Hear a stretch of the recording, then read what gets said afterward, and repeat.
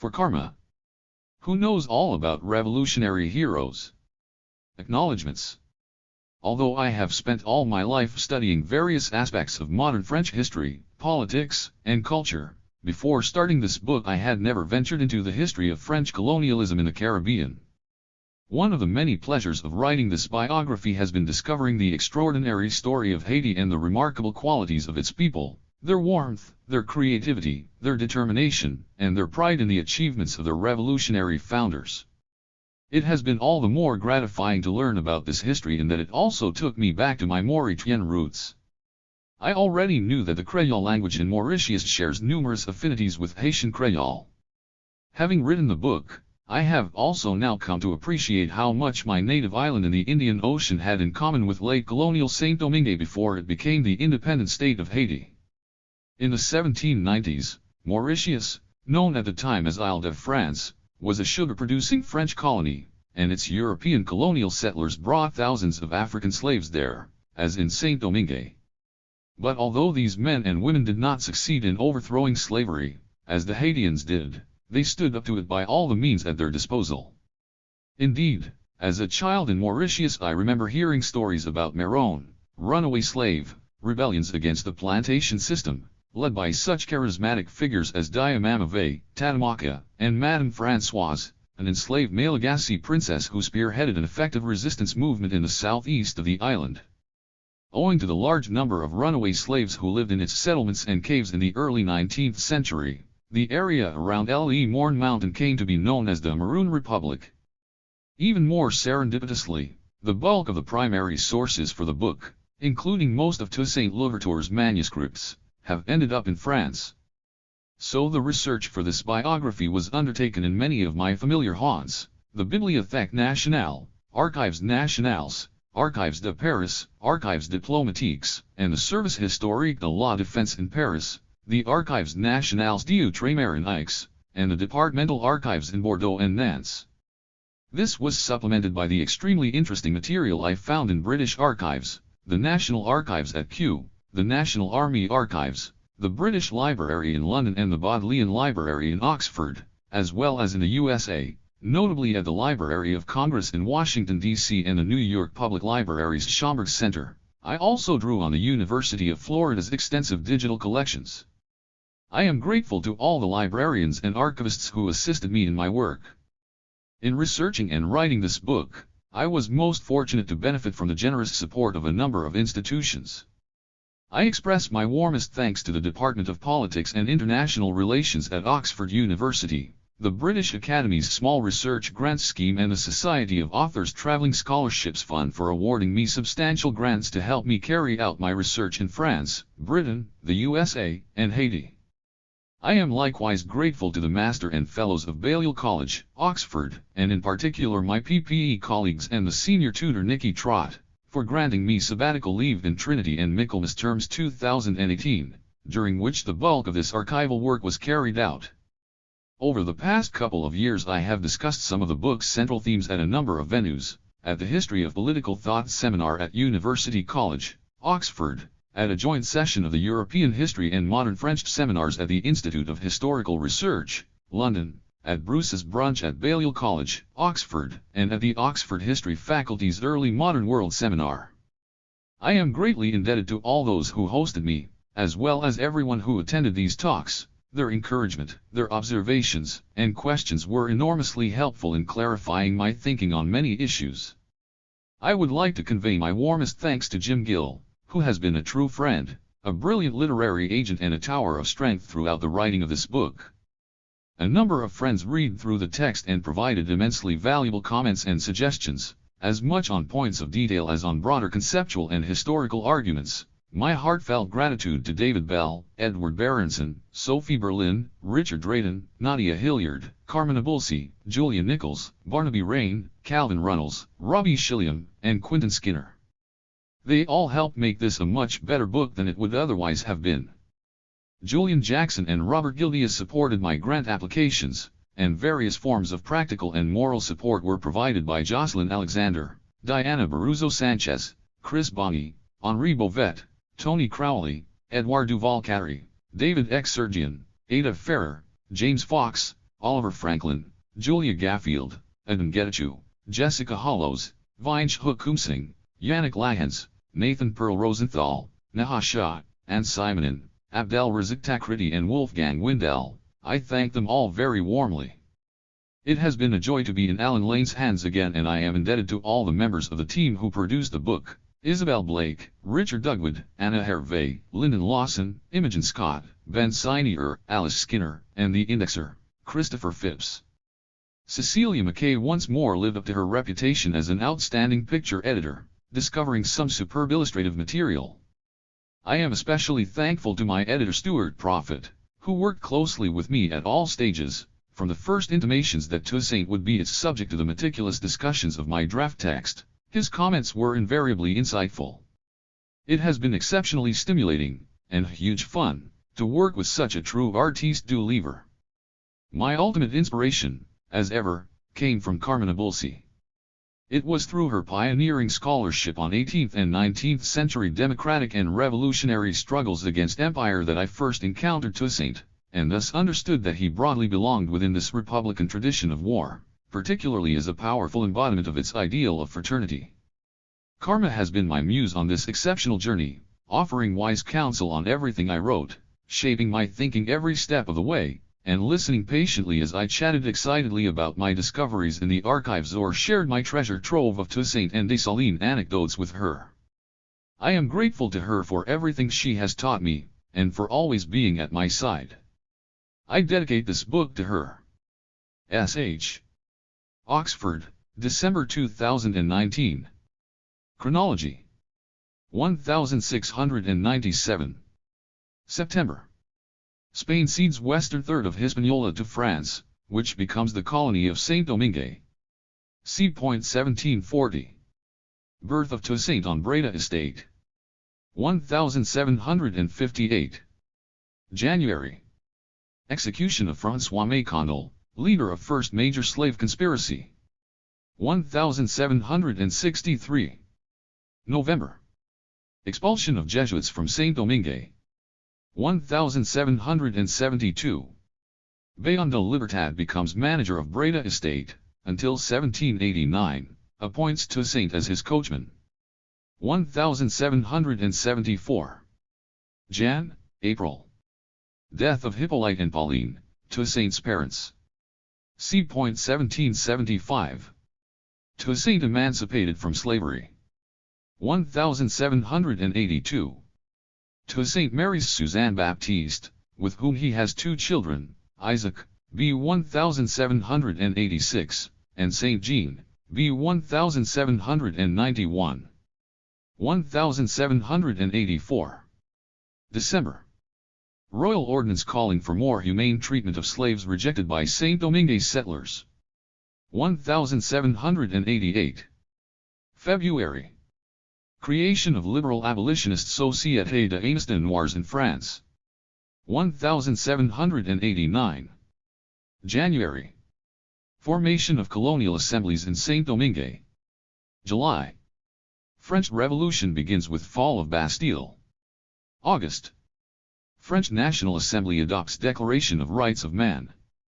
September. Property-owning free people of color petition French National Assembly demanding equal civil and political rights. October. Saint-Domingue Colonial Assembly blocks reforms from France, and denies rights to free people of color. 1790. March. French National Assembly grants full legislative powers to Saint-Domingue, and avoids issue of rights of free people of color. May. Colonial Assembly declares Saint-Domingue's autonomy from France, assembly closed down by loyalist local authorities in July. October. Attempted rebellion by free mixed-race leader Vincent Ogan North. 1791. February. Og executed in Cap. May. French National Assembly grants Saint-Domingue veto over colonial legislation. July. New Saint-Domingue Assembly dominated by white supremacists. August. Slave insurrection begins in northern Saint-Domingue, involved in its planning. Toussaint becomes secretary of rebel leader Biassou. Sept. Dec. Toussaint emerges as key figure in rebel leadership, protects white prisoners and advocates compromise with local colonial assembly. November. Death of Bookman, one of the slave rebellion's main leaders. 1792. January. Compromise efforts fail. Toussaint commands his own military force, composed largely of Maroon, runaway, slaves. April. New French Legislative Assembly ends racial discrimination in colonies. August. Toussaint attends celebration in honor of French king. July. Lettre original des chefs négriers revolts. September. Arrival of French commissioners in Saint-Domingue, France becomes a republic. December. Commissioner Sonthonax proclaims a republic in Saint-Domingue, Toussaint promoted to rank of general in rebel army. 1793. January. After execution of French king, Spain declares war on France. May. Spanish formal alliance with Jean-François and Biassou against French. June. Toussaint becomes general in Spanish auxiliary forces. In ensuing months he takes Dondon, Marmalade, Verrats, Petite Rivière, and Plaisance from French. August. Sonthonax abolishes slavery in northern Saint-Domingue, abolition extended to west in September, and south in October. Toussaint adopts name Louverture. September. British forces begin 5-year occupation of parts of southern and western Saint-Domingue. November. Toussaint signs reconciliation agreement with Jean-François and Biassou, after Spanish mediation. December. Toussaint captures Gonaives, consolidating Spanish control of the whole of northern Saint-Domingue, except Cap. 1794. February. Convention decree abolishes slavery in all French colonies. March. Toussaint announces Biassou, begins rapprochement with French. April. British captured Guadeloupe, after taking Martinique, in March. May. Royalists massacred at Gonaives, Toussaint rallies Republican camp and brings territories under his control to French side. June. Toussaint appointed commander of Western Territories under French control, British capture Port-au-Prince. October. Toussaint captures Saint-Michel and Saint-Raphael from Spanish. 1795. June. Toussaint takes Marbalay back from British, after 5 months fighting. July. Spain signs bail treaty with France, abandons all positions in Saint-Domingue and cedes Santo Domingo, Toussaint promoted to brigadier general. August. Toussaint launches full-scale attack on British positions in Saint-Domingue. October. New French constitution establishes Directory, with Conseil des Cinq Cents as its lower chamber. 1796. March.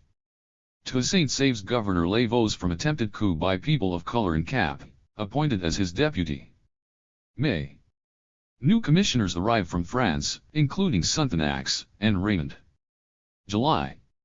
Isaac Louverture and his half-brother Placide sent to France for their education. August.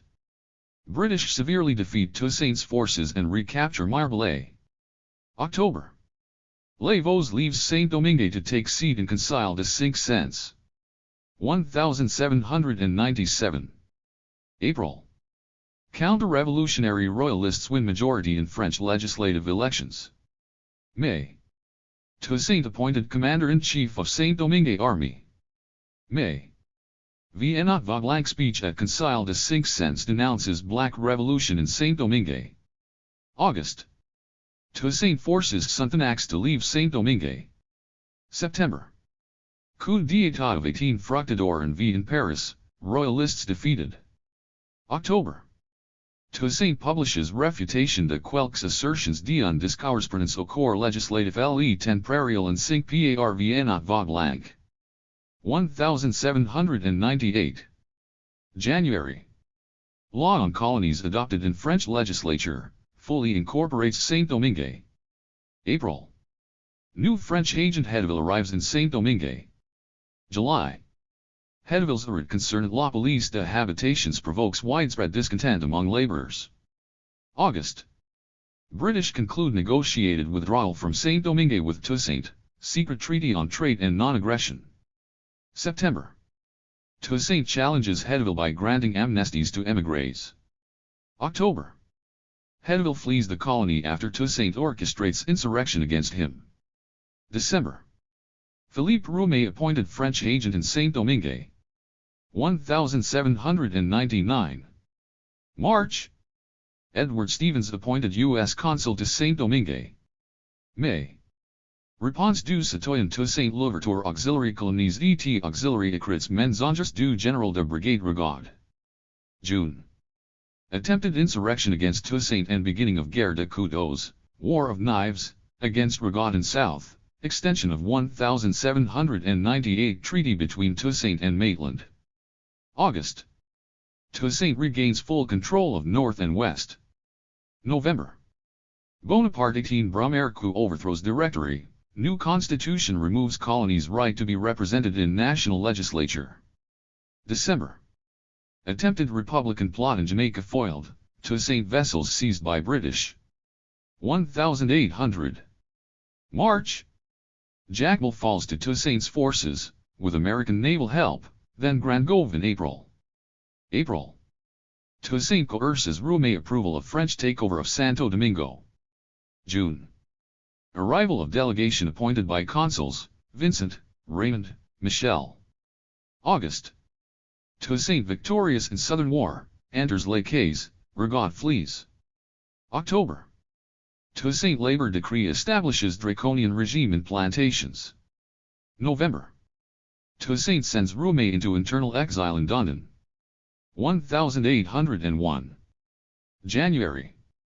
Toussaint invades Santo Domingo, expels Spanish authorities and abolishes slavery, Hispaniola unified under French Republican rule. February. Toussaint announces creation of Central Assembly to draft new constitution for colony. March. Central Assembly members appointed, and begin their deliberations. May. Toussaint instructions auxiliary fonctionnaires publics. July.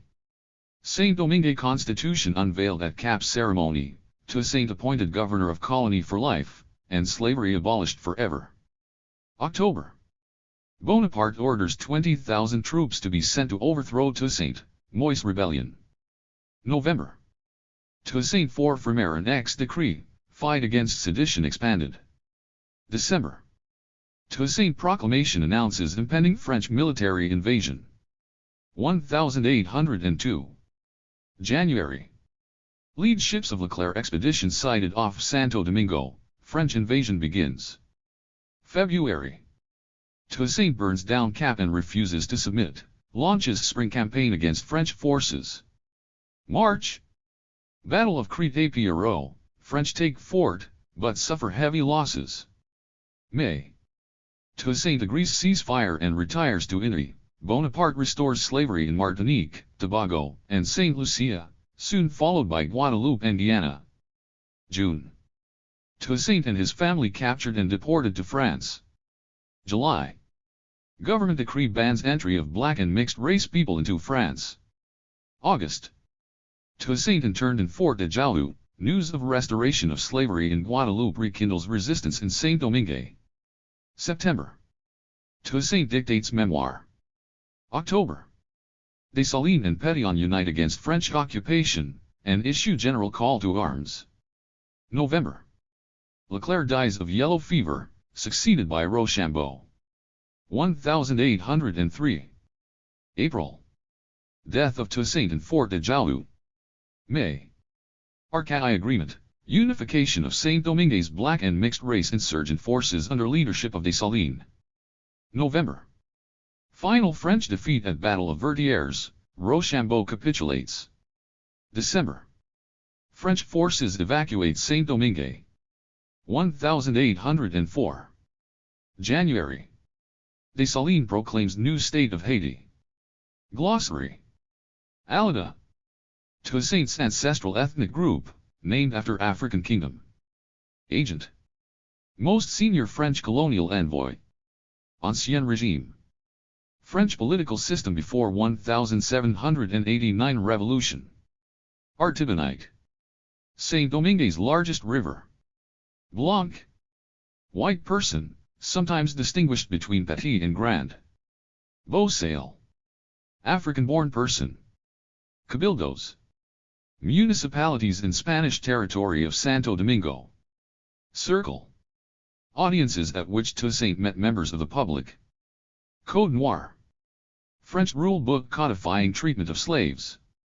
Colon. White settler. Commander. Slave driver, after revolution, known as conducteur. Creole. Native of Saint Domingue. Cultivateur. Plantation worker. Cure. Priest. Émigré. French person who fled the colony during the revolution. Escalon. Unit of currency created by Toussaint in Santo Domingo. Fatus baton. Literally skinny stick, nickname given to Toussaint in his youth. Fon. Language spoken by Aladas. Gens de couleur. Mixed race people. Gourd. Unit of currency in Saint Domingue. Gordon. A quarter of a gourd. Habitation. Plantation. Hispaniola. Name given to island by Spaniards. Hauman. Voda priest. Kalinda. Slave dance. Congo.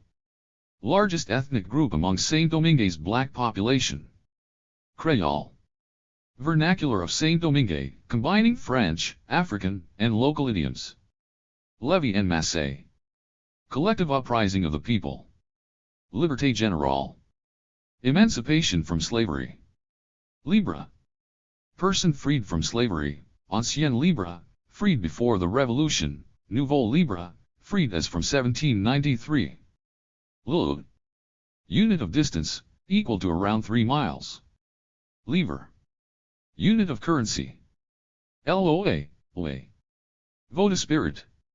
Macondo. Mid-18th century revolutionary slave leader. Manumission. Release from slavery. Marron. Runaway slave, hence marronage. Metropole. Mainland France. Morne. Circular-shaped elevated terrain, hill, or mountain. Mulattre. Mulattress. Mixed race man, woman. National Guard. Citizens Militia. Port Republicain. Port-au-Prince named from 1793 onwards. Proprietaire. Property owner. Agoun fur. Vote a spirit of war. Tafia. Sugarcane molasses-based rum. Taino. Original Native American inhabitants of Saint Domingue. Vodou. Spiritual system and way of life centering on the worship of spirits. War of Knives. Conflict between Toussaint and Rigaud, 1799-1800. Introduction. The originality of Toussaint Louverture. Toussaint Louverture was an emancipated black slave who became the emblematic figure of the Haitian Revolution. Lasting a decade and a half, this momentous process of social and political change began in 1789, in the aftermath of the fall of the Bastille in France, with demands for self-government and equal rights for free people of color in the French Caribbean colony of Saint Domingue. The revolution then took a radical turn with the launching of a massive slave revolt in August 1791, which led to the abolition of slavery by the colony's Republican authorities in 1793, and their recognition that the black population shared the same social and political rights as white and mixed-race citizens. As Toussaint put it in one of his early proclamations, freedom is a right given by nature. 1. These events, and the subsequent course of the Haitian Revolution, are narrated in this book.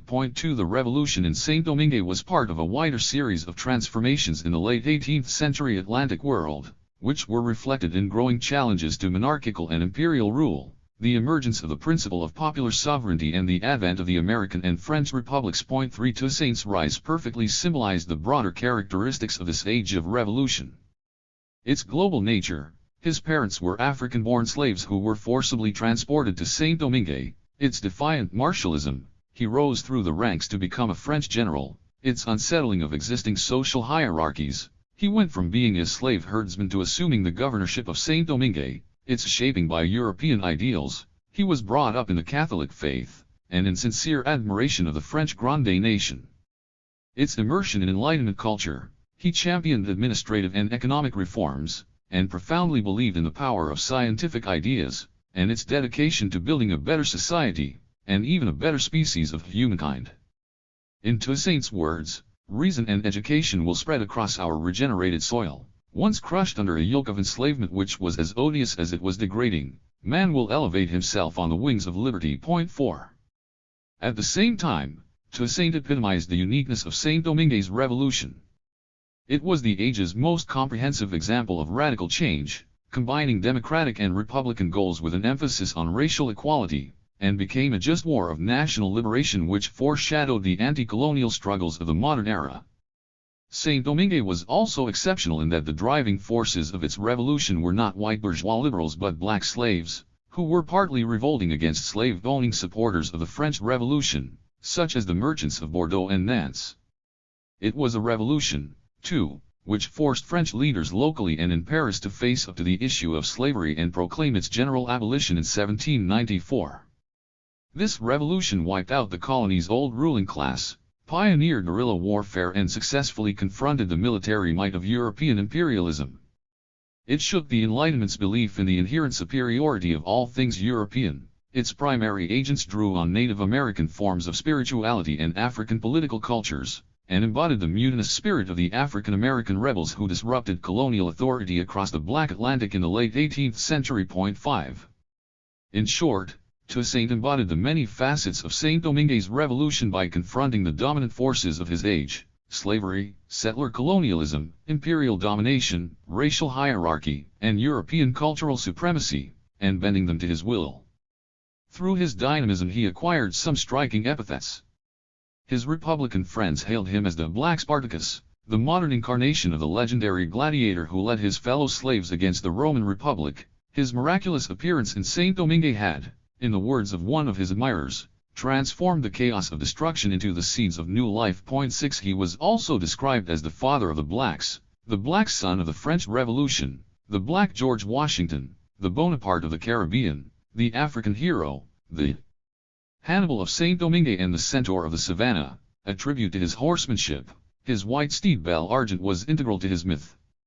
By the early 19th century, Philadelphia's newspapers were referring to him as the celebrated African chief. 7. Even liberal opinion in England was moved by the sight of such an uncommon hero. An article in the London Gazette in 1798 hailed Toussaint as a Negro king, a proud representative of the black race whom the Christian world to their infamy have been accustomed to degrade. 8. In 1802 the London Annual Register described him as the major public figure of the year, and a great man. 9. Toussaint also thrived in the collective imagination of the 19th century. It has been suggested that the revolutionary events in Saint-Domingue directly inspired Hegel's master-slave dialectic, in which the slave eventually transcends his alienation and achieves self-consciousness. 10. Precisely because of his subversive potential, his leadership caused panic among slave owners across the Atlantic. In 1799 Thomas Jefferson denounced Toussaint and his revolutionary comrades as cannibals of the terrible republic, warning that their missionaries could provoke a combustion in America. 11. While in 1801 the British War Secretary, Lord Hobart, shuddered at the thought of the power of a black empire under Toussaint. 12. From London and Paris through Virginia and Louisiana to Jamaica, Cuba, Brazil, and Venezuela, planters and merchants echoed these alarms and lambasted the man they saw as the Robespierre of Saint-Domingue. Simon Taylor, the wealthiest sugar baron in Jamaica, tossed and turned in his luxurious bed linen, suffering repeated bouts of fever as he imagined Toussaint and his revolutionaries arriving on his plantation and slitting his throat. 13. Their slaves, conversely, cherished him as an energizing figure, and celebrated his military successes against French, Spanish, and British forces.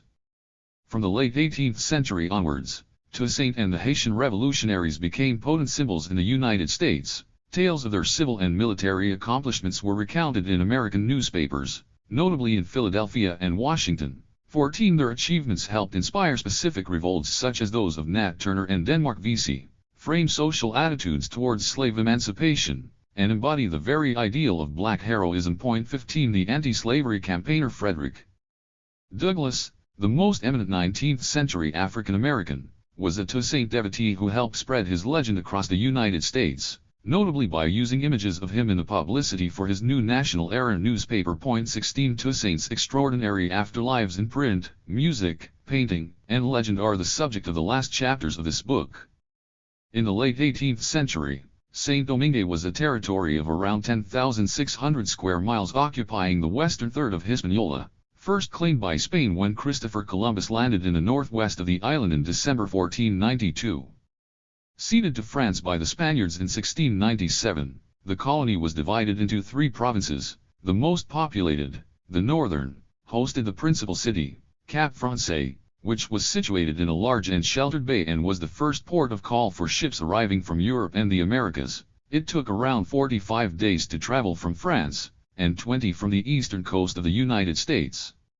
Cap was surrounded by a wide plain, the most fertile land in the colony thanks to its regular rainfall and irrigation by rivers and streams. By the late 18th century it contained the colony's richest plantations. 17 The 2 other provinces were the western and southern, with Port-au-Prince and Les Cayes as their main towns. Port-au-Prince became the administrative capital in 1750 and was surrounded by 2 plains, the cul-de-sac and the Artibonite, named after the colony's most important river. Also in the western province were the major ports of Gonaives and Saint-Marc. 18 Urbanization was limited in the colony, with only 8% of the population living in towns of over 1,000 inhabitants. 19 And its rugged inland regions were dominated by mountain ranges, steep ravines, and elevated mornes. The indigenous Native American inhabitants of Hispaniola, the Taino people, called the island Haiti, the land of high mountains. Covered in lush tropical forests, sparsely populated and little explored by Europeans, less than a third of the colony was properly mapped. This elevated hinterland separated the 3 provinces from each other and created contrasting landscapes and distinct regional climates. 20 Movement from one province to another was not easy. In the mid-18th century a passage was cut to build a road linking Cap and Port-au-Prince, but carriages were only able to travel on it from 1787. In the plains, roads joining smaller towns and plantations were often rudimentary, and the high terrains were a further hindrance to communications. Rising water levels in rivers and lengthy rainy seasons made it impossible to use certain roads for long periods. 21 The south, the smallest of the 3 provinces, was especially isolated from the rest of the colony, and in many respects had closer connections with neighboring Jamaica, with which it maintained regular exchanges in contraband merchandise. Indeed, the most common way people and goods moved from one region of Saint-Domingue to another was by sea. 22 Late colonial Saint-Domingue was widely known as the Pearl of the Antilles. It was the world's largest producer of sugar and coffee, along with significant amounts of cotton, indigo, and cacao. These valuable staples made the colony the strongest export economy of the Americas, a place where opulence and luxury were flaunted and colossal fortunes made. 23 Cap was a bustling, cosmopolitan center with a population of nearly 20,000 in 1789. Offering a quality and diversity of urban life which matched that of Havana, Philadelphia, or New York.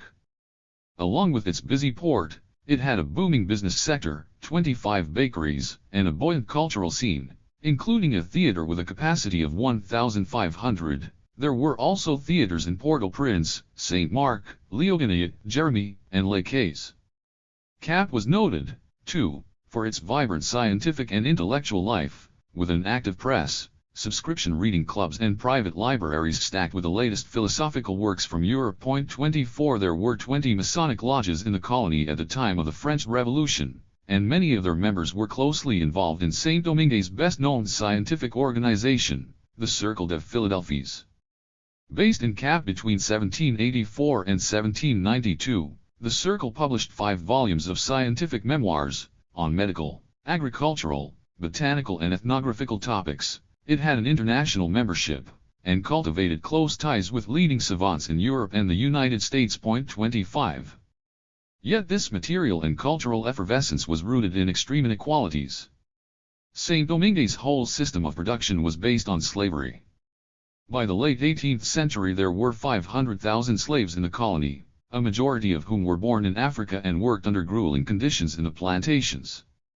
Slaves had no civil or political rights and were often treated with barbaric cruelty by their masters. From the mid-1750s they began to develop various kinds of individual and collective resistance. They formed brotherhoods in the plantations and practiced votive spiritual rituals involving dance, song, possession, and divination, while Marrons escaped in increasing numbers, retreating to the bush where they formed bands, or hiding in plain sight in towns and cities, and spread ideas about emancipation. Among the extraordinary figures in this underground was Jean-Louis from Cap, a Marron who possessed special talents and could speak Spanish, Dutch, English, French, and Saint-Dominguean Creole, and no doubt several African languages. 2.26 Whites were divided as well along class lines, with an enduring pattern of contestation of the metropolitan hierarchy, and especially its large and domineering bureaucracy, by the so-called petits blancs, small farmers, employees, artisans, soldiers and sailors. 27 Uneasily resting between the 40,000 settlers of European origin and the black majority was a mixed-race population, almost as numerous as the whites. Yet although free, often highly literate and in some cases wealthy, these people of color, together with a small number of free black people, suffered from humiliating legal discriminations. They were banned from employment in the civil service, and denied entry into certain professions such as medicine. They were forbidden from eating at the same table as whites, or dressing like them, and in the later 18th century were not even allowed to travel to France. 28 Attempts by the local colonial administration to introduce modest reforms in the 1780s created bitter indignation among whites, and resentment against metropolitan France among settlers. In 1784 a royal ordinance prohibiting the inhumane treatment of slaves was fiercely criticized by the planters, and the colony's courts refused to apply it until it was watered down. 29. Published every week in Cap and Port-au-Prince between 1764 and 1790, the Affiches Américaines included travel news, information about events in the Caribbean region and France, and prominent notices about runaway slaves, Marrons, with physical descriptions supplied by their owners. In short, Saint-Domingue under the Ancien Regime was a boisterous territory where social and political conflict was rife, and white power ultimately maintained by brute force. As one planter recognized, slave owners like him walked on barrels of gunpowder. 30 When the explosion came in 1791, Toussaint Louverture joined the ranks of the rebels, like thousands of his fellow black comrades. Yet his path towards revolutionary leadership was complex and remains shrouded in mystery. Part of the reason for this elusiveness lay in Toussaint's own personality. He was a very private man who confided in no one, and went out of his way to conceal important information about himself, his movements and his ultimate goals. He spread misinformation and rumors, often put false locations on his letters, and his most confidential messages were dictated in separate parts to different secretaries.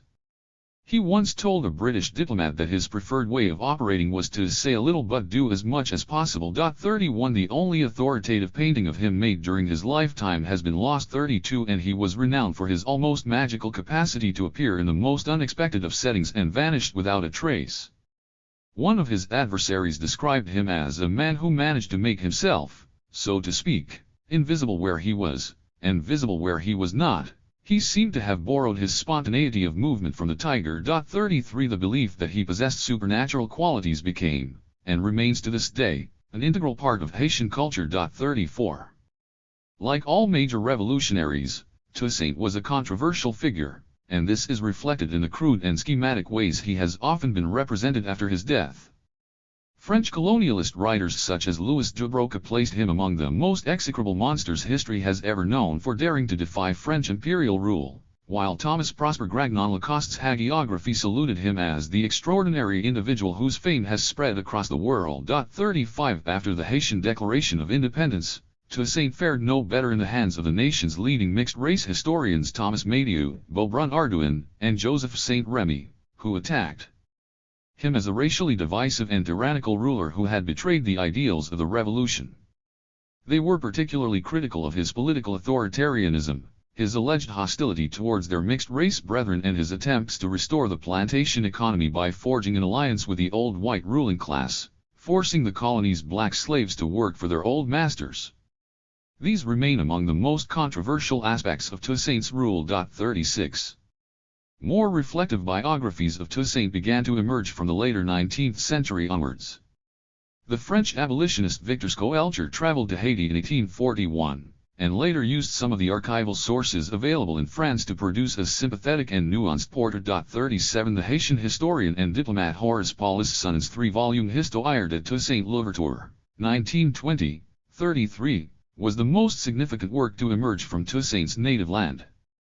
Drawing extensively on his speeches and proclamations, it recognized him as a founding father of Haitian independence. 38 The classic modern work in the English language was, and remains, C.L.R. James's The Black Jacobins, 1938, an electrifying chronicle which educated generations of men and women in Europe, the Americas, and the global South about the Haitian Revolution, and acted as a progressive handbook for revolution across the globe. 39 James stressed the role of mass mobilization against slavery in Saint-Domingue's radical politics, and saw Toussaint as the principal symbol of the interdependence of the Haitian and French revolutions. In the later 20th century, global historians hailed the Black Jacobins for its portrayal of the Haitian Revolution's prodigious combination of local, national, regional, and universal elements. 40. Yet, for all their merits, even these biographies in some senses further denatured our understanding of Toussaint. For example, Sonnen's insistence on his black nationalism was an oversimplification of his views both on race and nationhood. Likewise, Schoelcher's portrayal of Toussaint as an orthodox disciple of French republicanism, a standard view among historians in France to this day, underestimated the Caribbean and African dimensions of his personality, as well as his deeply held religious values. James's representation of Toussaint as a French Jacobin ignored his monarchist leanings and the strong emphasis on local autonomy in his political thought, which eventually culminated in his 1801 Constitution.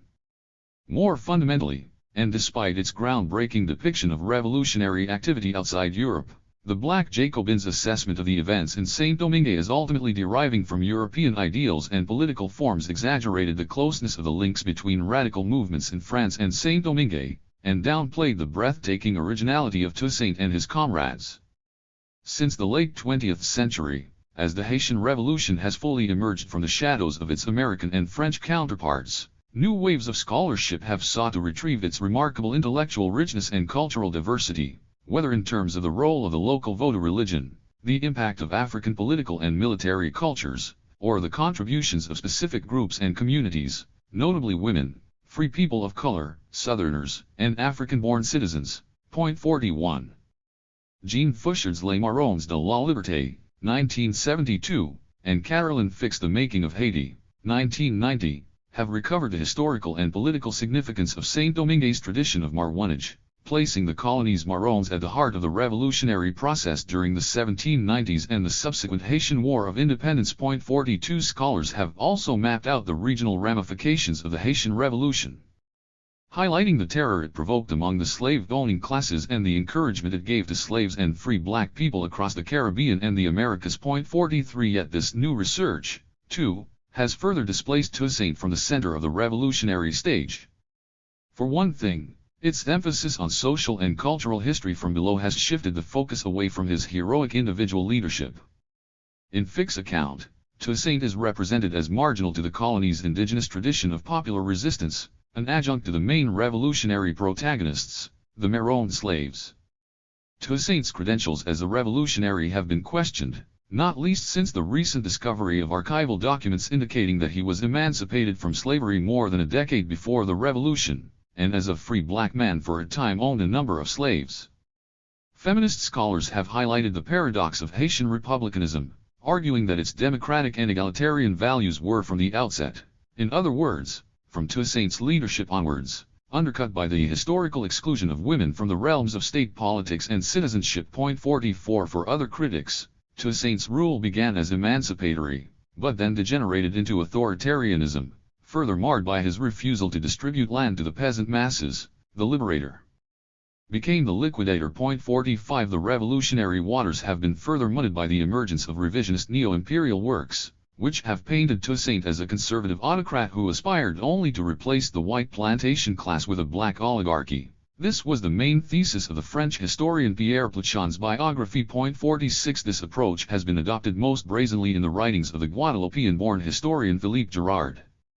In his recent biography of Louverture, Girard emphatically rejected any ideological basis for his actions, viewing him as a social climber who was driven entirely by material greed and political self-interest, and a craving for social status. 47 In an earlier study of the Haitian War of Independence, Girard expressed his positive appreciation of the French colonial project, and his sympathy for the members of the Napoleonic expeditionary force sent to exterminate Toussaint's black leadership in late 1801. He effectively justified the French attack on Saint-Domingue on the grounds of Toussaint's duplicitous behavior. 48.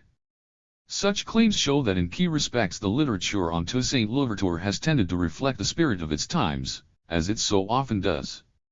C.L.R. James's biography was influenced by a global anti-colonial revolutionary upsurge, and a quest among progressive intellectuals for an alternative to Stalinist communism. The recent resurgence of conservative and neo-imperialist views about colonial history is a reaction to the implosion of this zeitgeist. Indeed, since the late 20th century, as that historic era gave way to a more melancholic and pessimistic one, Toussaint's ghost has even been sighted in the misty hinterland of postmodernism. David Scott used James's account of the Haitian Revolution to argue that, in today's age of disillusionment, Toussaint no longer stands for the emancipatory ideals of resistance and agency, but has become a tragic conscript of Western modernity. 49 In her study of black heroism, Celeste Marie Berny took Toussaint as one of her 6 iconic figures, but warned against any attempt to recover any essential or historically verifiable figure through archival research. Such an enterprise would be not only illusory but ultimately doomed to failure. 50. The ambition behind this biography is to cut through these thickets and find our way back to Toussaint, to return as far as possible to the primary sources, to try to see the world through his eyes, and to recapture the boldness of his thinking and the individuality of his voice. As a leader he was blessed, and sometimes burdened, with an extraordinary sense of determination, and his own official accounts of his military and political successes tended to dwell on his individual role. 51 Like all great revolutionaries, however, his power rested on strong collective foundations. It was grounded in his Republican Army as well as in the free black population, which after the abolition of slavery in 1793 embraced the principles of freedom, equality, and justice. But Toussaint also built a wider coalition of support in the colony's administrative and municipal structures, among white planter and business leaders, as well as the Catholic Church, and he helped to establish a black clergy which became one of the pillars of his rule locally. For much of the 1790s he reported to the Minister of Navy in Paris, who had overall responsibility for the administration of the colonies. He also secured the backing of senior figures in the colonial bureaucracy, elected members of French assemblies and leading abolitionist figures such as Abbé Henri Jean-Baptiste Grégoire. In addition, he successfully cultivated American and even British diplomats. How Toussaint interacted with these networks, how they viewed him, and how his relationship with them evolved over the course of his leadership is key to assessing the basis of his authority. Getting back to Toussaint is also a matter of putting him in his primary context, that of slave and colonial politics in 18th century Saint-Domingue, where he was exposed to the major influences which shaped his character and intellectual personality. This was not merely a matter of absorbing Enlightenment thinking. Saint-Domingue, and Caribbean colonies more generally, also witnessed a subtle creolizing movement, in which these European ways of thought were reformulated to fit local conditions. 52 Toussaint and the insurgents of Saint-Domingue thus evolved in, and shaped, a lively and fertile milieu in which ideas and practices were exchanged between Europe and the Caribbean, as well as between Africa and the Caribbean, where universal concepts such as freedom, justice, and brotherhood were appropriated and given specific meanings. Conversely, they also took local ideals, such as the abolition of slavery, the rejection of racial hierarchy and the definition of blackness, and gave them a universal significance. 53. The Haitian Revolution generated its own set of emancipatory principles, making it the most masterful political improvisation of the radical Enlightenment. 54 A striking example from the archives serves as illustration. Shortly after the outbreak of the slave revolt in August 1791, a planter named Leclerc returned to his lands in the parish of Limbé, in the north of Saint-Domingue. Even though Leclerc saw himself as a humane slave owner, his property had been taken over and burned to the ground by the insurgents. When he came back to the area after rebel forces had retreated, he found only one building standing, and was told that it had been occupied by the local commander of the insurgency. Upon entering, he saw that it contained all his best furniture, and was surprised to see that his property had been carefully maintained. The planter was even more startled to find his quarto edition of Guillaume Thomas Raynal and Denis Diderot's Histoire philosophique des deux, the revolutionary pamphlet of the late Enlightenment which denounced slavery. The rebel commander had taken the book from his library and placed it on a mahogany table. It was the only work from his collection which had not been burned. The commander had left the book open on a page which spoke of the terrible reprisals which would be meted out on the colonists if they did not emancipate their slaves. 55 He had not only reappropriated the Histoire philosophique, but brought the text to life in a glorious display of erudition, swagger and wit. This kind of synergy was central to Toussaint's thinking. Those who observed him closely highlighted his closeness to nature and his intuitive genius, which were rooted in his local upbringing and experiences. He often compared his way of seeing the world to that of a bird of prey, both elevated and yet capable of discerning the slightest movement on the ground. 56 At the same time, he defined himself as a man fashioned by reason and sound philosophy, and sincerely believed that the struggle of the people of Saint-Domingue could serve as an example to the entire universe. 57, which offers a better appreciation of the originality of his republicanism. His speeches and letters showed that he was familiar with Raynal's work, as well as the main ideas of Machiavelli, Montesquieu, and Rousseau. His political thought had powerful echoes of what Quentin Skinner has termed the Neo-Roman conception of liberty, especially in his explicit identification with the Spartacus legend, his attachment to the common good, his constant definition of republican freedom as the opposite of enslavement to tyranny. 58 And his steadfast refusal to become dependent on the arbitrary will of other states, including the French. 59 His revolutionary republicanism was focused on the equal dignity of the citizenry and a commitment to the ideals of popular sovereignty and service to the general interest which arose from his own experience. This was a republicanism in which he fought to retain his self-esteem in the face of white settler attempts to dehumanize him, a republicanism of war which was rooted in military practice, and in particular the battle to liberate Saint-Domingue from slavery and foreign occupation, a republicanism of métissage which integrated local traditions of natural mysticism, including those of the native Taino Indians, with elements of royalism and Catholic moral teachings, and a republicanism of brotherhood which held up the enticing prospect of a multiracial community of equals, while giving the colony's black citizens responsibility for defending the revolutionary order. 60. Getting back to Toussaint is perhaps primarily an exercise in recovery, lifting the barriers which have made him increasingly distant from us. The erasure of the Haitian Revolution which Michel-Rolph Trouillot denounced in his classic essay is no longer as pronounced as before, but its trivialization remains. 61 Especially in modern French writing, Toussaint and the Haitian revolutionaries are still not credited with much meaningful intellectual potency. 62 One of my primary resources in correcting this distortion has been the rich holdings on late 18th century Saint-Domingue in French, Spanish, American and British archives, which have unearthed a wealth of captivating material about Toussaint's life and career. Most are in France, in the Archives Nationales, the Bibliothèque Nationale, the Archives d'Outre-mer in Aix-en-Provence, the military archives at Vincennes, the Archives diplomatiques in Nantes and Paris, as well as in a number of regional archives. Many of these precious documents have been ignored, or only cited selectively, in studies of Toussaint. They have revealed a wealth of original material which sheds new light on key aspects of Toussaint's leadership, hence the chapters devoted to his distinct qualities as a Republican military commander, his constitutional thinking, and the local foundations of his rule. American and Spanish archives, for their part, have enabled a better understanding of the decisive turning points in his career, such as his decision to embrace the French cause, his defeat of his mixed-race rival André Rigaud and his invasion of neighboring Santo Domingo. These sources have further confirmed his skillful diplomatic maneuvering, which he used to carve out new political opportunities for himself and his people. The most gratifying haul has come from the British archives in Kew, which have uncovered some key Toussaint papers not available elsewhere, as well as detailed and often uniquely informative reports about the final years of his leadership, thanks to the observations of British consular officials based in Saint-Domingue between 1799 and 1801.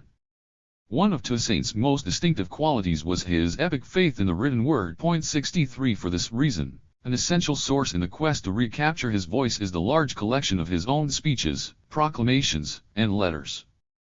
The Haitian historian Joseph Beaurome, who devoted his life to gathering and cataloging these papers, listed more than 1,600 of them, held in more than 90 archives, libraries, and private collections across the Atlantic. 64 Use of this mass of material, as Beaurome rightly surmised, helps put to rest some of the absurd claims still repeated to this day about Toussaint, for example, that he could not read or write. 65 And resolve some of the mysteries surrounding his personality. 66 Toussaint's letters, in particular, are a crucial resource. They range from brief jottings, dispatched in the heat of the moment, to elaborate and carefully constructed texts. He was a meticulous correspondent. His important letters often took several drafts, which he scrutinized to ensure that every word conveyed his precise intent. In their sheer number they bear witness to his intellectual energy. At the height of his career in the late 1790s he would send out dozens of letters every day, and wear down his 5 secretaries. 67 The delivery of his messages preoccupied him constantly, and he often wrote supplementary letters to establish whether and when the initial ones had reached their destinations, and in at least one instance, he penned a third letter inquiring about the first 2. His writings show his willingness to champion the causes of those in need, a widow looking to have her family property returned, a planter whose animals were being stolen, or even a gendarme slapped by his captain, in breach of his human rights. 68. This material is revealing, too, about the complex ways in which Toussaint reflected on his blackness, which was all at once a matter of heritage, pride, duty, and, a frequently cited term, honor. 69 Acting with honor was a matter of standing up for black interests, as well as occupying the moral high ground. When a white French official who had once declared that he could not live under the orders of the blacks later wrote asking for his help, Toussaint first reminded him of his earlier statement, before agreeing to assist him, on the principle that the best way to respond to evil was by doing good. 70 Blackness was integral to his sense of self, especially in a world which was rife with prejudice against men and women of African descent. It was also a concept forged in deliberate contrast to the behavior of other groups, notably the colony's administrative overlords, its former white ruling class, as well as its mixed-race leaders, with whom he clashed on a number of occasions. At the same time, Toussaint's blackness had a powerfully modern resonance. It was a resolute affirmation of what Stuart Hall has termed cultural and spiritual hybridity, which brought together elements from multiple African, European and Caribbean heritages, while at the same time celebrating the fundamental equality of black people with other ethnic and racial groups. 71. The letters reveal much about Toussaint's stoicism, his subtlety, and his playfulness, as in one of his early missives, addressed to Monsieur Chanlotte, Scélérat, perfide et trompier. 72 These documents are not, unfortunately, as illuminating about his intimate life as a biographer might hope.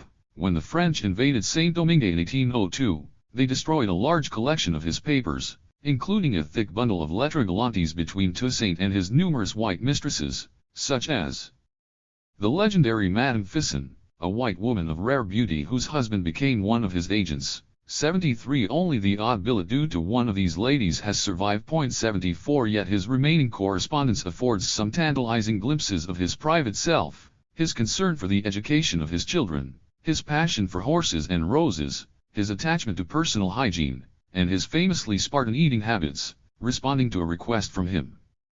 A letter from his wife Suzanne in 1794 mentioned the dispatch of fresh clothes and towels, and 4 loaves of bread. 75 Toussaint's love of music was noteworthy, too. One of his early letters showed him overseeing the formation of a trumpeter and a clarinetist, and one of his last notes was a signed payroll sheet for a group of 13 musicians who were attached to the governor's office. 76. All great leaders struggle with contradictions, and Toussaint's letters are at their most revealing in exposing the competing impulses with which he wrestled throughout his career, between his yearning for a quiet family life and his devotion to the residential publica, between his congenital impatience, one of his favorite sayings was "Ne perdons pas notre temps," and his belief in allowing things to take their natural, divinely ordained course, or, as he would put it, man proposes and God disposes. Between his sincere French patriotism and his duty to defend Saint-Domingue's interests, between his commitment to bring people together and his appreciation that violence was a necessary evil in moments of political change, between his instinctive penchant for secrecy and his need to draw from the energy of his immense people, and between his unabashed pragmatism and his wish to lead the men and women of Saint-Domingue towards a new world of revolutionary possibility, in which they could realize their crazy dream, arising from their absolute love of liberty. 77. Part 1. A Revolutionary is Born. 1. The Soul of a Free Man. I was born a slave, but nature gave me the soul of a free man. This fleeting mention, in an administrative report written in 1797, was one of the few recorded instances in which Toussaint Louverture alluded to his personal predicament as a slave before the Revolution. It was typical of his utterances, it was direct, elevated in tone, and gave little away about his emotions. The statement also did not, as we shall see, tell the entire story. He was a master in the art of calculated ambiguity. But he had a gift, too, for concision, and his closeness to nature, his single-mindedness, and his unrelenting quest to emancipate his spirit were among the defining features of his personality from an early age. Contrasting his enslavement with his longing for freedom, Toussaint hinted at the two main qualities which set him apart from most of his contemporaries: his yearning to free himself from external constraints, and his visionary power, the capacity to see and foresee. 2. Toussaint's early years present the most daunting challenges for his biographer. When he became Saint-Domingue's revolutionary leader, he left a sizable paper trail. In addition, the records of many contemporaries who dealt with him have been preserved, from his own collaborators and military subordinates to French officials and foreign dignitaries, as well as ordinary citizens in the colony.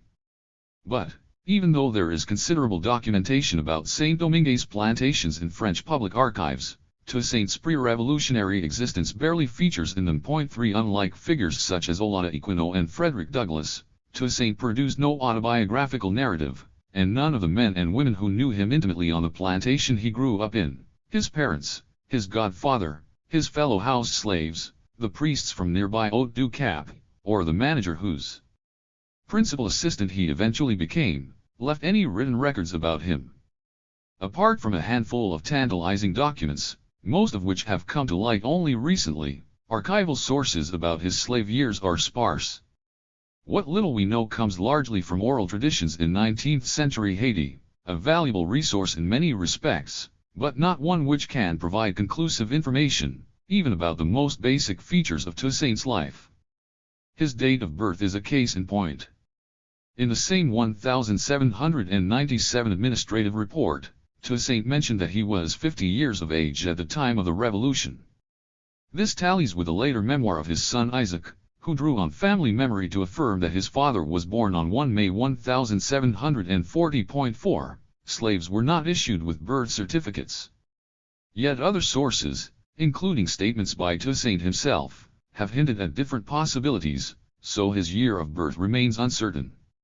Some have suggested later dates, up to 1746, while one of the French administrators who was among his closest collaborators, and who spoke extensively with his relatives, claimed that he ruled until the age of 66, which would put the year of his birth at 1736.5. Oral tradition has also been the principal source of our knowledge about his ancestry.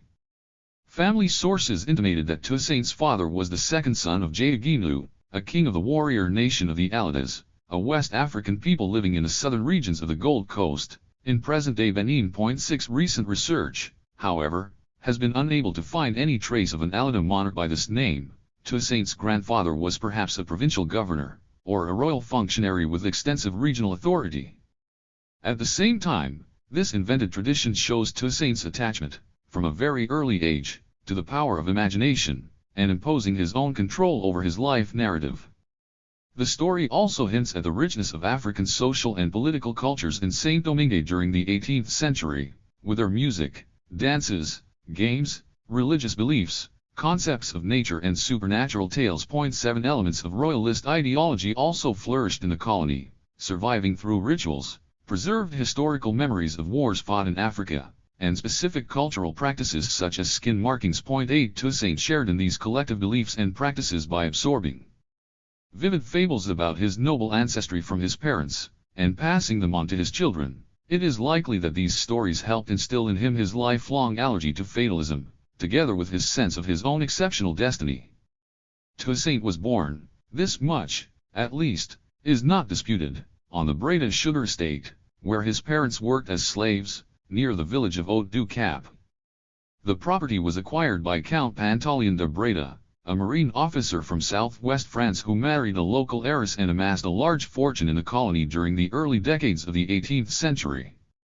He occasionally visited the Caribbean but was mainly based in France. Like many wealthy landowners in Saint-Domingue. 9, his estate was part of a cluster of large sugar plantations on the northern plain around Cap, and had a workforce of around 150 slaves.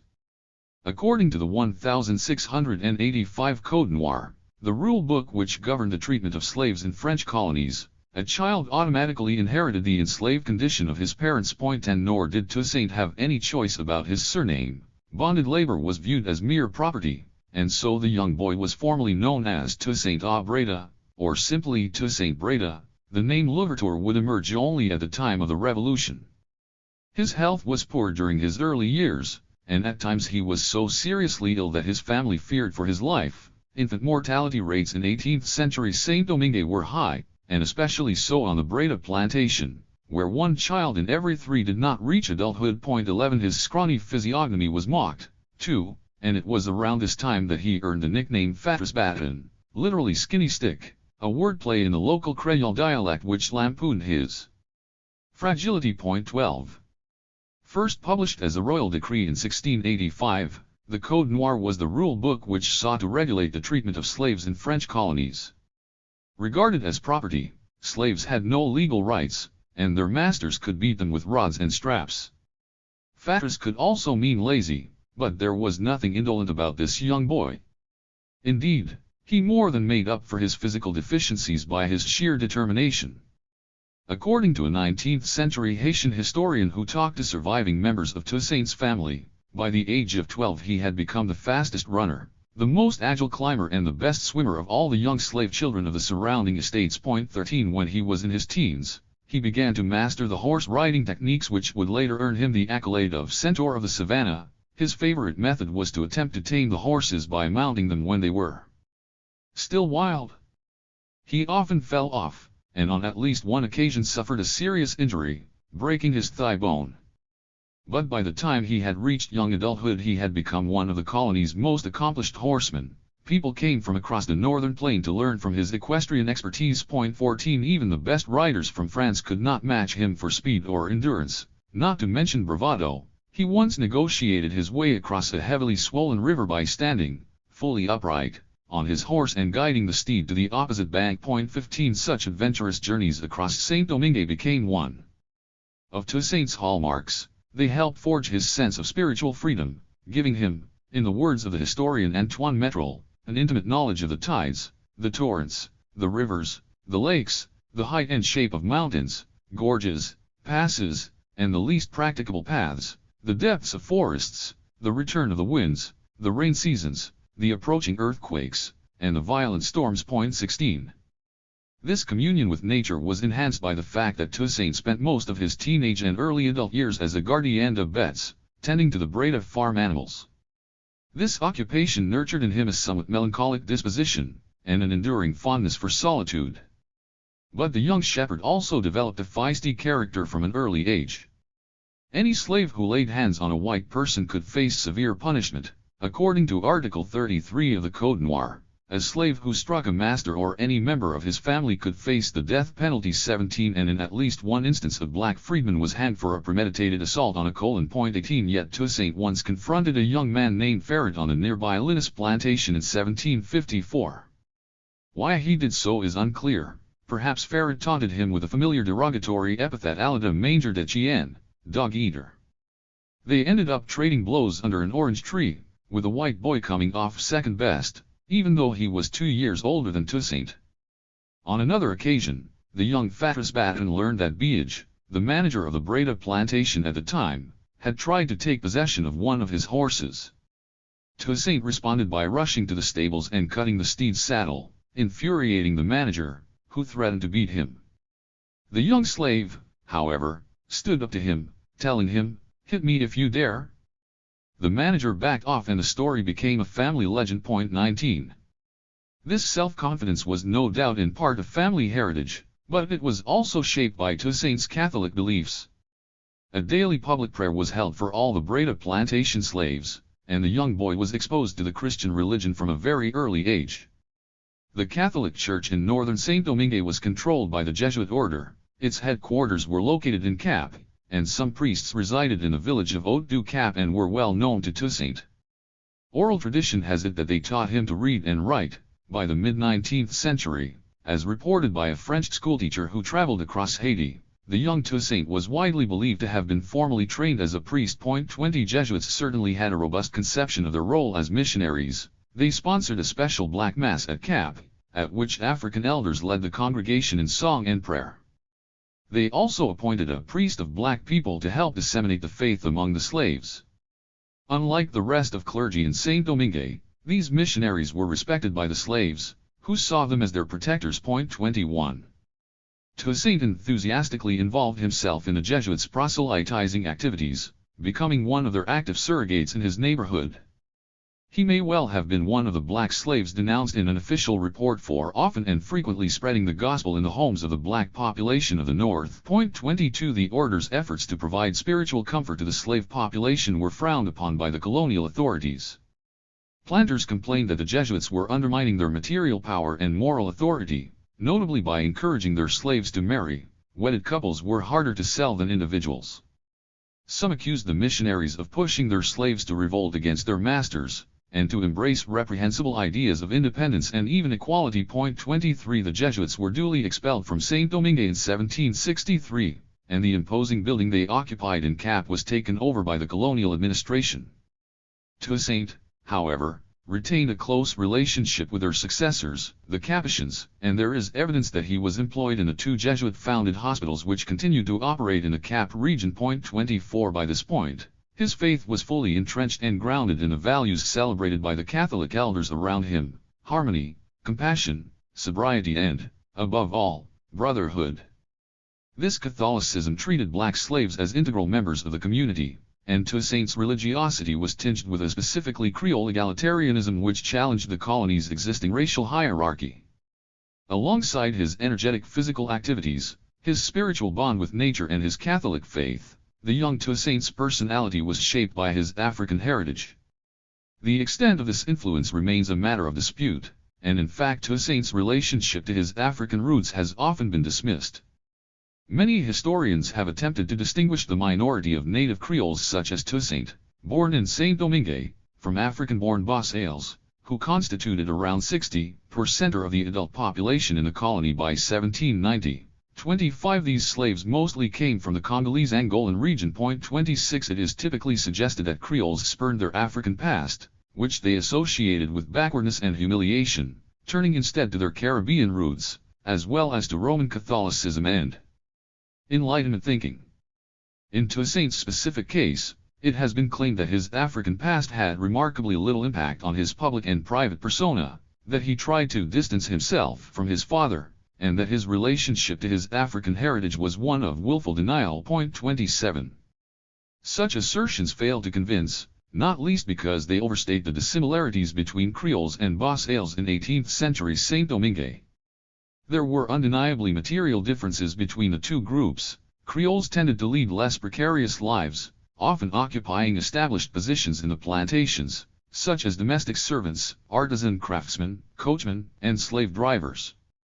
There were also cultural contrasts. Bosales were often more active in preserving their social rituals, languages, and religious practices. Yet there were also numerous bridges between the two communities. As has rightly been pointed out, Bosales became Creolized in many ways, notably through baptism, the cultivation of their individual plots of land and the assimilation of the Creole language, while Creoles like Toussaint were only a generation away from Africa. 28 This connection appears very clearly in Toussaint's upbringing. He learned and spoke Creole, the vernacular of Saint-Domingue, but was also immersed in Alida culture from a very young age by his parents. Forcibly separated from his wife Afiba at the time of their capture and enslavement in the late 1730s, his father Hippolyte remarried once he reached Saint-Domingue, and he chose as his wife a young woman named Pauline. Like him of Alida origin, Toussaint was the first of 5 children she bore him. As a boy and young man, Toussaint would have heard himself described as an African. The term was loosely employed in colonial Saint-Domingue, typically as a racially pejorative description of the black population.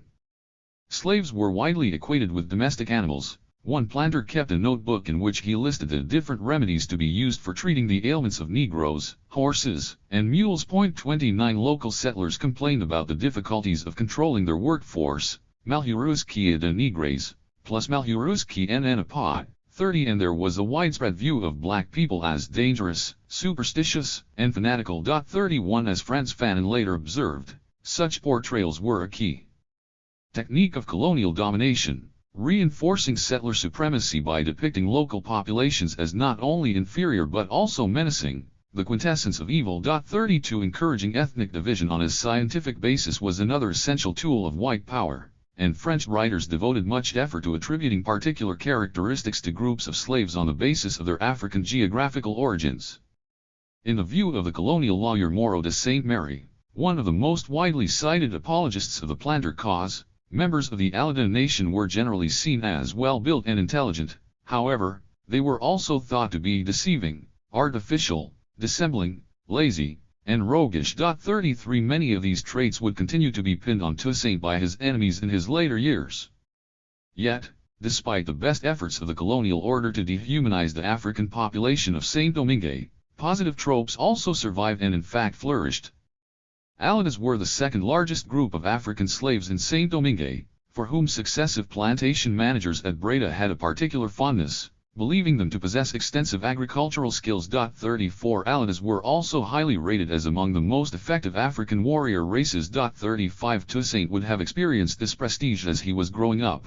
His father was recognized as a figure of authority by African-born slaves on his plantation and in the vicinity, and treated with deference by them, and even, it would appear, by plantation manager Biage. This would cast further light on the latter's reluctance to confront young Toussaint in the incident mentioned earlier. 36 And although he could neither read nor write, Hippolyte passed on to his eldest son the practical knowledge of herbal medicine he had acquired from his African elders. This savoir-faire was also widely associated with Alida culture in 18th century Saint-Domingue. 37 It has been suggested that Toussaint fully embraced the emerging Vodou religion, widely practiced among black communities of Alida origin in Saint-Domingue's plantations at this time.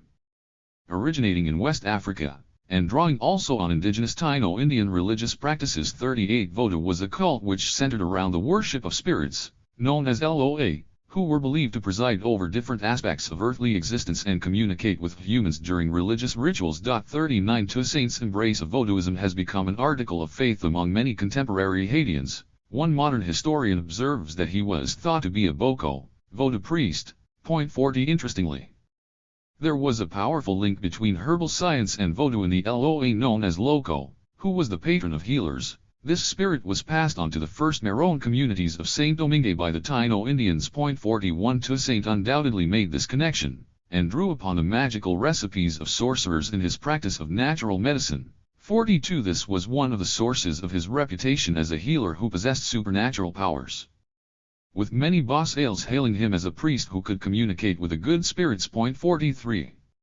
Toussaint not only treasured this traditional herbalist science, which earned him the officious title of Doctor Fuilis, but built upon it through his extensive journeys across the colony. Like his highly prized fellow slave healers across Saint-Domingue, he eventually combined African, Caribbean, and European forms of medical knowledge.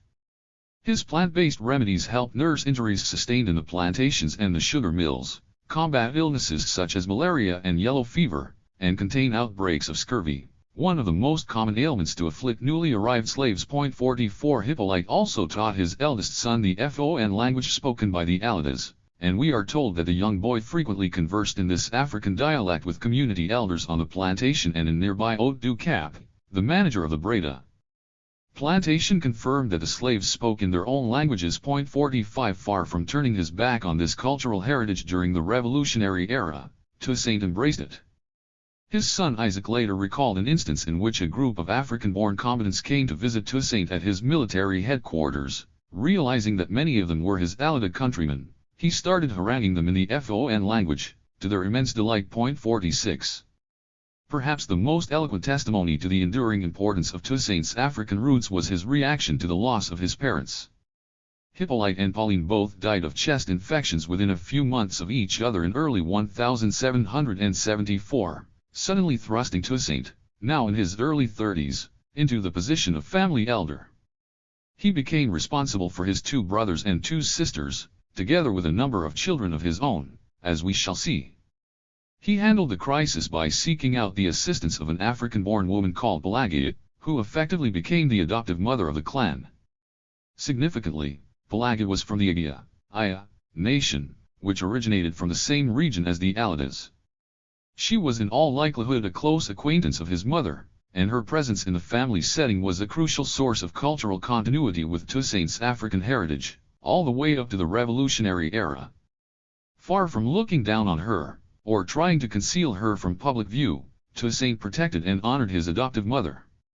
He bought her out of human bondage in 1789, at a time when his own resources were still modest and the immediate members of his own family were still enslaved. He also found new lodgings for her in Haute-du-Cap. Later, when he became one of the leaders of the revolution, he invited Pelagia to come and live near him in Inri, and sent a carriage to take her to Mass every Sunday. 47. In one of his later pamphlets, Toussaint summed up the inhumanity of slavery in its systematic tendency to tear away the son from his mother, the brother from his sister, the father from his son. 48. The impersonal turn of phrase served to disguise the extent to which he was speaking from personal experience. As a slave, his entire existence was governed by the provisions of the Code Noir. He had no legal personality, could not marry without the permission of his master, was banned from carrying weapons, and could be physically punished by being chained and beaten with whips or rods. 49. Although Toussaint was not personally treated with this kind of savagery, he would have known of countless examples of inhuman violence inflicted on his fellow slaves across the colony. These atrocities were widely documented in late colonial Saint-Domingue and horrified even those who defended the institution of slavery. They included throwing slaves into furnaces, burying them alive, blowing up their bodies with gunpowder and cutting off their limbs. Various forms of torture, including castration and genital mutilation, were also widely practiced, although they were technically banned by the Code Noir. 50. Even though such gruesome horrors were not inflicted, as far as is known, on the Breda plantation workers, Toussaint saw the ordinary violence of slavery on a daily basis, with its grim complement of disease, misery, and death. It has been calculated that life expectancy on his estate was a mere 37 years, and that the mortality rate of African-born plantation workers was among the highest in the region. By the time he reached his early 40s, Toussaint would have seen around half his contemporaries at Breda die. 51. He observed the crushing effects of slavery on his own family from a very young age. As noted earlier, his father Hippolyte had been separated from his wife Aphaba at the time of their enslavement, and he believed that he had left her and their 2 children behind in their Alada homeland. However, unbeknown to him, Aphaba and her offspring were also captured and transported to Saint-Domingue, and sold to a slave owner in the colony. The young African woman was baptized and given the name Catherine, and her 2 children were called Augustine and Genevieve.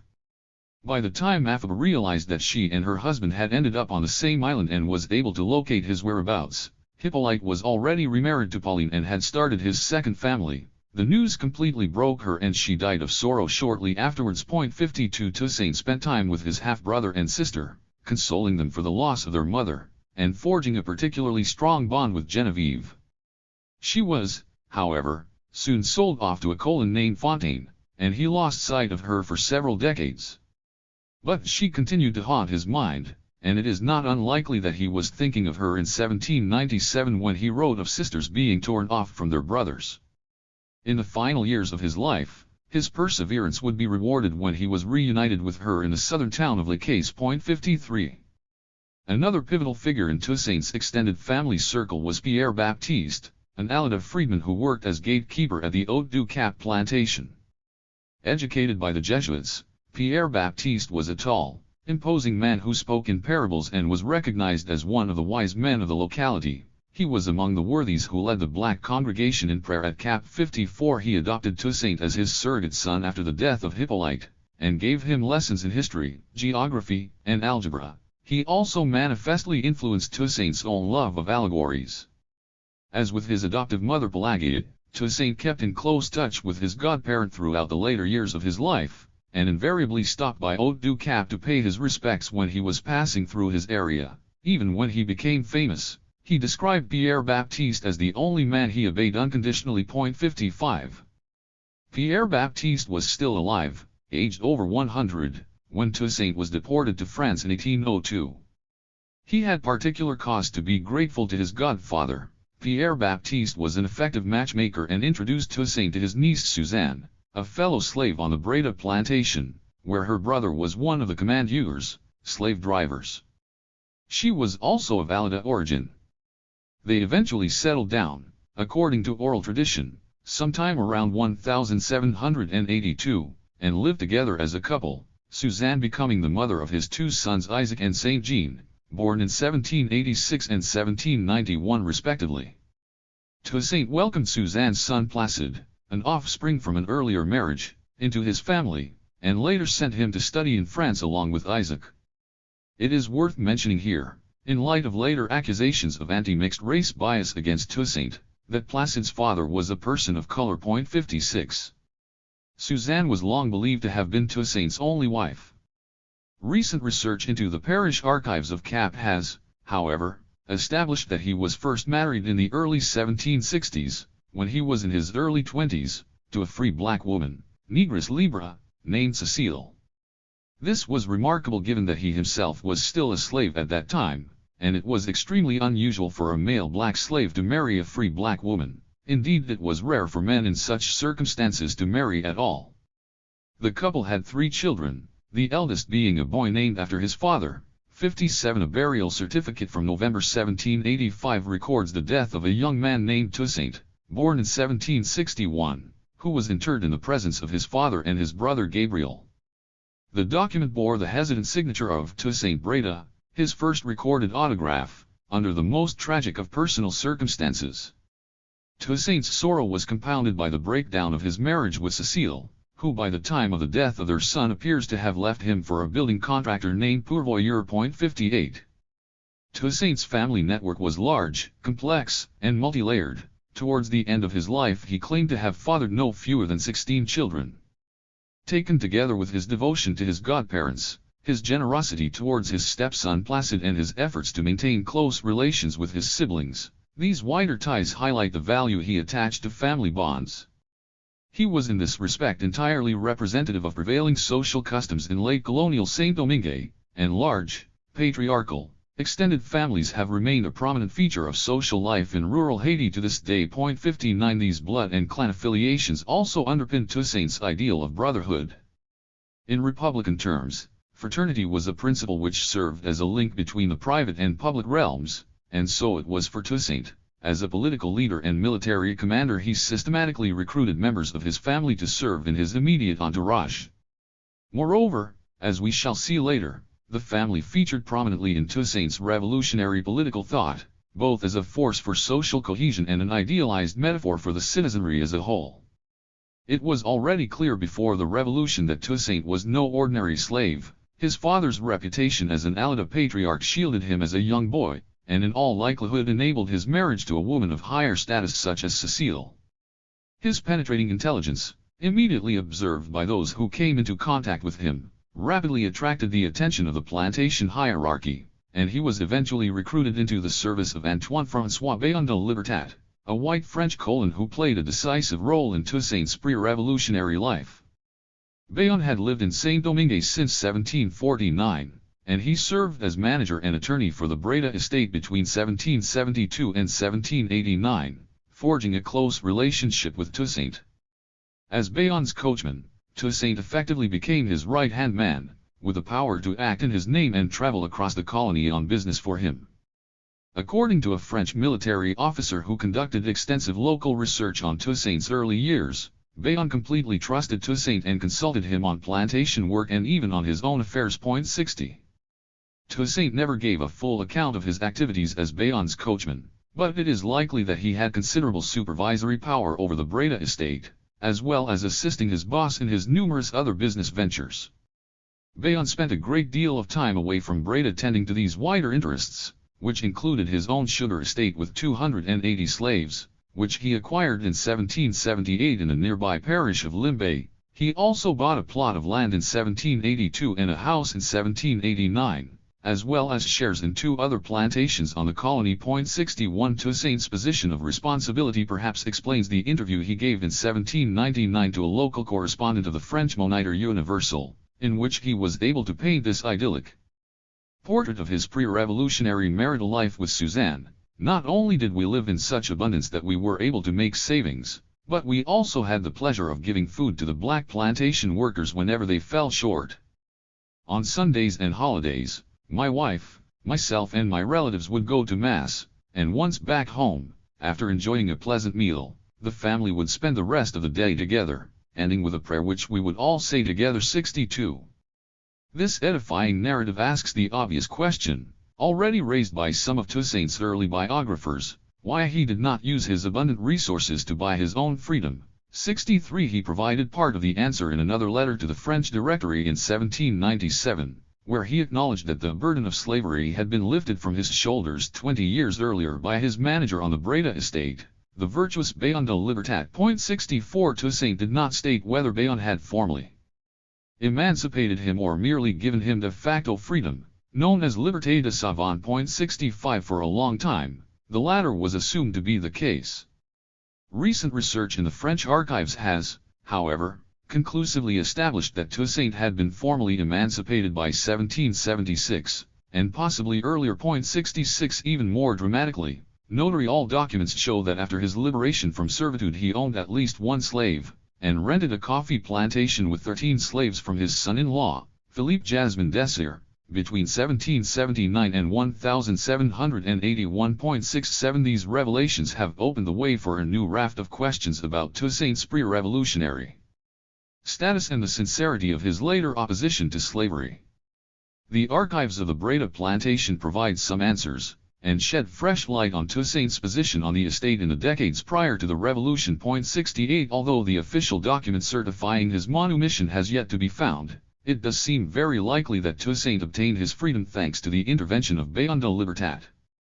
According to the most plausible theory, Bayon approached the nephew of the owner of the Breda plantation, Count Louis Pantaleon de No, who was based in Saint-Domingue between 1769 and 1775 and would later inherit the property. Bayon convinced No to free his coachman as a reward for his key role in bringing the habitation back to order after a period of major unrest in the early 1770s. 69. A significant number of slaves fled in 1773 in protest against their violent treatment by one of the Breda managers, a man named Delrable, who had temporarily displaced Bayon. As one of the plantation's coachmen, Toussaint would have been an essential intermediary between the estate hierarchy and the workforce. It is likely that he would have helped broker the solution which ended this episode of marwanage and brought the slaves back to the plantation. The arrangement included the dismissal of Delrable, the abandonment of his harsh treatment of the workforce, and the reinstatement of Bayon as manager, an outcome which would explain the latter's gratitude to his coachman. 70. Toussaint, too, remained indebted to Bayon. He showed his appreciation by helping the manager's family escape from the plantation at the time of the outbreak of the revolution in 1791. He even sent funds regularly to his old boss when he went into exile in the United States in the 1790s, and later facilitated his return to Saint-Domingue, singing his praises to the French authorities and obtaining the release of his sequestrated property in Limbe. 71. He also recruited one of Bayon's nephews, Gilbert, as his personal aide-de-camp. 72. Later descendants of Bayon went so far as to claim that the Breda manager brought up Toussaint like his own son. 73. Almost certainly an exaggeration, even though the bond between the two men was genuine and lasting. Yet once he became a freedman, Toussaint did not take his emancipation as a sign that his interests were now aligned with those of the slave owners of Saint-Domingue. Rather it reflected the position of influence he had managed to carve out for himself at Breda, through his talents as a conciliator. There is evidence that Toussaint's close relationship with Bayon allowed him to encourage a more humane treatment of the slaves on the plantation. The records of the Breda estate in the decade prior to the revolution show a comparatively high level of expenditure on medical services for plantation workers.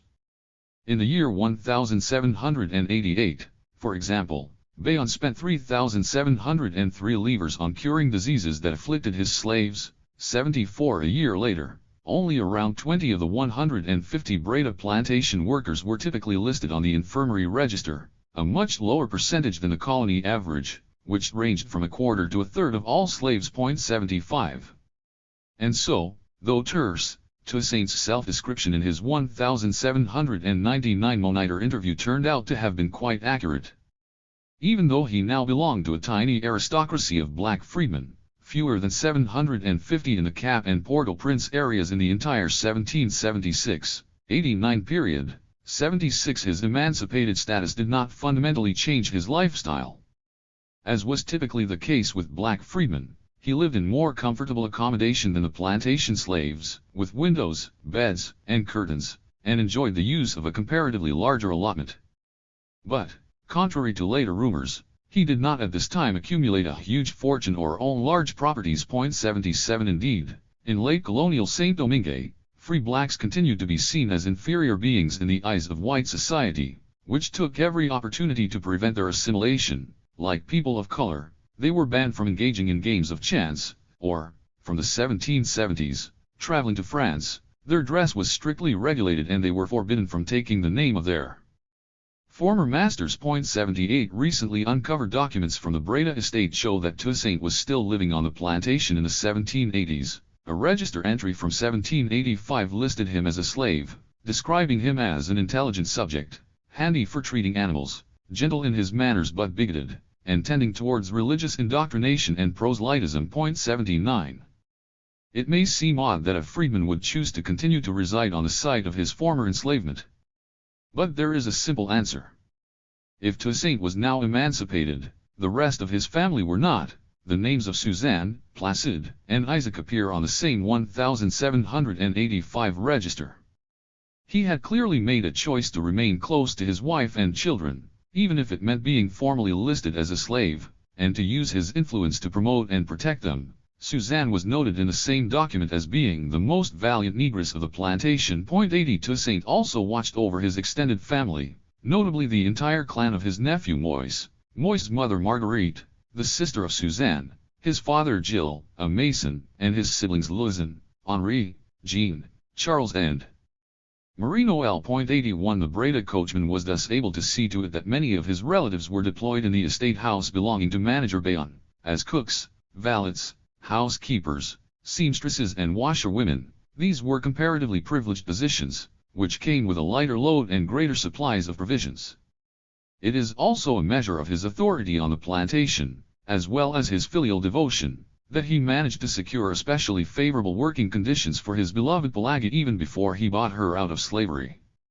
The 1785 register specifically indicated that Toussaint's surrogate mother was exempt of all labor because of past services rendered to Bayonne's family. She was clearly a popular figure on the plantation, as it added that she was robust and dances well in the style of her country. 82. The greatest challenge facing the historian of Toussaint's pre-revolutionary life is painting a coherent picture of his political values. No record has been found reliably connecting him to any particular event, group, or sensibility before 1791, and much of what he himself later declared was clearly intended to be consistent with his position as an eminent French revolutionary leader.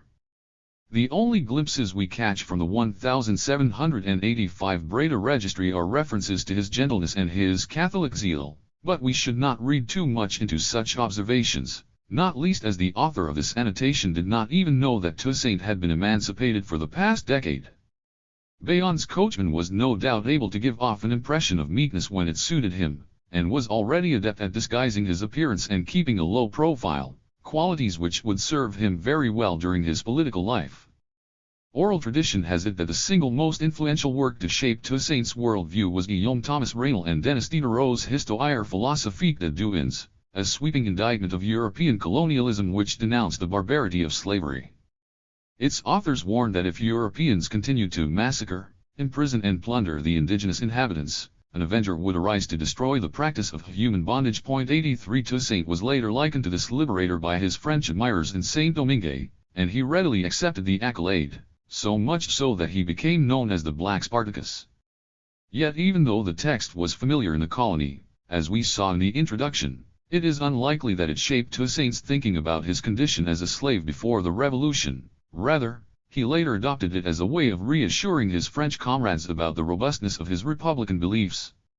A more fundamental reason to be skeptical is that the histoire philosophique was not a call to arms to the black slaves, but primarily a warning to colonial authorities and slave-owning classes. For even the most radical fringes of the European philosophical establishment, the idea of a revolution carried out by black slaves in the name of universal republican principles, leading to the collective empowerment of the black population in the colonies, was simply unthinkable. 84 As the philosopher Louis Solomolens mused ironically, how did Toussaint manage to snatch from the Enlightenment what the Enlightenment never dreamt of? 85 In addition, Toussaint's views on religion were diametrically opposed to the anti-clericalism of Diderot.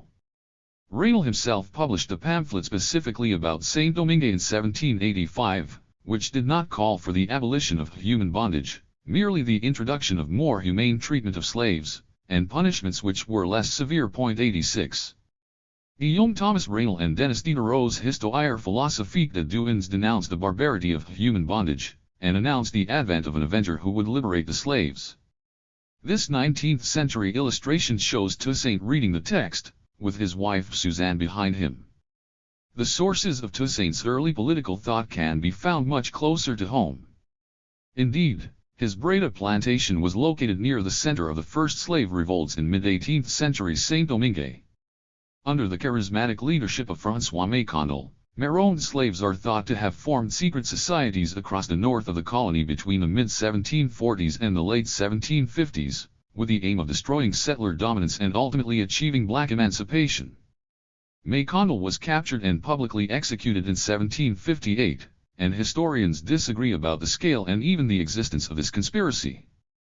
In the Haitian tradition, Mécondel is hailed as one of the nation's early freedom fighters. One historian likened his movement to a black carbonarism whose members exchanged information and coordinated their actions, with the use of poison as one of their preferred methods. 87 It is suggested that they developed Vodou religious rituals to cement their ties, and established a complex network of communication across northern towns and plantations. 88 Mécondel is also believed to have been a Vodou priest of Congolese origin, and his agents included small merchants as well as slaves in senior positions, such as commandeurs and coachmen. 89 Whatever view one takes of Mécondel himself and his organization 90 There is widely documented evidence that he became a legend in late colonial Saint-Domingue, inspiring terror among whites and capturing the imagination of black dissidents and rebels. Many of his supporters believed that their leader's supernatural powers had enabled him to survive, so widespread were the activities of the secret societies that they had their own spirit, as like Wawalo, whose anniversary was celebrated every year. 91. How actively Toussaint's Breda plantation was penetrated by these revolutionary undercurrents is difficult to establish, especially as any rebels had to operate covertly, and resistance took a variety of forms, ranging from mockery and foot-dragging to marwanage, strikes and outright acts of rebellion. The correspondence between the estate management and the owners during the 1773 revolt mentioned slaves forming cabals in order to resist punishment, suggesting the existence of some form of slave organization on the site, as well as a significant occurrence of marwanage, which was much higher in northern Saint-Domingue than in the rest of the colony.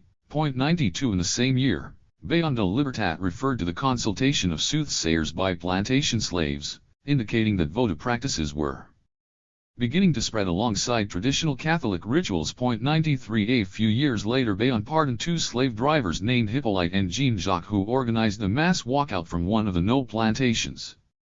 By the mid-1780s strikes had become widespread in the northern plain of Saint-Domingue. Other sources tell us that Bayon offered a reward for the return of two of his slaves who had gone into marwanage, an Alado woman named Lagaran and a Martinique-born person of color named Joseph. 94 A report to the Breda owners by a disgruntled white official denounced the anarchic state of the plantation, likening it to a carnival because of the absenteeism of the slaves, who often disappeared to nearby Cap for days on end. It also noted the penchant for idleness, promiscuity, and independence among the domestic servants. 95 At first sight, this Mécondelist world of African stick fights, nocturnal chica and kalinda dances, Vodou rituals, and plantation brotherhood seems far removed from Toussaint's practical preoccupations, to say nothing of his strongly held Catholic values. Yet the frontier between Vodou and Catholicism, and between both of these and African herbal science, was highly porous. 96 There were substantial overlaps between Toussaint and the beliefs and personal traits attributed to Maykandal, which were embraced by his followers, notably thirdism, their visceral opposition to slavery, their intimate knowledge of natural medicine, their charisma, and above all their commitment to the ideal of fraternity. Furthermore, Toussaint's duties as Bayon's coachman required him to remain in very close touch with the plantation workers. It is also clear that he managed to retain their support and trust throughout this period, and, as noted, to renegotiate their working conditions during their conflict with Delrebel. He could surely not have sustained such a position without engaging with, and fully understanding, the political-religious culture of the dissident slaves. In fact, everything we know about Toussaint's later methods suggests that his relationship with Maykandalism was not one of complete identification, but of creative adaptation. He believed, through his personal experience, that the European settler population could be worked with, and indeed was vital for the colony's economic future. He would have been opposed, too, to the killings of black slaves by Maykandal's agents. The shedding of blood, especially black blood, was always abhorrent to him. Above all, Maykandal was eventually captured, and the teenage Toussaint probably witnessed his public execution at Cap in 1758. He would have taken his defeat as evidence that an all-out quest to confront the dominant order was unlikely to succeed. At the same time, his subsequent political thinking shows that he was inspired by the Maykandalist ambition to create a common consciousness among black slaves, by the movement's appeal to their aspirations for liberty, and by its goal to forge an efficient revolutionary organization which could project its influence across the different parts of the colony. It was in this ability to take existing social and political forms, absorb them fully and then redeploy them to his own ends that Toussaint's genius lay. In the later 1790s, he followed the same approach with Catholicism, adapting for his political purposes the religious networks instituted by the Jesuits in the mid-18th century. He also borrowed creatively from Vodou culture, as was illustrated in the emergence of his own form of Maykandalist mysticism, with his use of particular rhetorical expressions and contrasts, light-dark, bitter-sweet, good-evil, earth-heavens, and his fondness for vivid natural symbols. Maykandalist rituals typically ended with a chant, Après bon Dieu, Saint Maykandal, and Toussaint frequently used this turn of phrase in his own speeches in the 1790s, but replacing Maykandal with other names. He also borrowed Maykandal's techniques of displaying different colored substances to convey his political messages, and used a variety of subterfuges to appear and disappear rapidly. These added to the supernatural aura already associated with him, with some of his people hailing him as a sorcerer who was a reincarnation of Maykandal. 97. Toussaint's depiction of himself as a man who had acquired the soul of freedom before the revolution was amply justified. It was a grueling journey, as Frederick Douglass later observed. Other liberators and saviors of men come from heaven. This man came from the hell of slavery. 98 But he labored tirelessly to liberate himself from the material and spiritual constraints of his condition. This independence of spirit was one of the most compelling features of his personality, and it would go on to become a defining characteristic of his politics. In the words of the Haitian poet Roger d'Orsainville, his vocation for freedom was expressed in his endeavors constantly to transcend the limits others sought to impose upon him. 99. This quest to liberate himself from external domination was the main element of continuity between his pre- and post-revolutionary life. Before the 1790s, Toussaint had joined the ranks of the handful of black men in Saint-Domingue who managed, against all odds, to escape from human bondage. He did not gloat about this achievement during his later years, for obvious political reasons. Indeed, in his speeches to his black brethren he emphasized that he had been a slave like all of you. 100 Toussaint always took pride in his appearance in his later years, and we can guess that he dressed smartly, not least because the records show that Bayon de Libertat made generous allocations of funds for elite members of the Breda workforce, including jackets, normally blue, hats and buttons. 101 More importantly, many of Toussaint's later character traits were already fully formed before the revolution, from his physical habits, pushing himself to his limits, being constantly on the move, getting by with little sleep and even less food, to his pride, his prudence, his religiosity, his talent for compromise and his secretiveness. Also in plain sight during the Breda years was one of his most captivating human qualities, his abhorrence of violence, which probably stemmed both from his medical activities as a natural healer and his humanistic religious values. It has been suggested that Toussaint shared the common ideology of black freedmen in late colonial Saint-Domingue, one which both opposed slavery and white domination and, at the same time, stressed the virtues of individual effort, hard work, and advancement by merit. 102 There is perhaps something in this, although it underestimates the significance of fraternity in Toussaint's scheme of values. Ideals of brotherhood had deep roots in Saint-Domingue's various cultural and religious traditions, and Toussaint identified with them all in different degrees before 1791, well before the advent of the French Revolution. For him, fraternity was less a philosophical concept than a lived experience, expressed through active engagement in a variety of networks. From his base at the Breda estate he seamlessly moved across a range of overlapping circles, drawing strength from his extended family, from his Alada culture, from his Creole and Beausoleil brethren, and from the men and women who shared his Catholic faith. By the 1780s he had secured his own bench in the Cap Church, where he brought his entire family on Sundays and festive occasions. 103 As a patriarch he combined idealism and generosity with pragmatism and self-interest, watching over his personal interests while involving himself in the complex affairs of his boss, Bayon de Libertat, and on occasion entering the shadowy worlds of natural healers, votive followers, and Maycondalist itinerant traders, who linked the plantations to the cities. 104 In all these activities he made precious contacts which would serve him during his later career.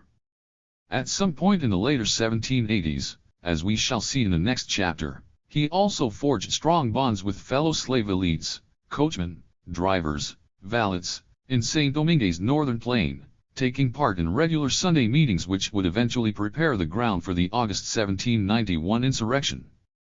Recent archival research has uncovered further layers of this brotherly sociability.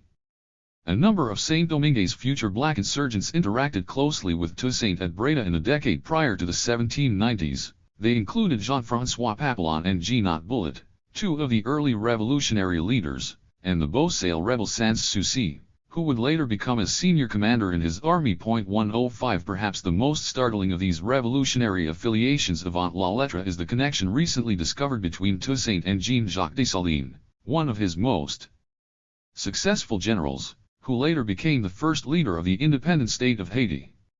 It turns out that Dessalines was quite probably one of the 13 slaves Toussaint supervised when he watched over the affairs of his son-in-law Philippe Jasmin Désir, and that he was eventually inherited by his own daughter Marie Marthe. 106 This astonishing fact highlights the complex web of relationships that could develop among the black slaves of Saint-Domingue in the years preceding the revolution.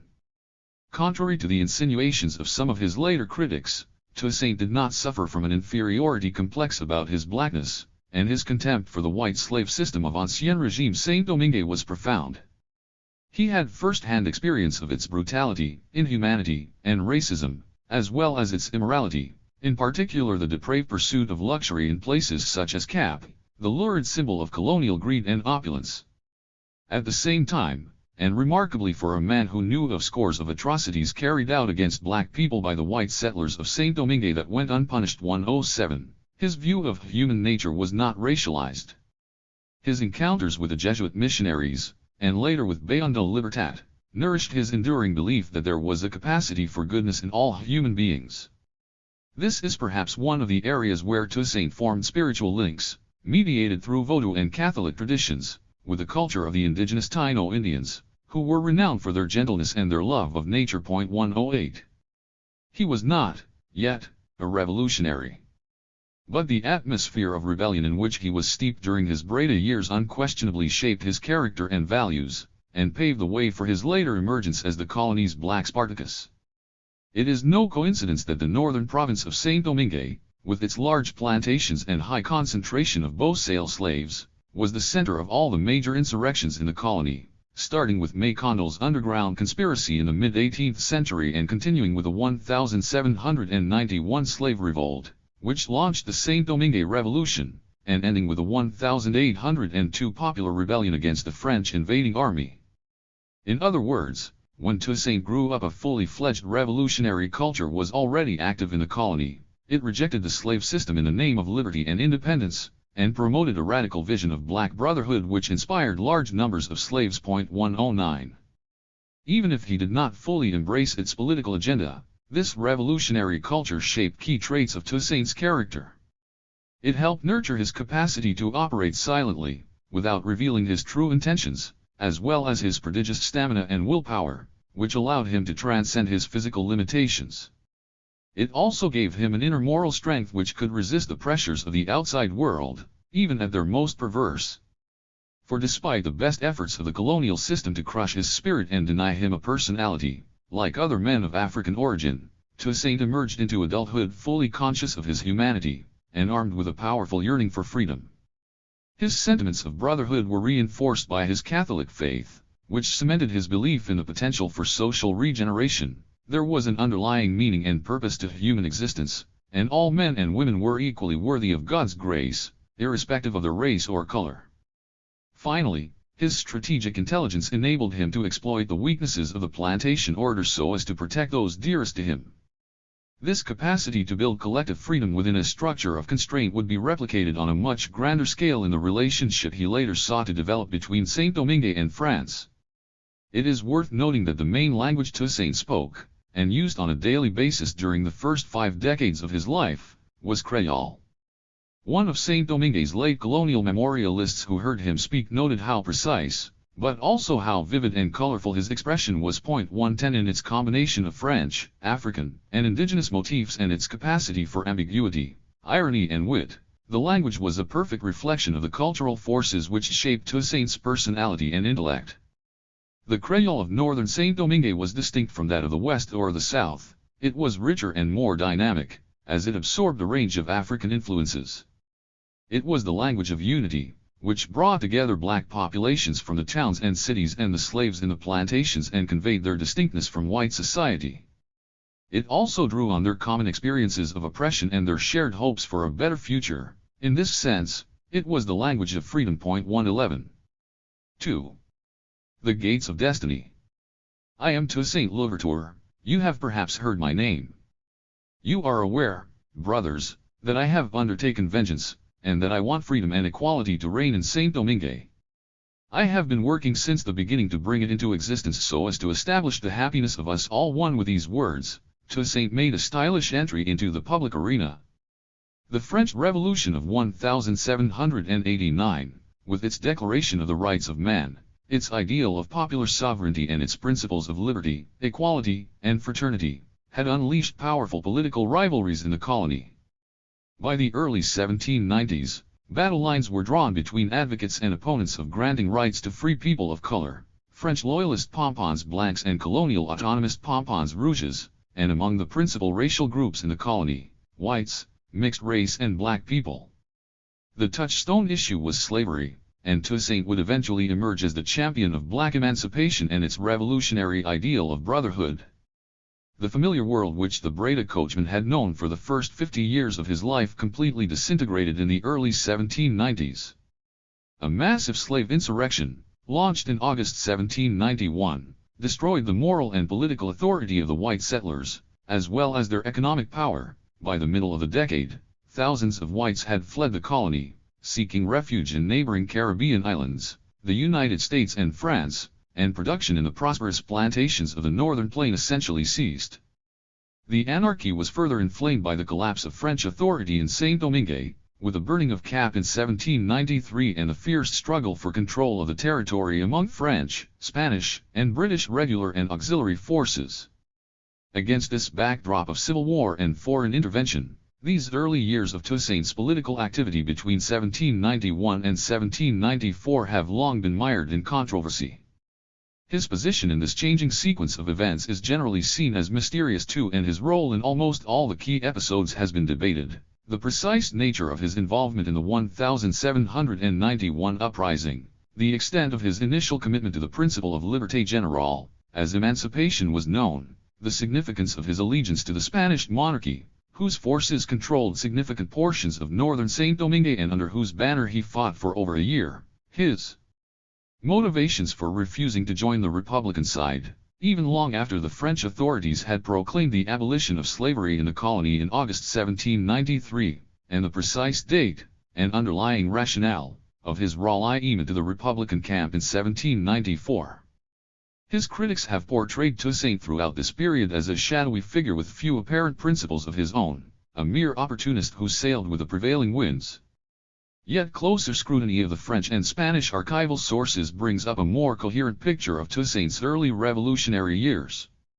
Armed with his unshakable belief in his natural liberty and a strategic commitment to the liberation of his people, his overriding goal was to preserve his freedom of maneuver and to avoid becoming compromised in the schemes of other individuals or groups.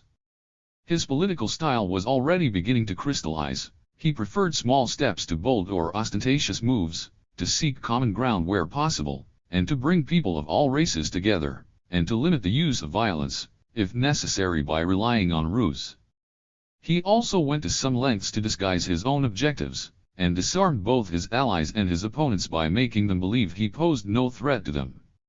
Indeed, even though the years 1791, were in effect his period of apprenticeship in public life, many of his views as a revolutionary leader were already well in evidence.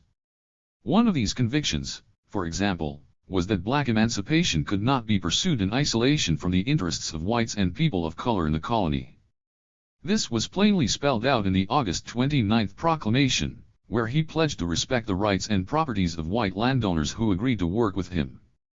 He explicitly addressed a mixed-race population, urging their members not to form a separate party, ending with this striking formula: equality cannot exist without liberty, and for liberty to exist we need unity.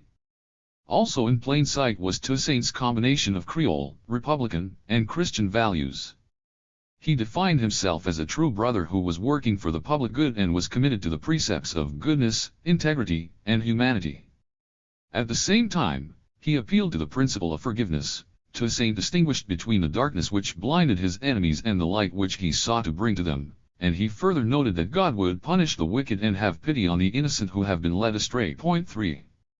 Most striking was Toussaint's self-confidence, captured in the new name he had chosen for himself, which would soon become legendary.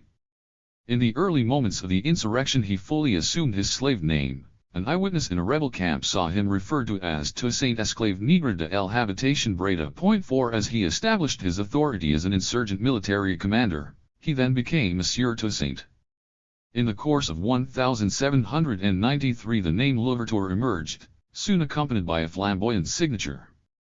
What precisely lay behind the metaphor of opening is still a matter of debate. There are suggestions that French officials first used the term to describe Toussaint's talent for conciliation, or, conversely, his astonishing capacity to snatch territories from their control. A French commissioner allegedly exclaimed in 1793, after the rebel commander had seized several of their strategic positions, comment set en fait d'un ovichipper 2, 5.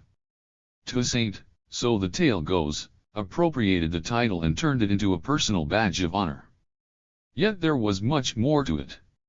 Louverture symbolized not just an individual ambition, but Toussaint's aspiration to provide a brighter future, in particular for black people. The opening was to be taken as a new departure.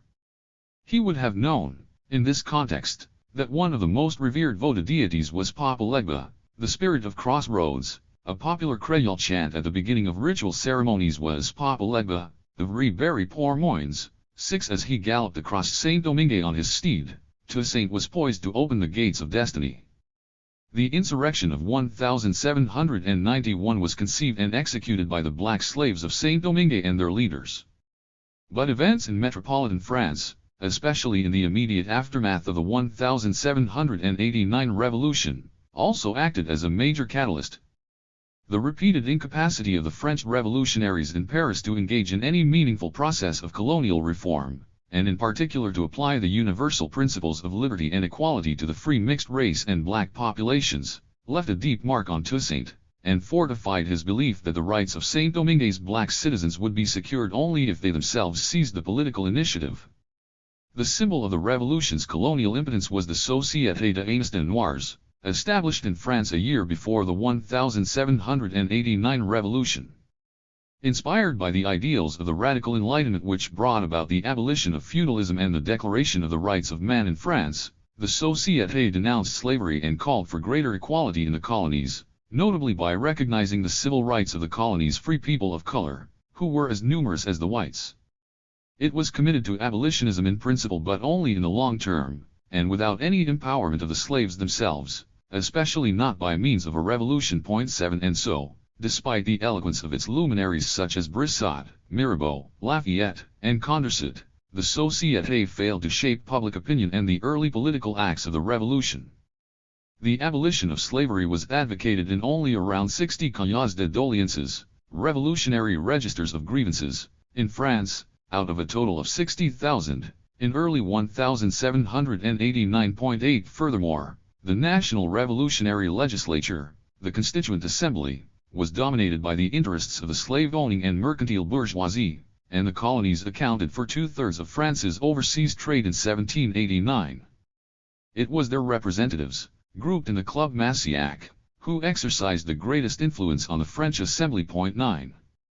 Stridently opposed to the principle of racial equality, and terrified at the prospect of any extension of the Declaration of the Rights of Man to people of color, this colonial lobby oversaw the promulgation of the March 8, 1790 decree which criminalized any criticism of slavery and put the properties of the settlers, including their slaves, under the protection of the nation.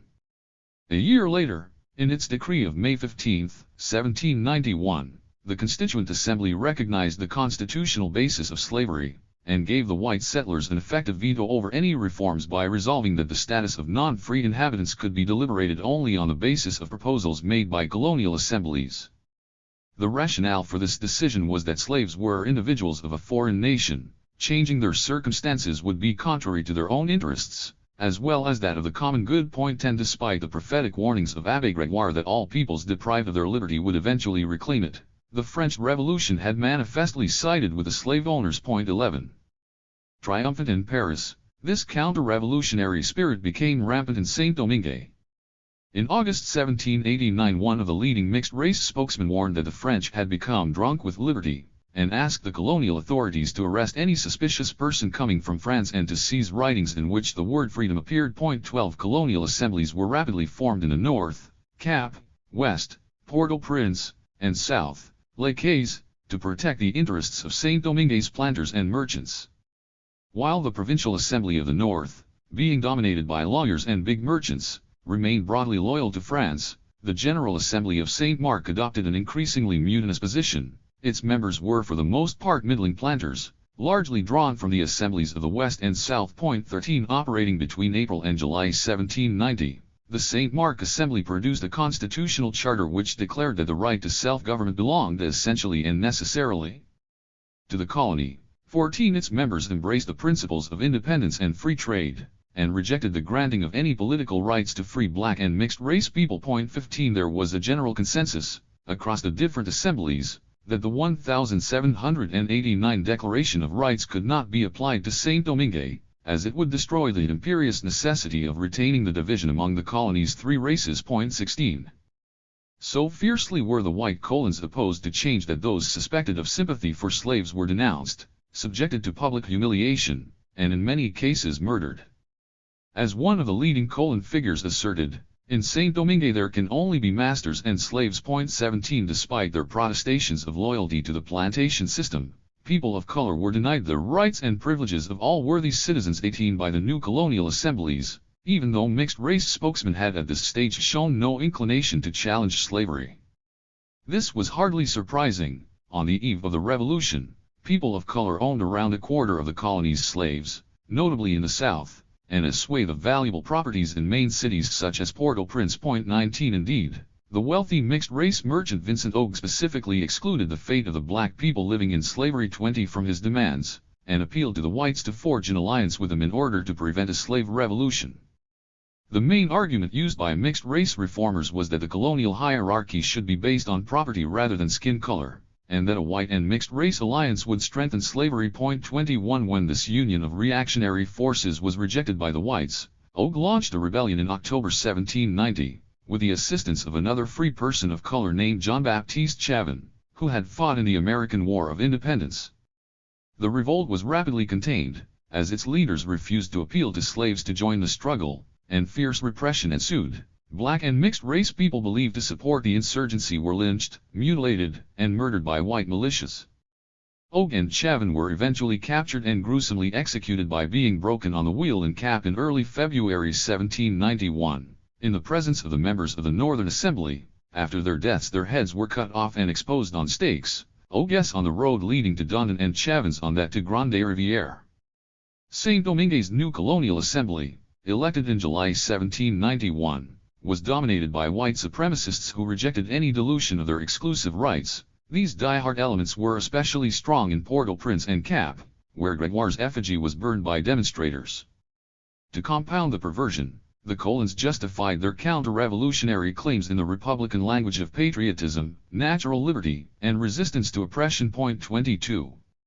Though the colony's 500,000 black people formed the majority of the population, they were excluded from the formal political processes.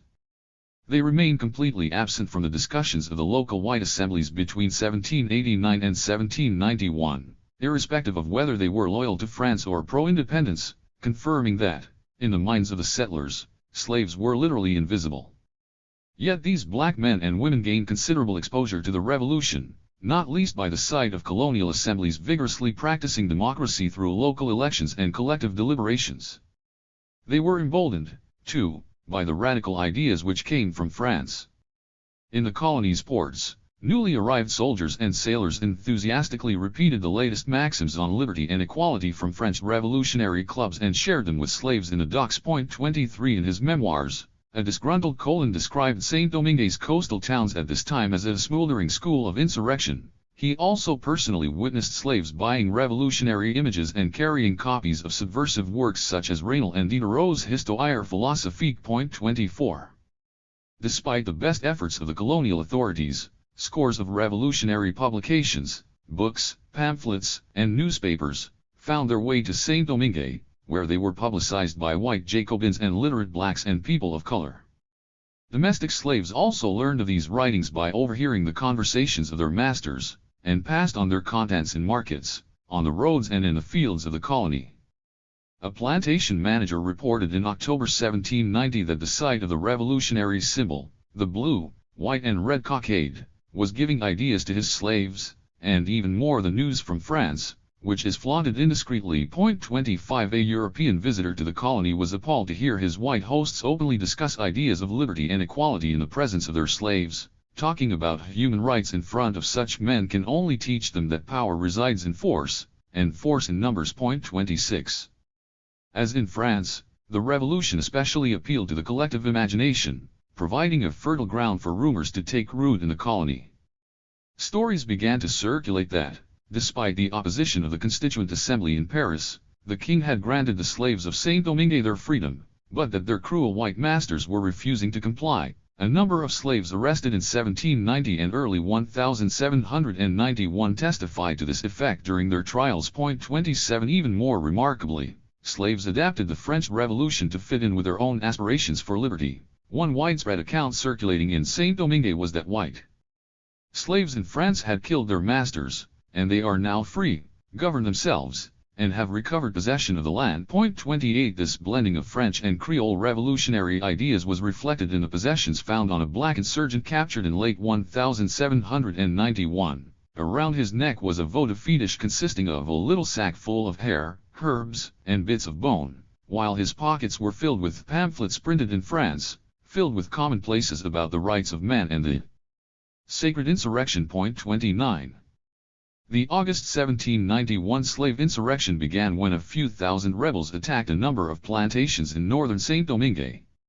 Among the first to be burned to the ground was one of the Galifet plantations, where, according to white plantation mythology, slaves led lives of blissful contentment. 30 Within a matter of days the entire northern plain was ablaze, as the plantations which produced the colony's finest sugar were devastated.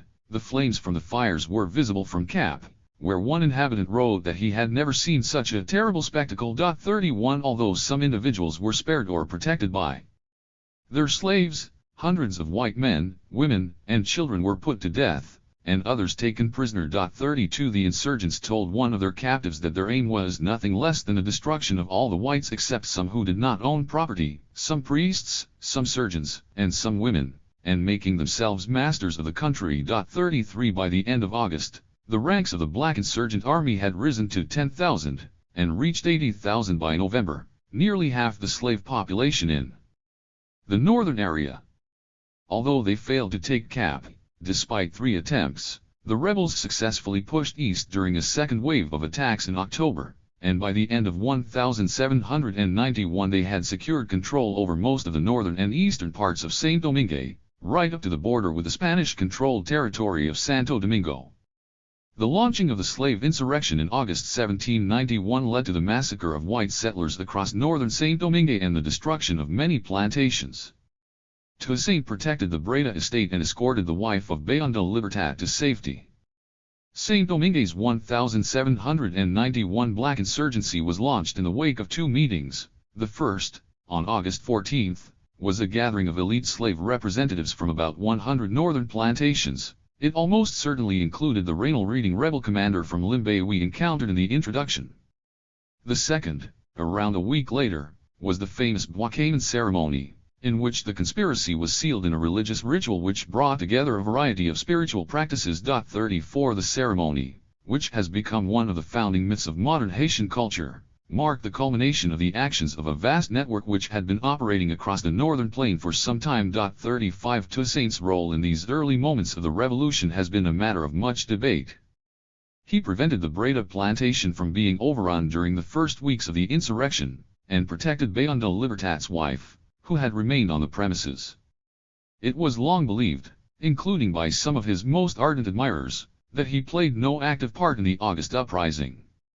Schoelcher noted that he was at this time a defender of order, and a conservative by instinct. 36 While C.L.R. James, in a rare lapse, observed that he lacked the boldness of the rank-and-file rebels, and waited to see how things would go. 37 In this view, he only formally joined the insurgency later that year, after having Madame Bayon escorted to Cap by his brother Paul Louverture, and sending his own wife and children to safety in Spanish-controlled territory. Toussaint himself, however, stated in his August 29, 1793 proclamation that he had been part of the revolutionary movement from its inception, a cue for other historians to insist that he had played a large part in the secret preparation of the insurrection, even as he continued to reside on the Breda plantation. 38 To add to the confusion, it was widely believed among French Republicans that the slave insurrection had been stirred up by agents of the king. 39 In a colorful twist to this version, the 19th-century Haitian historian Celigny Ardouin alleged, on the basis of the oral testimony of a Saint-Domingue War veteran, that Toussaint was at the heart of the 1791 insurrection, but as a French royalist agent provocateur. The claim was that, thanks to the contacts he established through Bayon de Libertat, serving in the loyalist Cap militia at the time, he helped mastermind the rebellion so as to decapitate the colony's landowners, who had effectively taken control of Saint-Domingue's regional assemblies and were agitating for greater autonomy and even independence.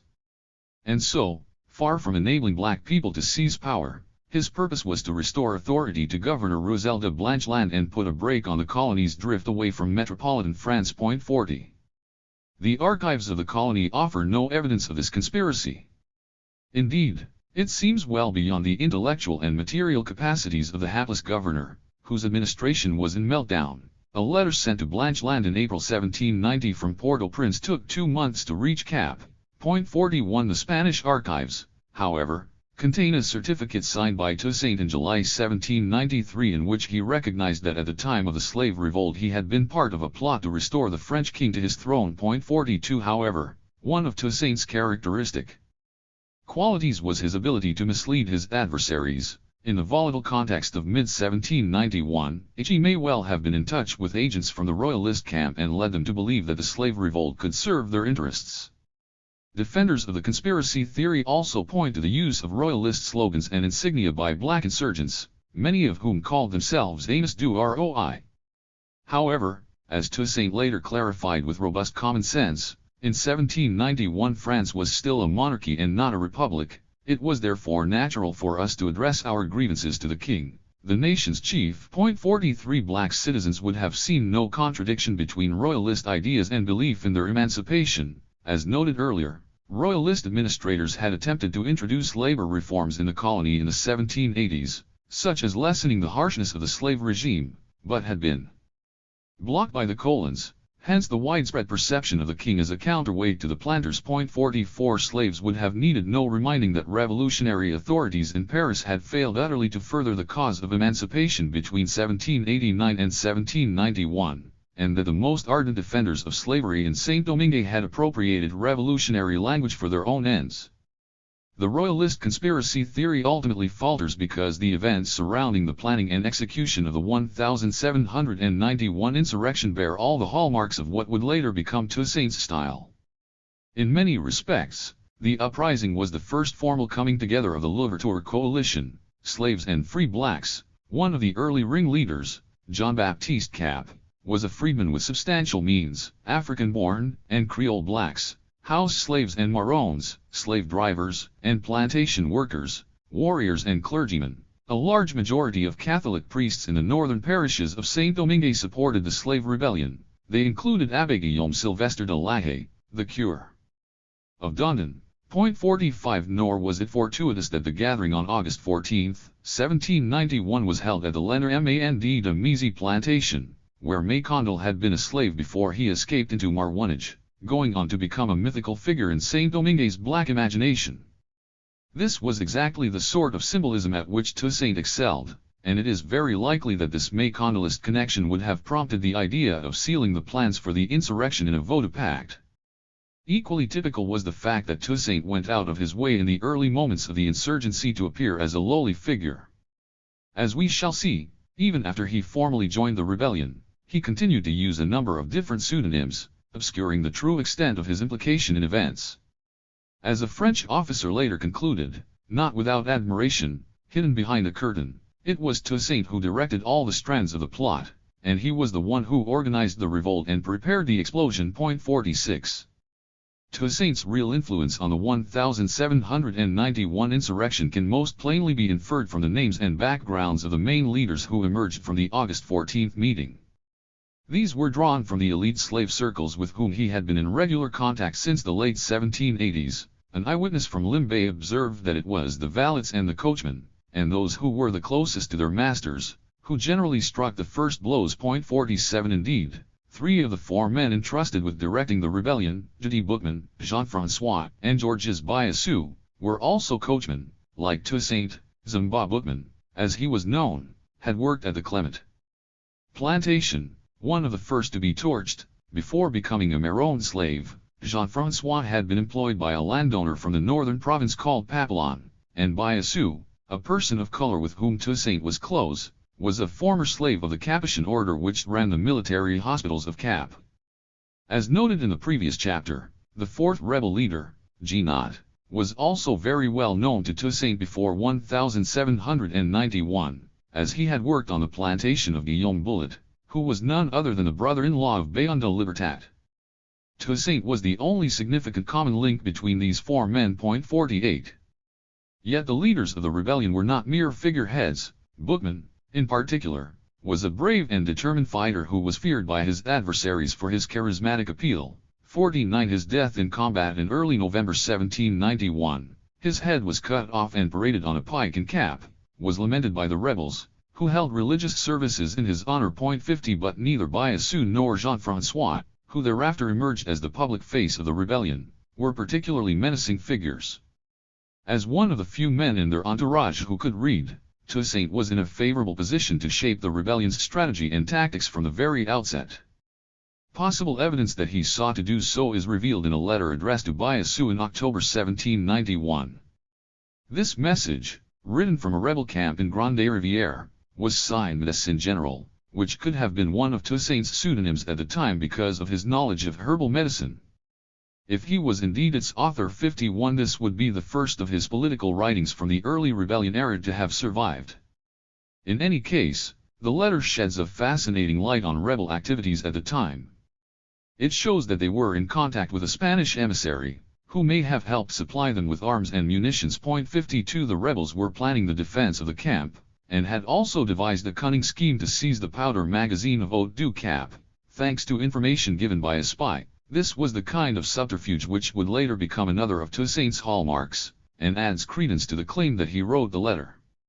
There was a touch of Louverturian humor, too. The note concluded with a disparaging comment about Jean-François, known for his frivolous inclinations, who had not deigned to write for several days, probably being too busy riding his carriage with his demoiselles. 53.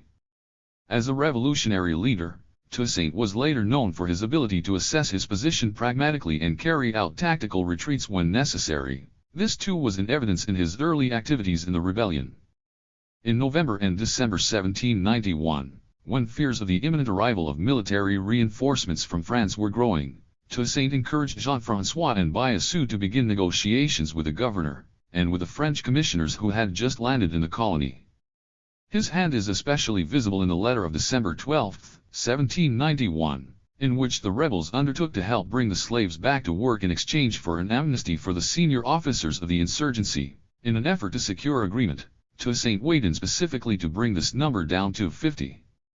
Despite its appeal to moderation and wisdom 54 and suggestion of a date for the ending of hostilities, January 1, 1792, the offer was torpedoed by the die-hard elements in the colonial assembly and provoked some consternation among the rank-and-file slave insurgents, especially the women rebels, who often advocated the most radical and uncompromising positions.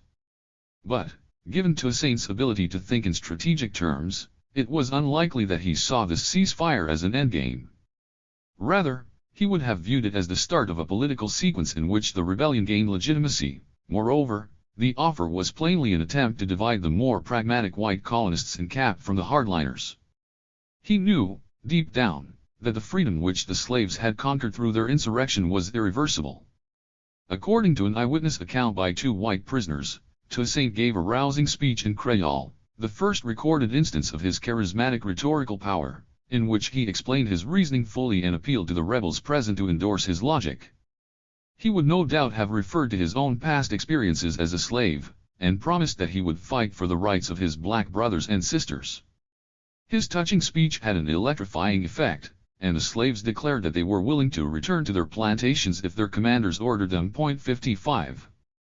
Toussaint was later noted for his magnanimity, particularly towards whites, and these humane sentiments were already in plain view at the beginning of the slave insurrection.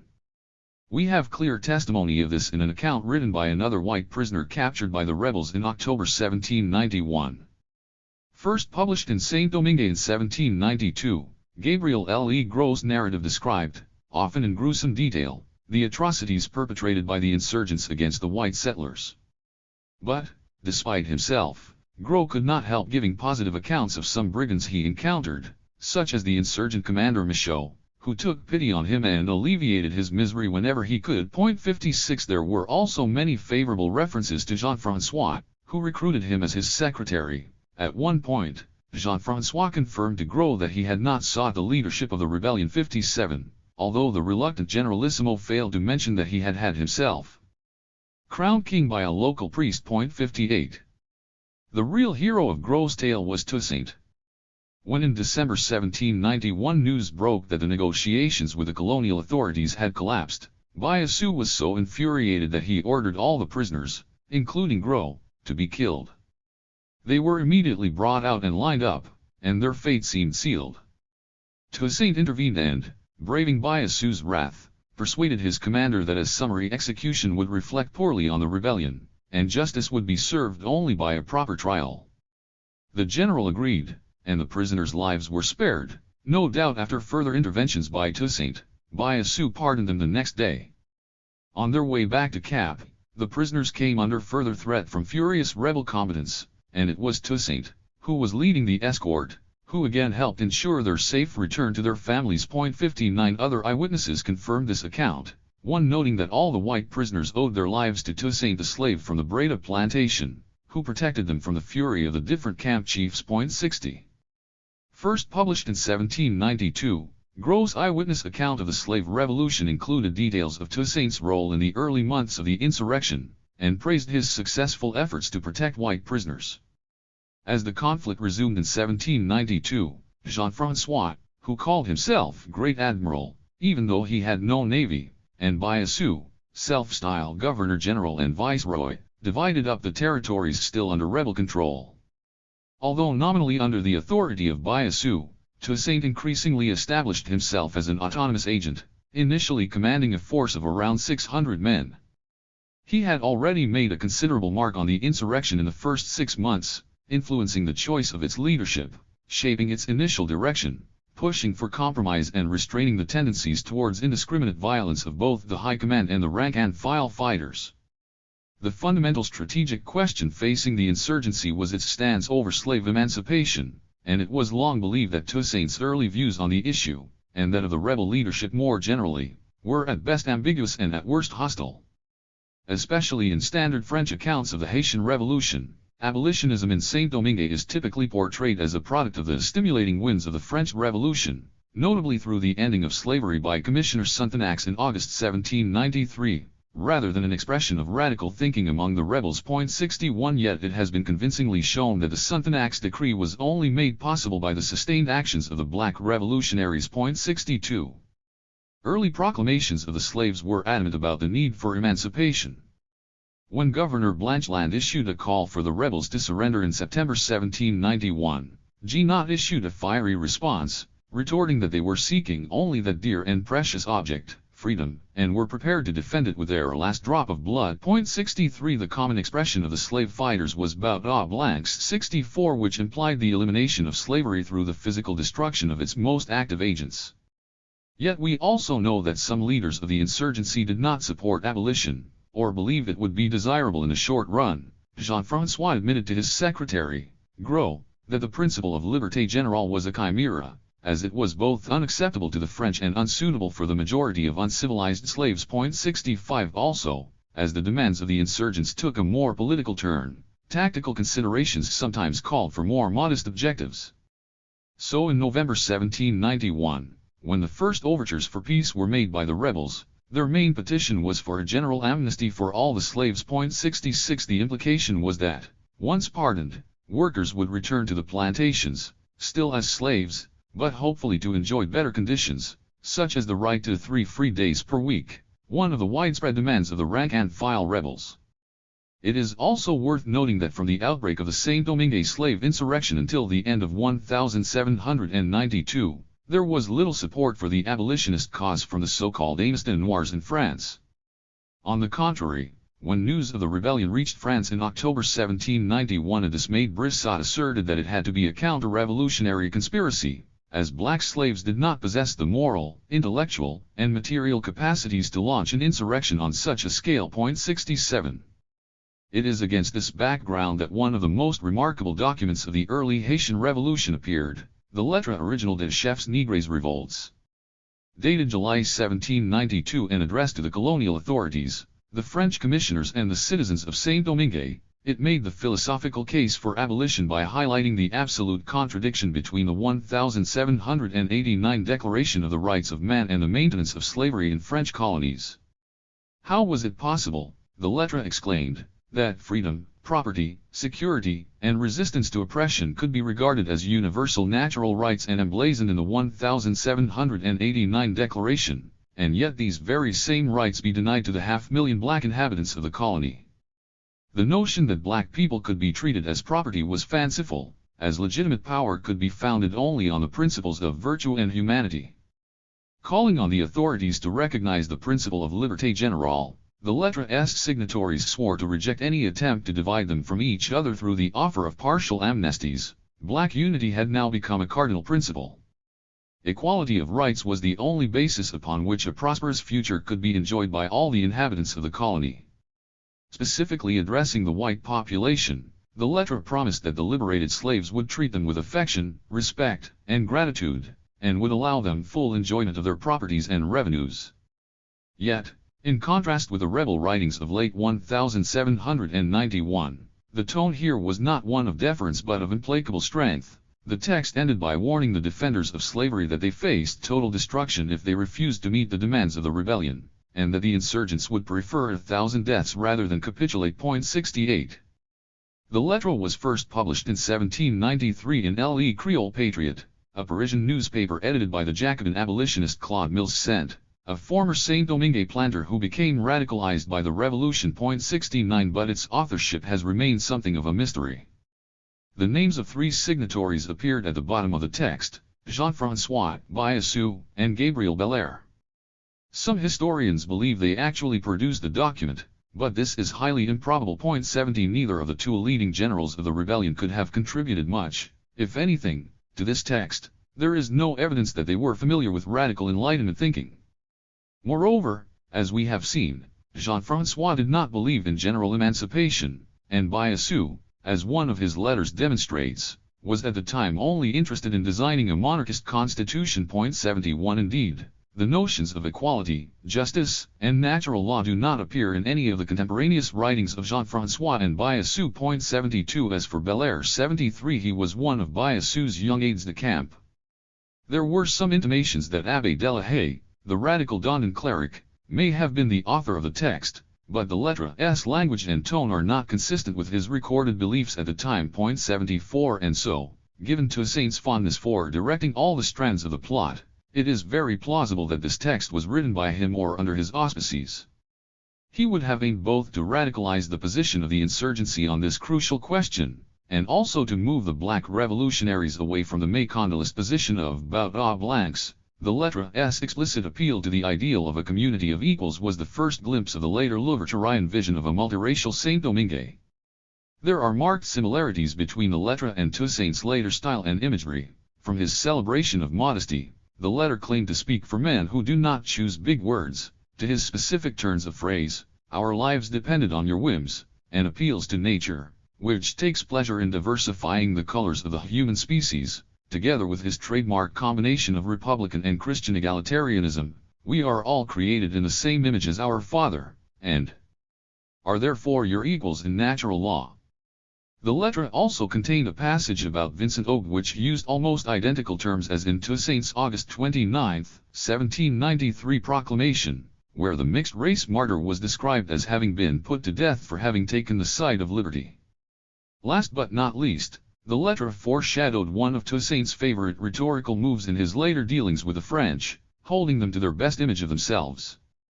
Appealing to French soldiers who had just been shipped to Saint-Domingue to fight the rebellion, many of whom were known to be ardently committed to revolutionary ideals. 75 He urged them to remember their own struggles for liberty and equality, and to recognize that their black brothers were merely following their lead in preferring the exaltation of freedom to a life of servitude. 76 On August 24, 1792, a year after the launching of the slave insurrection, Toussaint was one of the chief guests at a ceremony organized by Biassou in Grande Rivière to honor the feast day of Louis XVI. The invitation from the general, who also awarded himself the sonorous title of Chevalier de l'Ordre Royal Militaire de St. Louis, insisted that all rebel officers and their men should be punctual, and attend fully armed and in their best attire. Toussaint was more than happy to oblige. 77 Such an overt manifestation of monarchism on his part may seem perplexing at a time when the lettre was signaling his underlying adhesion to the ideals of liberty and equality. Along with the extent of his commitment to abolitionism, Toussaint's royalism during this period has been subject to speculation, with some claiming that it represented his true beliefs, and others that it was merely a tactical stance. The evidence suggests, as usual with Toussaint, a more complex and original scheme of thinking. The royalist banner was flown with enthusiasm by Biassou and Jean-François, and it would have been impolitic of Toussaint to distance himself too overtly from the two rebel commanders at this stage. The monarchy also offered a welcome symbolic berth for the insurgents at a time of considerable political uncertainty in revolutionary Europe. In fact, within a matter of months, France would become a republic. Royalism was a useful rallying point, too, because its focus on the figure of the strong, charismatic ruler had an ongoing appeal to many African-born slaves, and because it provided the brigands with a badge of respectability which their white adversaries in Saint-Domingue constantly sought to deny them. Indeed, Toussaint was genuinely drawn to certain aspects of royalism, notably its belief in providential leadership and the values of duty, sacrifice and honor, its commitment to politeness and gentility of manners, and of course its profound religiosity. A Spanish royalist official who was in contact with the rebels at this time reported attending a Catholic mass which was officiated, in the absence of a priest, by a senior black officer. He did not formally identify him, but it is very likely that this was Toussaint, who was always known for his willingness to leap to the pulpit, metaphorically and sometimes literally. 78 Toussaint also used this period to consolidate his military position, and train his own forces at the fortified camp of La Tannerie. His growing authority is alluded to in one of Biassou's letters, which refers to him as Monsieur Le Maréchal and depicts him doing the rounds in rebel-controlled areas, establishing order, peace, and tranquility. 79 This is our first glimpse of his belief in the critical virtue of discipline, and no doubt he was ably assisted in this task by his brothers Paul and Jean-Pierre and his nephew Moise, who became key members of his entourage, and by Jean-Jacques Dessalines, one of his future generals, whom he recruited around this time. Such reinforcements proved timely, as 6,000 French troops landed in Saint-Domingue in October 1792, launching a major counter-offensive which led to significant losses of rebel-held positions, notably Wanaminthe, on the border with Santo Domingo, and Dondon. Toussaint himself came under severe pressure as he sought to defend the Morne-Pelée, the advanced outpost protecting La Tannerie, and although he fought gallantly he was eventually forced to retreat after sustaining significant losses. Impressed by his military valor, Biassou, who barely knew one end of a rifle from another, promoted Toussaint to the rank of general in December 1792. From this moment on, Toussaint appeared in Biassou's proclamations as Notre General d'Armée. 80.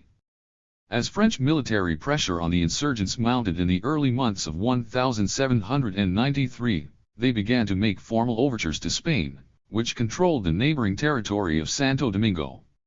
As noted earlier, there is evidence that the August 1791 uprising had enjoyed some undercover assistance from local Spanish agents, always happy to make mischief for the dastardly French. Although the official position of the Santo Domingo authorities was one of neutrality, there were a number of contacts between local military and religious officials and rebel leaders, especially in border areas. According to the testimony of a prisoner in 1792, the insurgent camps were regularly supplied with Spanish munitions, alcohol, tobacco, dried fish, salt, and fresh meat. 81 It has also been revealed that Biassou was in correspondence with the Santo Domingo governor, Joaquin Garcia y Moreno, in the early months of 1792.82, but conditions were now favorable for a proper alliance, as Spain had joined the coalition which had declared war on France, in the wake of the execution of Louis XVI in January 1793. In the early months of 1793, Toussaint was dispatched to make contact with the Spanish, and they duly came up with extremely satisfactory terms: the immediate emancipation of all slave combatants and their incorporation as auxiliaries in the Spanish forces, and the enjoyment of all the freedoms, exemptions, properties, and prerogatives available to Spanish subjects. 83 By June 1793 Toussaint had become a general in the Spanish auxiliary army, and commanded a force of 4,000 men. 84 A month later, he took back the town of Wanaminthe with such distinction that the Spanish government gave him an award of 400 pesos. 85 He contemptuously turned down attempts by the French to get him to recognize their authority, responding that his men were under the protection of the Spanish king. 86 By September 1793 Toussaint's letters were headed General d'Armes de sa Majesté Catholique et Chevalier de l'Ordre Royal et Militaire de St. Louis. 87 In the course of these months he took on the French with relish. Dondon, Marmelade, Verrets, Petite Rivière, and Plaisance fell into his hands, more often by ruse rather than by dint of military force. Most of the ordinary soldiers in the French camp were black, and he sought at all costs to avoid spilling their blood. For example, he gained Marmelade by recruiting one of its main mixed-race Republican defenders, André Vernet, who immediately joined his secretariat, and later married one of his nieces. 88 He crowned this astute campaign by taking the coastal town of Gonaives in December, after having again been invited in by the Republican forces defending it. He was received in triumph, and from that moment this town became a libertarian bastion. 89 Governor Garcia was so delighted with Toussaint's efficiency and skill, which were so unlike those of his color, that he hailed him as a brave warrior and awarded him a gold medal on behalf of the King of Spain. 90. Meanwhile, the political situation in France was evolving. The pro-colonial Constituent Assembly was replaced by a more progressive legislature, which in April 1792 promulgated a decree abolishing all racial discrimination in the colonies. It had taken the French Revolution nearly 3 years to arrive at this basic point. In September 1792 France became a republic, and the new regime's commissioners arrived in Saint-Domingue. Among them was Ledger Félicite Sonthonax, one of the key figures in the colony's revolutionary history, who formally proclaimed the Republic in December 1792.91. He was seen as an advocate of colonial reform, and in 1790 had written an article denouncing the slave trade and slavery, and welcoming their demise. 92 Contacts were established between the French envoys and the rebels, and Toussaint and Biassou were exchanging correspondence with Sonthonax in the months following his arrival in the colony. 93 However, Toussaint was not tempted to join forces with the French at this point, as he had little reason to trust the Republicans. One of the commissioner's first announcements upon reaching Saint-Domingue was to reaffirm that slavery was necessary for the culture and prosperity of the colonies, and that they would not challenge the prerogatives of the planters in this respect. Sonthonax even went to the trouble of having the Code Noir, euphemistically renamed Code Républicain du Servage, translated into Creole. 94 Such gestures were intended to reassure the white colons, and offered little comfort to the black slaves. Moreover, the French camp was unappealing during these times. With rampant administrative chaos, 4 successive governors were sent to the colony in the space of a year. This spectacle of anarchy culminated in the burning of Cap in June 1793, after a bout of lethal infighting among rival French forces which left thousands dead. 95. Even in these exceptionally difficult circumstances, Toussaint did not abandon the abolitionist cause. He devised a daring military plan for the unification of the island of Hispaniola under Spanish control, on condition that the latter agreed to emancipate all black slaves, not just those who were fighting in their army. He took the proposal to his immediate superior, the Marquis Matthias de Armona, who rejected it after consulting with Governor Garcia. 96 Toussaint sounded out the French during the first half of 1793, hoping to secure an alliance with them on similar terms to those offered by the Spanish, full amnesty to all rebels, and a general emancipation of all slaves. Even though the French were moving in the direction of abolition, they only offered limited emancipation, and Toussaint vented his bitterness in a proclamation published in early August 1793. He accused the Republicans of perfidiousness, of destroying thousands of desperately poor people and putting to death an innocent king on a wretched scaffold. He did not particularly care about poor Louis XVI's fate, but this was a good opportunity to throw back the traditional charge of barbaric behavior at the French, whose country had now become a land of crime and carnage, where the innocent blood of religious believers was shed in the name of the Republic. He rounded on the new French commissioners in Saint-Domingue, whom he described as scoundrels sent to put the black people in chains and to wage a war of extermination against the insurgents, inflicting torture and hardship on them and pursuing them like wild beasts. 97 This strident rhetoric should not be taken entirely at face value, as we know from other sources that Toussaint was in contact with several French military officers at the time, and even allowed food supplies from areas under his control to be sent to Cap. He also had meetings scheduled with Republican commanders in early August 1793.98. Toussaint's declarations during this period sought to convince his people that it was he who was the most ardent defender of their emancipation from slavery, rather than any other rebel leaders, or the French Republicans. He also stressed repeatedly that freedom needed to be recognized as a universal principle. A few weeks later, in an appeal to the men of color who were still supporting the French, he returned to this theme, urging that there could be no liberty in Saint-Domingue until all were free. Those who launched the August 1791 rebellion had been the originators of the struggle for abolition, and had laid its foundations. He then added, "I was the first to favor a cause that I have always upheld," before concluding, "What we have begun, I will finish." 99. Yet assuming the leadership of the Black Revolution was impossible for Toussaint as long as he remained, at least technically, as subordinate of Jean-François and Biassou, and an auxiliary general in the Spanish royal forces. However much praise Don Garcia and his men lavished on their new ally, their internal correspondence shows that they still viewed him with suspicion, the black rebels with contempt, and the idea of universal emancipation as an utter abomination. The French position also shifted decisively from mid-1793 onwards, with the unilateral abolition of slavery in northern Saint-Domingue by Sonthonax in August.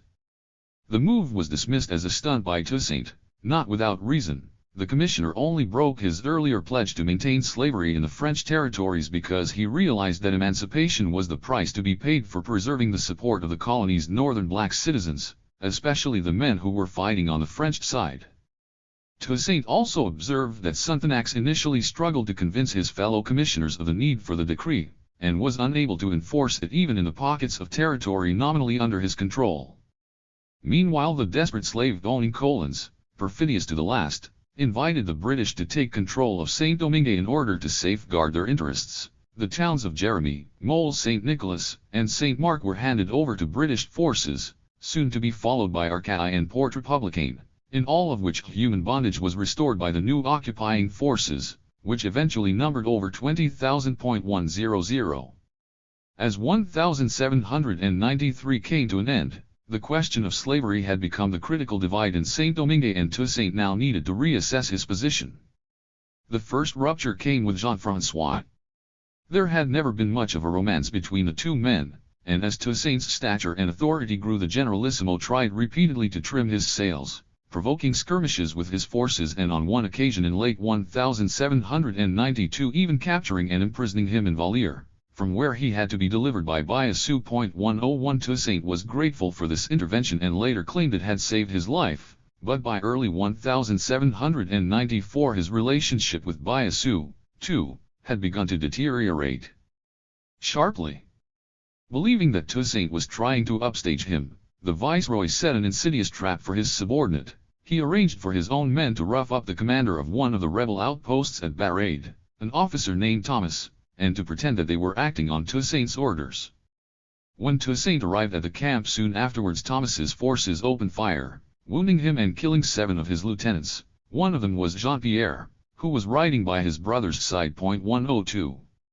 In a long, breathless letter dated March 20, 1794, an enraged Toussaint denounced Biassou to the Spanish authorities.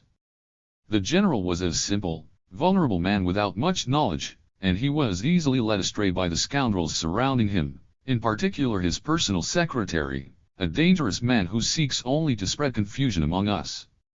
Among Biassou's greatest failings were his weakness of mind. His impressions are always formed by the last people who speak to him, and his impetuous, confused and scatty character. He blamed Biassou for instigating the murderous attack which had claimed his brother's life, and accused him of systematically stirring up dissension among the auxiliary troops. Toussaint at this point formally declared his military autonomy, claiming that from his Marmalade headquarters he was now the general commander of the Black Forces, and that Biassou was not his superior and had never been. There was more than a touch of poetic license in the latter claim, but by this point Toussaint's flow was irrepressible. 103. Under pressure from the colony's black revolutionaries, French Commissioner Sonthonax issued a decree abolishing slavery in August 1793. This Creole version of the proclamation was widely circulated at the time. A week later Toussaint penned a second, equally vitriolic, letter, this time lambasting Biassou for refusing his offers of reconciliation and plotting another attempt on his life at the Carrefour A. Vincent. Toussaint heard about the scheme, no doubt from one of his spies in the Biassou camp, and took another route. The general had also sent his men to steal his livestock and tafia liquor and plunder areas under Toussaint's control, while again trying to lay the blame on him. In addition, he claimed that Toussaint was planning to take up arms against the King of Spain and would begin with an attack on Saint Raphael, where his wife and children remained the guests of the Spanish authorities. The aim was manifestly to discredit him in the eyes of the Spaniards. 104 Behind these clashes with Jean-François and Biassou lurked a fundamental difference over emancipation. Not only was this issue not even remotely on their agenda, but to Toussaint's indignation both leaders of the black insurgency were themselves actively involved in buying and selling slaves. He provided specific details of Biassou's participation in the odious trade of women and children. He would dispatch his agents to capture the families of insurgents while they were away on frontline military duty and sell them into slavery. 105. Appalled by such despicable behavior, Toussaint was championing the cause of emancipation in the parishes of Gonaives, Inri, Plaisance, Marmalade and Dondon, encouraging slaves from plantations to defect to his army and promising them their freedom and his protection. Radically different from the positions of Jean-François and Biassou, this stance also put Toussaint on a collision course with the counter-revolutionary colons residing in the areas under Spanish control.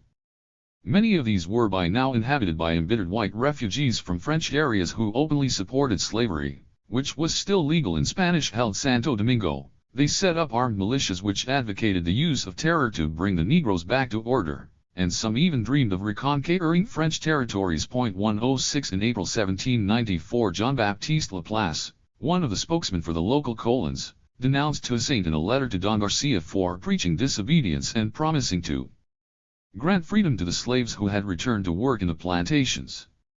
For such crimes of treason and sedition, Laplace thundered, Toussaint's head should roll. 107.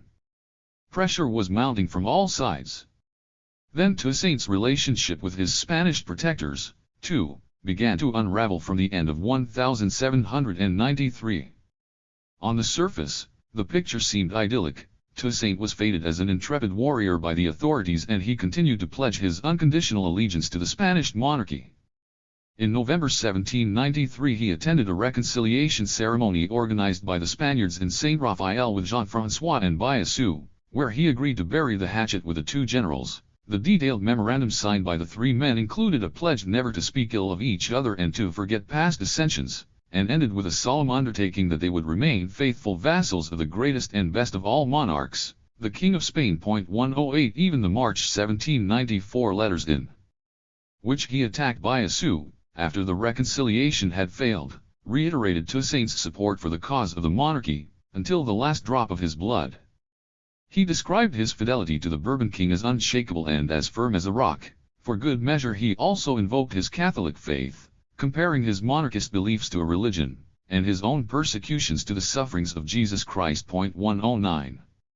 But the martyr's cross was getting heavier to bear. Garcia's forces could scarcely conceal their racial prejudice against the former slaves who made up the auxiliary army, and in early 1794 Spanish troops sent to garrison the town of Gonaives clashed repeatedly with Toussaint's combatants, brutalizing a number of his former Republican senior officers. In this instance, ideological and racial divides coincided perfectly. Worse still, Toussaint's main contact, the Marquis de Armona, with whom he had developed a cordial relationship, it was in his house that the reconciliation ceremony with Biassou and Jean-François had been held, was replaced by Don Juan Bautista Gemir y Leonard, who was much more receptive to the colon's gripes against Toussaint and treated his black auxiliary forces with open disdain. Significantly, Leonard and his superiors took Biassou's side as the conflict between the two men escalated in early 1794. For a while local Spanish forces kept Toussaint's wife and children under house arrest, and also detained his nephew Moise. This provoked a bitter outburst by Toussaint, who declared himself distressed by the way the Spanish commanders had treated his family. 110. Even though uncertainty remains about the exact date of Toussaint's transfer of allegiance from Spain to France, it is manifest that by early May 1794 he was in close contact with the colony's authorities, and by the middle of the month he had clearly signaled his embrace of the French cause. 111 He prudently arranged for his wife and children to be removed from Saint Raphael and brought to him, cheekily making the Spaniards pay for the travel costs. One of the turning points in this transition was a conflict which broke out in Gonaives in late April, in which the black auxiliary forces demanded the surrender of the Spanish garrison. The latter fled, and around 150 white colons were massacred in early May. Toussaint wrote to the Gonaives vicar and the white community expressing regret for the killings. 112 But it may well have been a premeditated strike against the most hardline counter-revolutionary elements among the settlers. Legend has it that before giving the orders for the culling, Toussaint went to Mass. Yet it is a measure of Toussaint's mercurial qualities that even now he did not sever relations with his erstwhile Spanish allies, and led them to believe that he might still cooperate fruitfully with them. He wrote to Biassou, urging him to forget their past differences, and invited him to join the French camp too. He tried to sweeten the offer by congratulating him on his recent marriage. The black commander rebuffed his advances.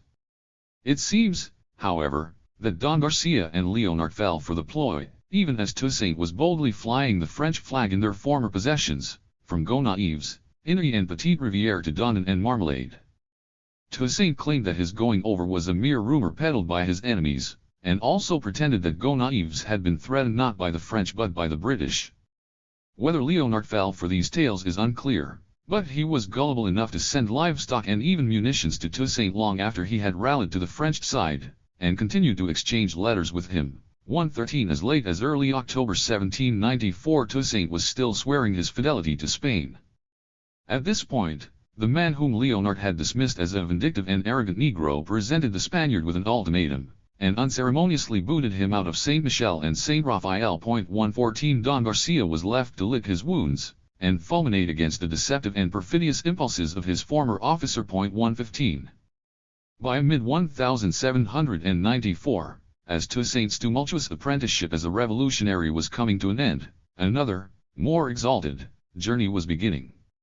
From the time he joined the 1791 insurrection to his ralliement to the French, he had kept his mental compass resolutely focused on one fixed point: the emancipation of his brothers, the black slaves of Saint-Domingue. He was inspired by the extraordinary qualities of these men and women, their intellectual creativity, their courage, their humanity and, above all, their spirit of freedom, which echoed his own sense of natural liberty. At the same time, he sought to move them away from the Macondalist project of confronting the white settler presence in the colony towards a vision of a political community of equals, in which black, white, and mixed-race people could coexist peacefully. This fraternal ideal was still a long way from being universally accepted, let alone implemented, but for the moment its contours were clearly etched in Toussaint's mind, and already embodied in the values and practices of his now 6,000 strong revolutionary army. Seen in this light, it would be misleading to view Toussaint's decision to join the French camp in 1794 in terms of a conversion to Jacobin republicanism, or, for that matter, an abandonment of Spain. From the time he joined the 1791 insurrection, his ideas were shaped through his own reasoning, and combined Saint-Domingue's revolutionary tradition with his own, homegrown elements of royalism and republicanism. There was a significant gap between his position and the French colonial republicanism of the 1790s, as we shall later see. For example, even after they abolished slavery, the French revolutionaries never recognized the legitimacy of the 1791 slave insurrection in Saint-Domingue. More generally, they had given Toussaint no reason to trust them, collectively or individually. He saw them betray the revolution by rejecting any application of the 1789 Declaration of the Rights of Man to the colonies, and then allow their policy towards Saint-Domingue to be shaped exclusively by the mercantile slave-owning bourgeoisie and the most racist settlers.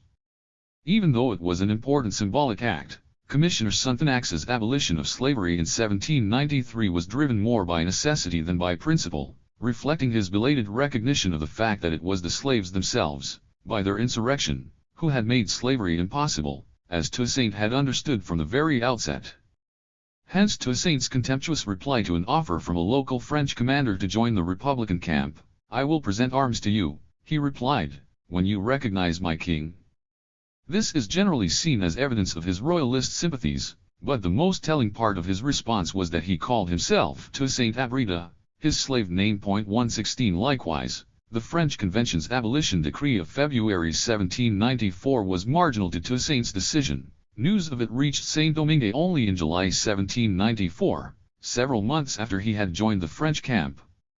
Yet there was one senior French figure whose interactions with Toussaint did matter, and would play a pivotal role in his subsequent political career: Étienne Maynard de Lavaux, an aristocratic radical who embraced the French Revolution with fervor and came to Saint-Domingue as an officer in the French army.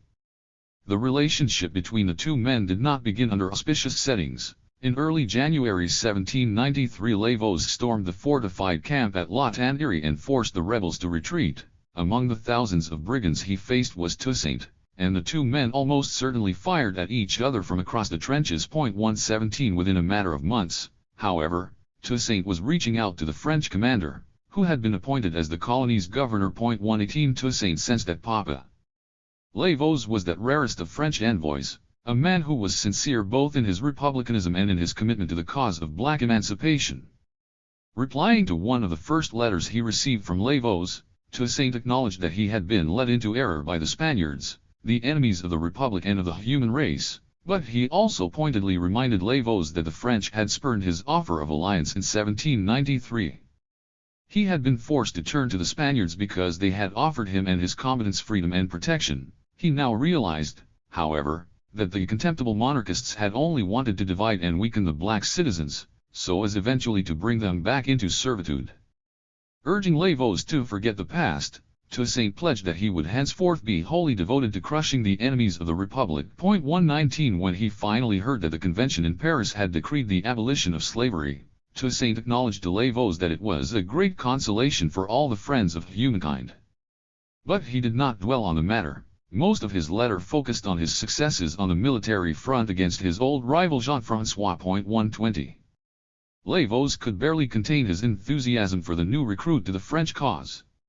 He vouched for Toussaint's devotion to the principle of liberté générale, noting that he had confirmed that one of his main reasons for defecting from the Spanish camp was his realization that Jean-François and Biassou were selling into slavery children, women, and men who were deemed to be bad subjects. 121 After meeting him, the governor praised this brave and meritorious citizen to his superiors, commenting that if Saint-Domingue's gendarmerie were to be reorganized, he would be its ideal commander. 122 Had he found out about this rather patronizing commendation, Toussaint would have smiled. His ambitions were on a much grander scale. 3. Brave Republican warriors. As I have already made clear to you, Toussaint told his officers sharply in early 1795, after they had failed to abide by his exact instructions, a good soldier should appear cold from the outside, and be methodical, loyal, and fiery in the inside. This exhortation summed up his own character. But it also highlighted the challenges he faced now that he had embraced the Republican cause, which focused on the campaign to expel the Spanish and British, and their treasonous French settler allies, from the colony. The British invasion of Saint-Domingue was a key element in the wider strategy adopted in 1793 by William Pitt and his Home Secretary, Henry Dundas, to conquer France's rich West Indian colonies, eradicate the French naval menace in the region and preserve the system of plantation slavery. 2 By mid-1794 the British had seized Martinique, St. Lucia, and Guadeloupe, and had taken Port-au-Prince. As noted in the previous chapter, they would eventually hold a large tranche of the western province, notably St. Mark and Léogâne, as well as a strip around the coastal town of Jérémie. Spanish forces, allied to the British, controlled significant parts of the northern province, as well as most of the colony's eastern territory bordering Santo Domingo, from Fort Dauphin all the way down to Marblehead. Toussaint joined the French side at a particularly critical moment. With the exception of the still loyal southern province, only small enclaves around Cap and Port-au-Prince remained in Republican hands. For him, dislodging his enemies from his native soil was an absolute priority, especially as the British immediately brought back slavery in the areas under their control, as they did elsewhere, for example in Martinique, with the enthusiastic support of royalist French settlers. As one of the colons who enlisted with the British put it, to carry arms against the revolting slaves of Saint-Domingue is not to be traitorous to one's country, it is to serve it. 3 The British were in a strong tactical position, enjoying command of the seas as well as superiority in equipment and in financial resources. Pitt's gold, as it came to be known, was liberally deployed to bribe locals. 4 And so the greatest challenge for Toussaint, hence the impatience in his tone, was to transform his own bedraggled combatants, most of whom came from local Maroon bands, into an effective fighting force. Within 3 years he had achieved his goals, first defeating the Spaniards and then driving the British and their French royalist allies off the colony, creating in the process a disciplined black army of brave Republican warriors 5 under his leadership. Toussaint began his campaign briskly, with a series of victories against his erstwhile Spanish allies. His troops inflicted heavy losses on his former comrade Jean-François, who had retained his allegiance to the Spanish king and was rapidly forced to leave the colony when the Spaniards signed the Bail Treaty with France in July 1795, in which they abandoned all their positions in Saint-Domingue and formally ceded control of neighboring Santo Domingo to the French. 6 From his base in the western Artibonite sector, a 90-mile area in which he installed some 30 military camps, Toussaint then subjected the British and their French royalist auxiliaries to a fierce onslaught. With more than 200 encounters in the opening months, this effort succeeded in pushing them out of much of the western province. A stalemate then ensued, and the British regained some ground in 1796, although by the end of that year they were privately acknowledging that their position had become unsustainable.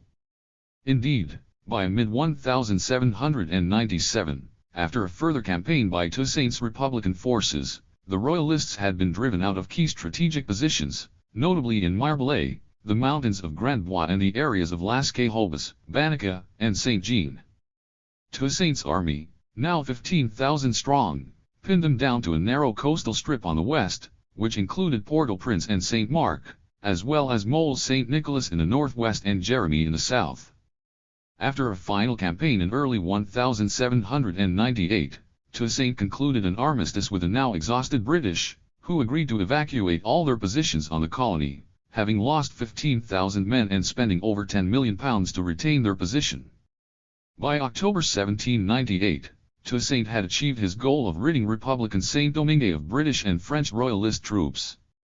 How he and his men achieved these exploits will be the central theme of this chapter. The scale of their accomplishment was prodigious, for by their victories these hardy black combatants overturned prevailing racial stereotypes about European military superiority and the perceived incapacity of black soldiers to wage war. Such views were commonly held in the late 18th century, not only by Toussaint's military and political adversaries but also by most of his French allies.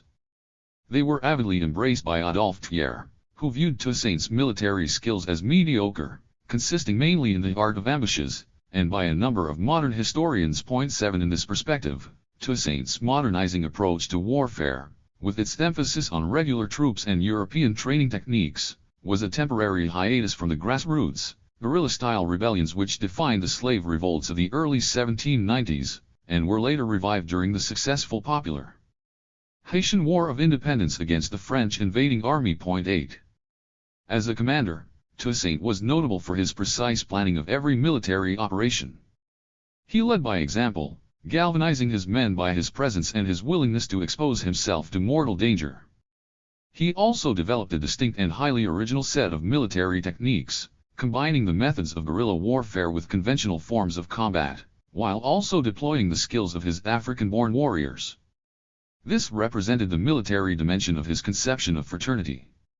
At the same time, Toussaint's objectives were not limited to the conventional ones of territorial acquisition and power projection, but were anchored in a wider set of principles about equality, political autonomy, humanity, and freedom from foreign occupation.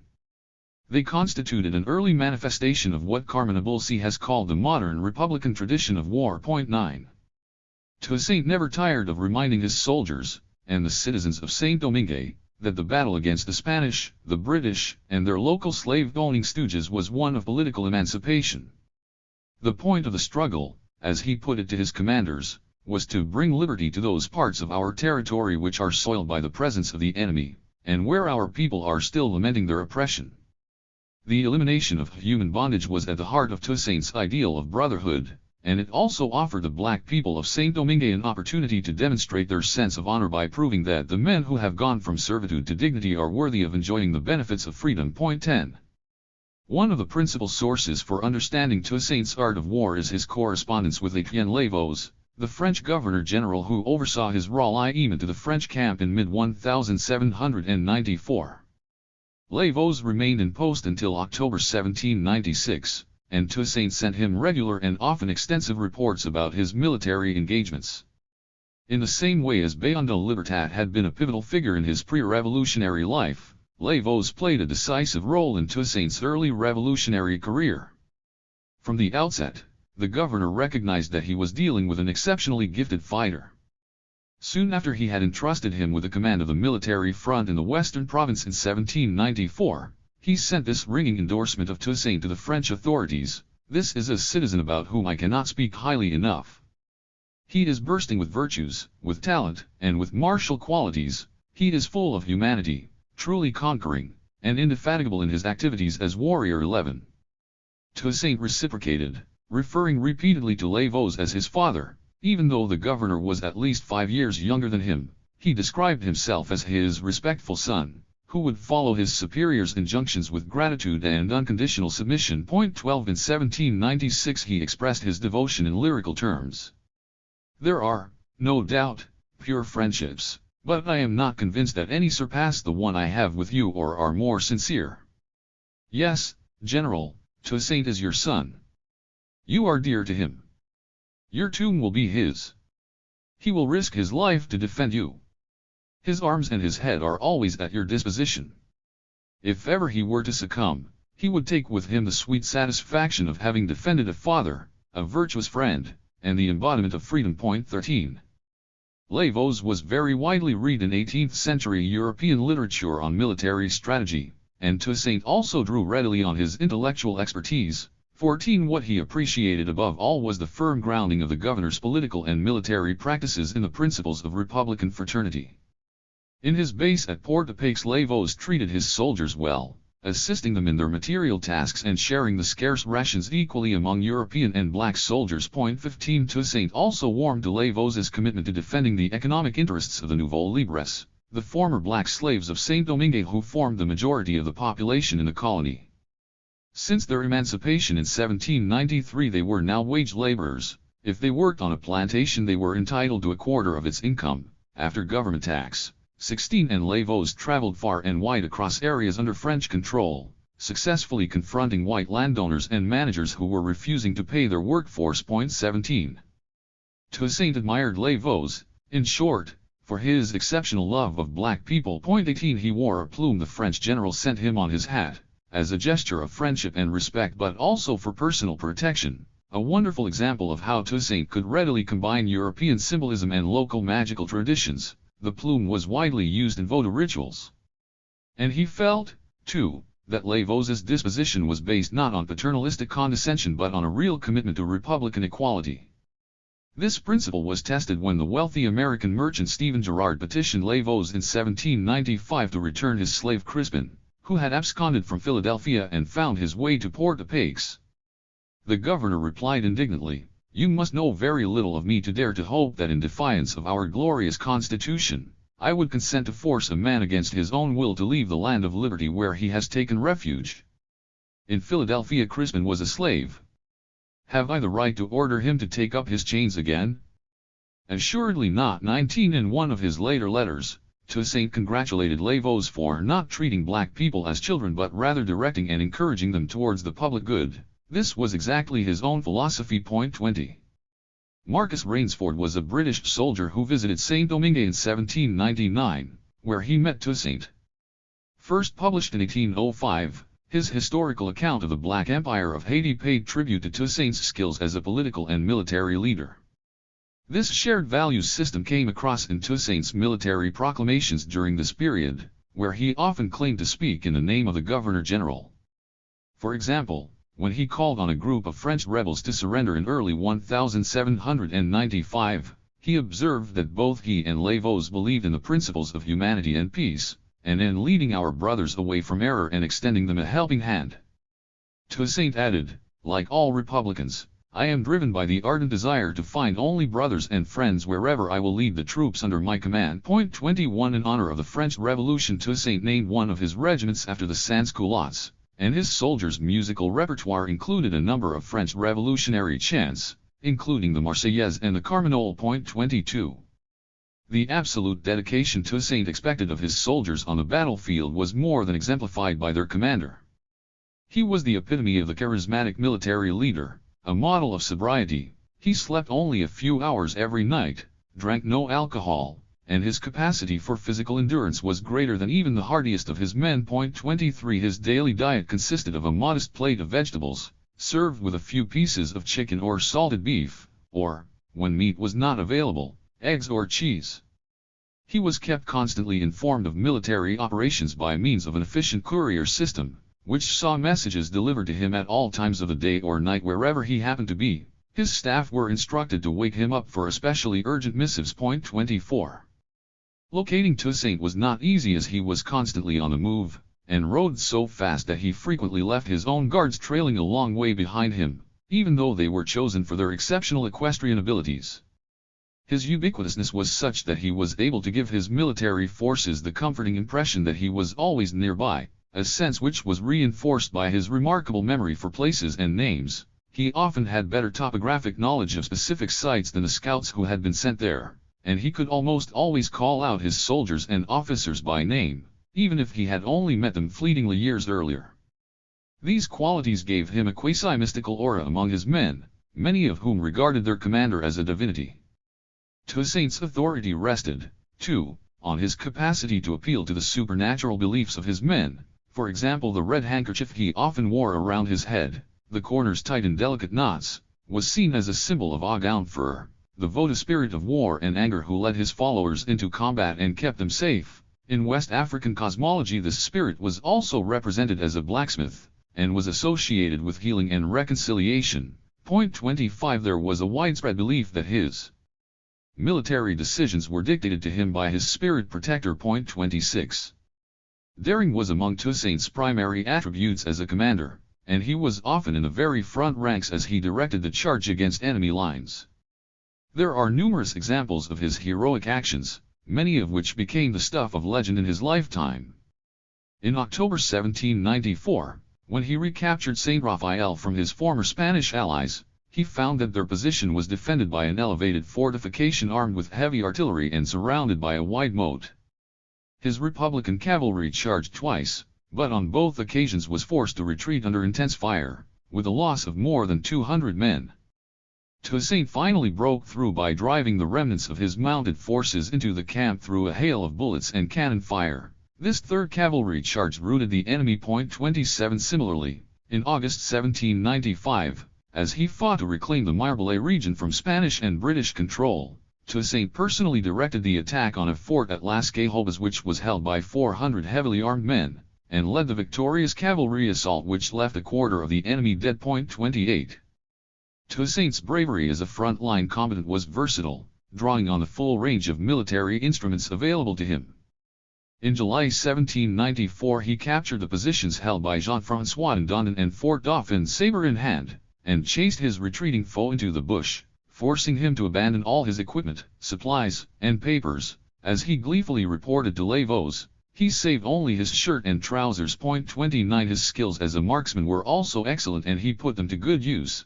During the attack on another Spanish outpost he pursued their troops, which had taken refuge in the woods, and maneuvered them into an exposed position, where he led his dragoons and picked them off with his rifle. Point 30. In early 1795, when he captured the fort of St. Malo, the decisive action was a bayonet charge which he piloted. 31. And when all else failed, there was just his sheer, almost foolhardy, audacity. At the height of one battle against British forces, Toussaint's troops tried repeatedly to take a redoubt tenaciously defended by the enemy. When several assaults by his soldiers failed to dislodge the entrenched British dragoons, Toussaint and his chief of staff, General Pierre H., led a small platoon and overwhelmed them in hand-to-hand combat. Toussaint embraced H. and told him that he was as brave an infantryman as he was an outstanding general. 32. The same was true of his commander. These campaigns demanded extraordinary feats of bravery, but also vast reserves of physical stamina. On one occasion Toussaint mentioned that he had been engaged in combat for 15 successive days. It certainly helped that he did not need more than a few hours sleep each night. 33. But these long stretches of fighting, coupled with consistent exposure to fire, did at times affect Toussaint's health. In one encounter he rushed to the rescue of a local commander in Petite Rivière who had pleaded for his help after coming under royalist attack. He rode through the night even though his body was burning with fever, and helped his Republican troops repel a series of royalist raids. 34. Returning from an inspection round in the Artibonite in December 1795, he informed Lavaux that the trip had heated him so much that he was suffering from a high temperature. 35. Travel across the choppy seas of northern and western Saint-Domingue could also unsettle him. On another inspection trip his boat journey left him seriously indisposed. 36. In July 1796, as he struggled to recapture British positions around Arcueil, Toussaint confessed that he had been very ill for the past 7 days. 37. He had had dozens of horses killed under him, and was seriously wounded in battle 17 times. The most visible, and permanent, trace of these injuries was the loss of most of his front teeth, which he suffered when a cannonball exploded near him, hence the widely held but mistaken belief that the name Louverture referred to the opening in the front of his mouth. Toussaint laid siege to British-controlled St. Mark on 2 occasions and was injured both times, first by a cannon barrel which he was helping his soldiers to mount, and which fell and crushed all the fingers of one of his hands, and second when he sustained a serious arm injury and was forced to wear a sling.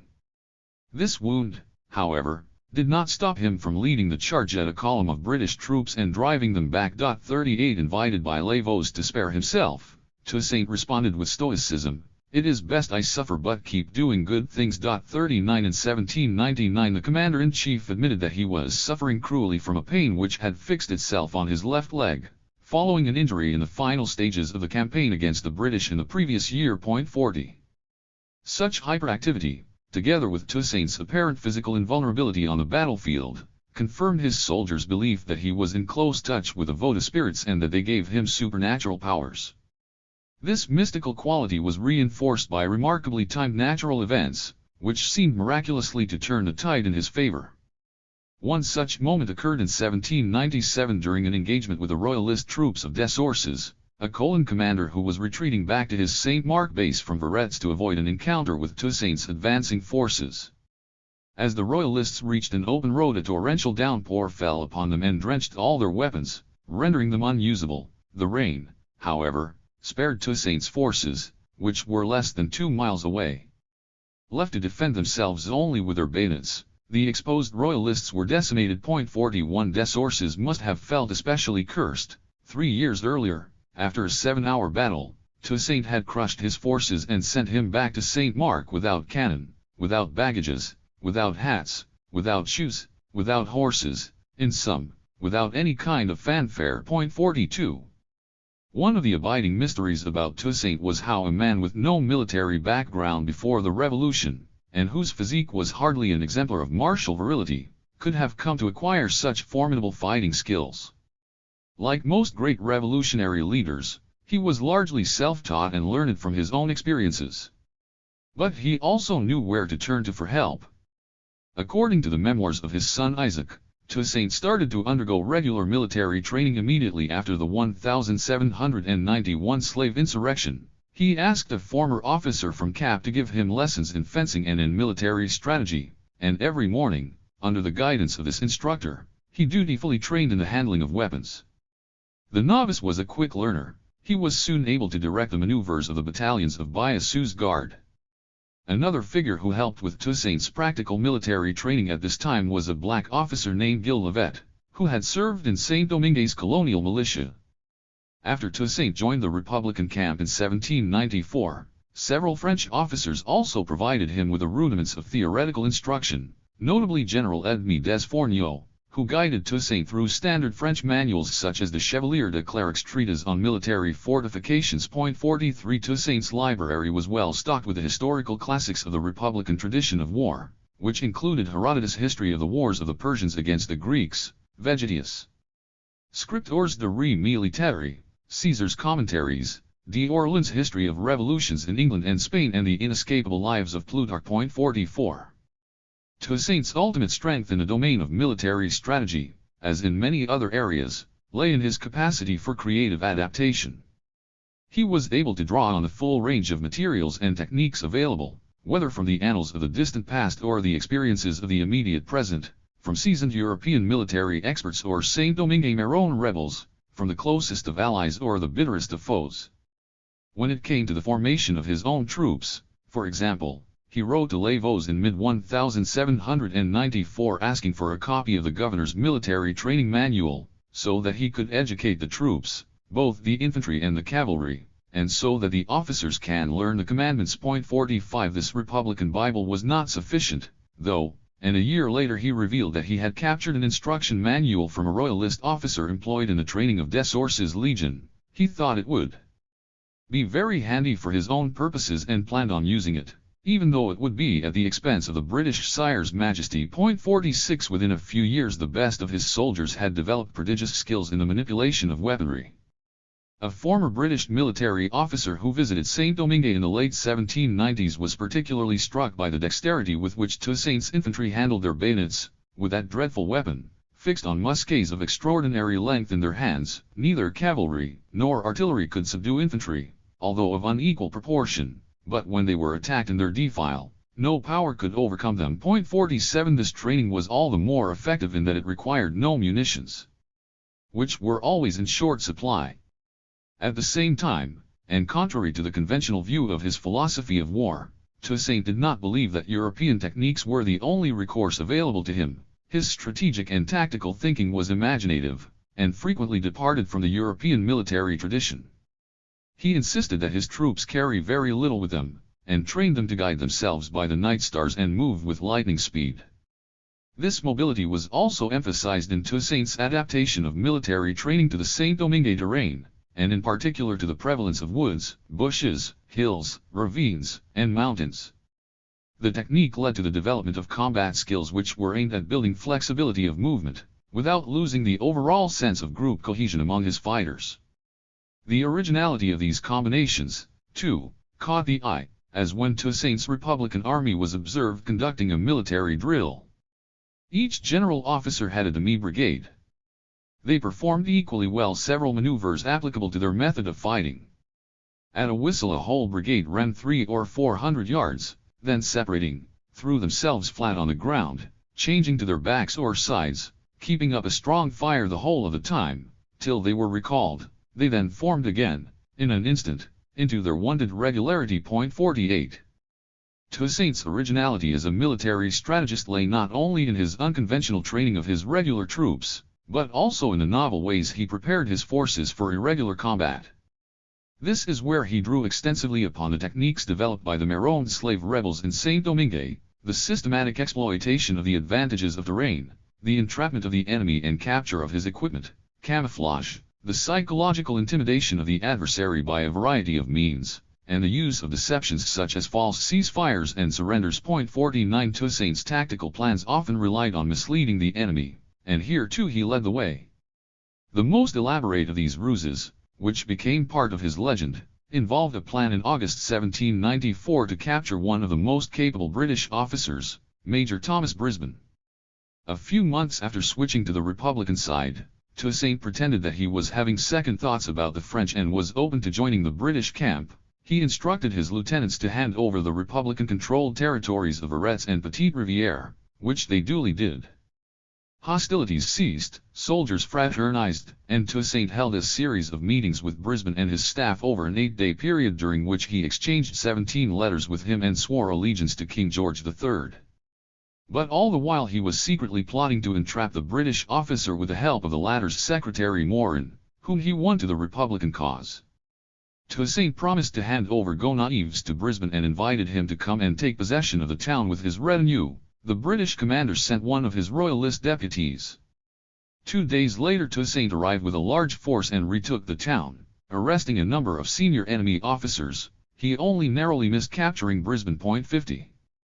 Successful entrapments also involved the ambushing of enemy convoys, as for example in early 1795, when Toussaint's troops lay in wait for a royalist detachment sent from St. Mark to supply its neighboring camps. They captured 7 carriages laden with comestibles, and the unfortunate Desources, who rushed to the rescue, was yet again thrashed, losing more than 60 of his combatants and receiving a complimentary Republican bullet in the thigh. 51. A year later, 500 British troops were ambushed by Toussaint's men near Petite Montagne, with considerable enemy losses and the taking of 7 carts laden with comestibles. The surprise effect, and the careful positioning of his men, allowed Toussaint to achieve this success with a force which was less than half the size of the enemy's. 52. Such tactics were used throughout the war against the British.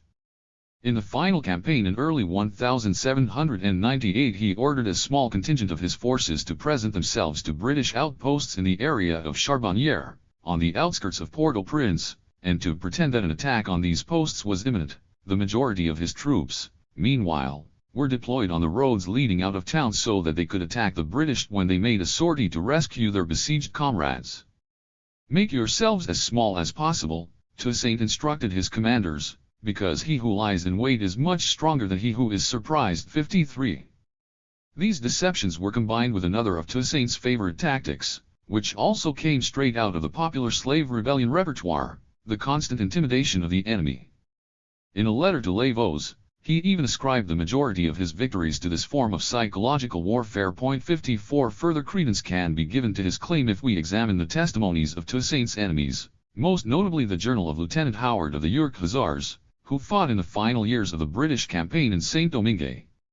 His diaries tell of the torments suffered by the British at the hands of Toussaint's brigands, the most notable of which was the permanent fear of being murdered from behind the bushes or from wherever they could find an opportunity of cutting us off. 55. Just as undermining was Toussaint's practice of sending small, highly mobile units to unsettle British-held outposts late at night, to cause chaos and prevent the soldiers from getting a proper night's sleep. On one occasion Howard recounted how a party of several men had come up to the gate of his camp at 11 p.m. and fired several times before retreating into the darkness. The officer rallied a group of his men and gave chase for 5 miles, but was unable to find the assailants. Howard returned, went to sleep, only to be awakened at 4 a.m. by yet more shooting. This time he roused every man under his command and searched the entire plain around his camp, but could not fall in with a single soul. He later learned that other British-held positions had been attacked at night in exactly the same way by Toussaint's invisible fighters. 56. These techniques of harassment, perfected to a fine art by Louverture and his men, created a state of permanent unease among British forces, which steadily undermined their confidence, especially as they knew they were under constant surveillance by an adversary they could neither see nor hear. Toussaint was highly resourceful in gathering information about enemy activity, whether through spies, informers, the interception of communications, or drawing upon refugees, deserters, and local citizens with first-hand accounts such as peasants and fishermen. 57 These grandas intelligences, as he called them, provided invaluable knowledge about enemy schemes which he used to prepare his own actions. 58 Natural elements were also used as camouflage for military operations. For example, Toussaint developed the habit of attacking the British during thunderstorms, especially severe ones, which could be spectacular in Saint-Domingue. Howard described one such event, which lasted 6 hours, as one of the grandest effects of horror I have ever experienced. This association of thunderstorms with potential attacks clearly provoked dread among enemy troops. 59 Toussaint's men also resorted to the kind of intimidating sounds produced by Maroon rebels in early 1790s, such as screams, hissing noises, and the loud beating of drums during certain combat operations. Faced with this deafening noise in one encounter, British troops fled in tumultuous terror. 60. Thanks to all of these skills, Toussaint's forces were able to carry out bold raids into the very heart of British-held territory. On the night of April 16, 1797, Howard noted that a party of brigands came at night into the middle of the regiment in St. Mark without being perceived and made off with 6 saddle horses. This theft from the army barracks astounded the British, and was characterized by Howard as one of the most audacious attempts ever committed in the annals of military history. 61. Toussaint's writings offer fascinating glimpses of his military operations, but he left few comprehensive accounts of his campaigns. In one of his later letters, he listed more than 50 of his major victories against Spanish and British forces between 1794 and 1798.62. But although we can broadly piece together his movements on the ground during these episodes, notably through his correspondence with successive French governors, we often lack specific dates and locations, information about his strategic plans and troop movements, and precise battle descriptions. One significant exception is his successful 15-day campaign to recapture the Marblehead Basin from the British in April 1797, in the aftermath of which he produced a detailed report. The region was of considerable military significance as it was a natural fortress, serving as a gateway to the interior from the provinces of the north, the west, and the south, as well as offering a potential escape route into Spanish territory. Its ranches, farmed by whites and free people of color, were a vital source of beef, and its plantations of cotton, indigo, and coffee had been largely spared the devastation of the early revolutionary years. 63 The area was invaded and held by the British until early 1795, allowing Royalist forces to extend their control east towards the border with Santo Domingo. Toussaint counterattacked and reclaimed much of the region by June 1795. But the British and their allies regrouped and eventually fought back, and in August 1796 inflicted a severe defeat on his forces, gathering all their troops from Grand Bois, Arcueil, Croix-de-Bouquets and Port-au-Prince. The Royalists overran Republican positions around Las Cajobas and almost completely wiped out the 4th Regiment of the Republican Army. Barely 50 men survived. 64 By the time Toussaint prepared to take the fight back to the British in early months of 1797, they had consolidated their positions in the area, with a network of camps protected by blockhouses generally perched on elevated sites. Toussaint left Gonaives on March 15 and traveled across the western cordon, inspecting his troops and assembling a force of over 12,000 men from his 4th, 6th, 7th, and 8th regiments around Verrets on March 24. On his way to Petite Rivière, he sustained a serious injury when his horse attempted a difficult passage too brusquely and flung him off. He had to make his way to Verrets by carriage. He established his headquarters there, and organized his forces into 3 columns, entrusting one of them, under the command of Christophe Mornat, with the task of occupying the principal road joining Marbleay to Port-au-Prince, so as to prevent the arrival of any possible British reinforcements. Mornat's troops fought their way to the location and held the position, defeating a force of Royalist auxiliaries. During this engagement the son of Desbruges, the enemy commander of the region, was killed. Toussaint then ordered his other columns under Clairvaux and Dessalines to advance immediately on 2 major British positions, the Bourg and La Selle fortifications, both situated on high ground, whose defenders taunted their assailants with chants of Vive l'Roi. The Republican soldiers responded with revolutionary chants as they hauled their artillery pieces up narrow mountainous paths.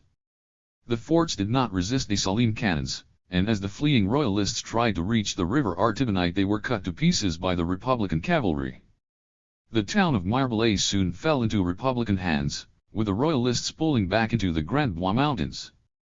Toussaint noted that the British made little effort to defend Marbleay, even though it was protected by an imposing fortress. The enemy retreated in panic at the sight of Republican bayonets. 65. At this point, although still struggling with his injury, Toussaint himself joined the battle. As he put in his report, "I was still in agony, but the success of Republican arms made me insensitive to the pain, and I was eager to complete the victory, and rout the enemy from the region." 66. One of the key tactical advantages he had was his personal knowledge of the terrain, which he now exploited to the full.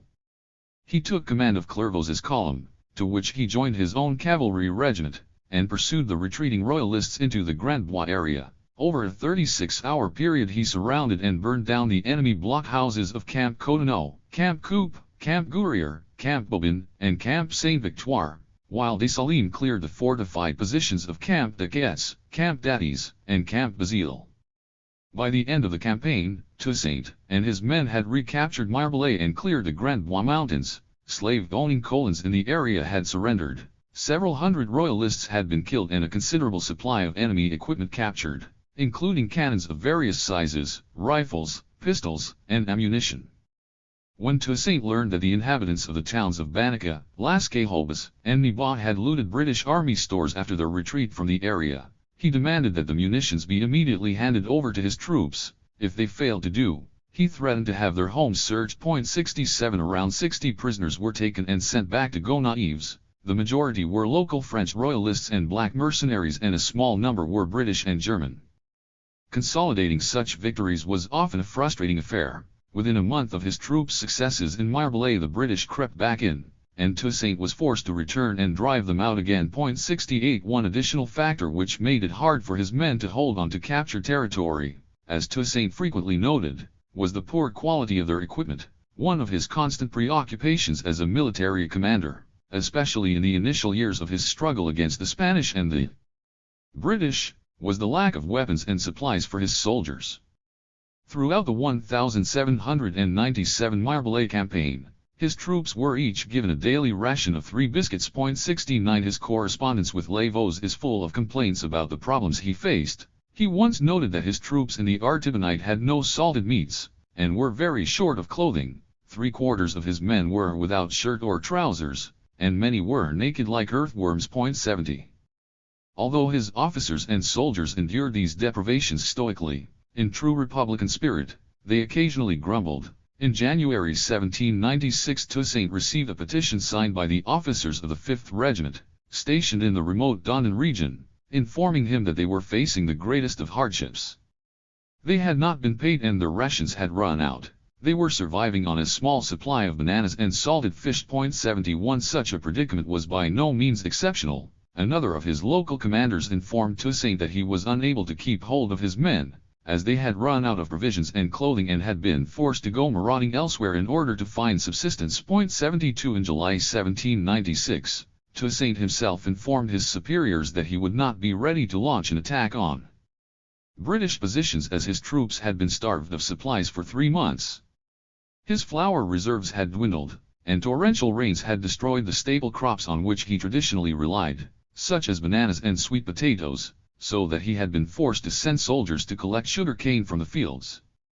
The men's daily ration had been reduced to a single piece of herring or salted cod. 73 A year later, despite the desperate shortage of supplies on the Western Front, he was able to send 250 barrels of flour to Cap, while noting that his troops in Jean Rabel were acutely in need. When he received news that a supply ship destined for his sector had been lost, he wept. 74 Even after the defeat of the British in 1798, the situation did not improve significantly. Toussaint reported that his troops on the Western Front were facing extreme food shortages and were having to rely on local provisions, which were not in abundance. 75 He complained to his superiors that his soldiers were still overwhelmingly without coats, shirts, or trousers. 76 As if this was not enough, there was also a dire shortage of equipment.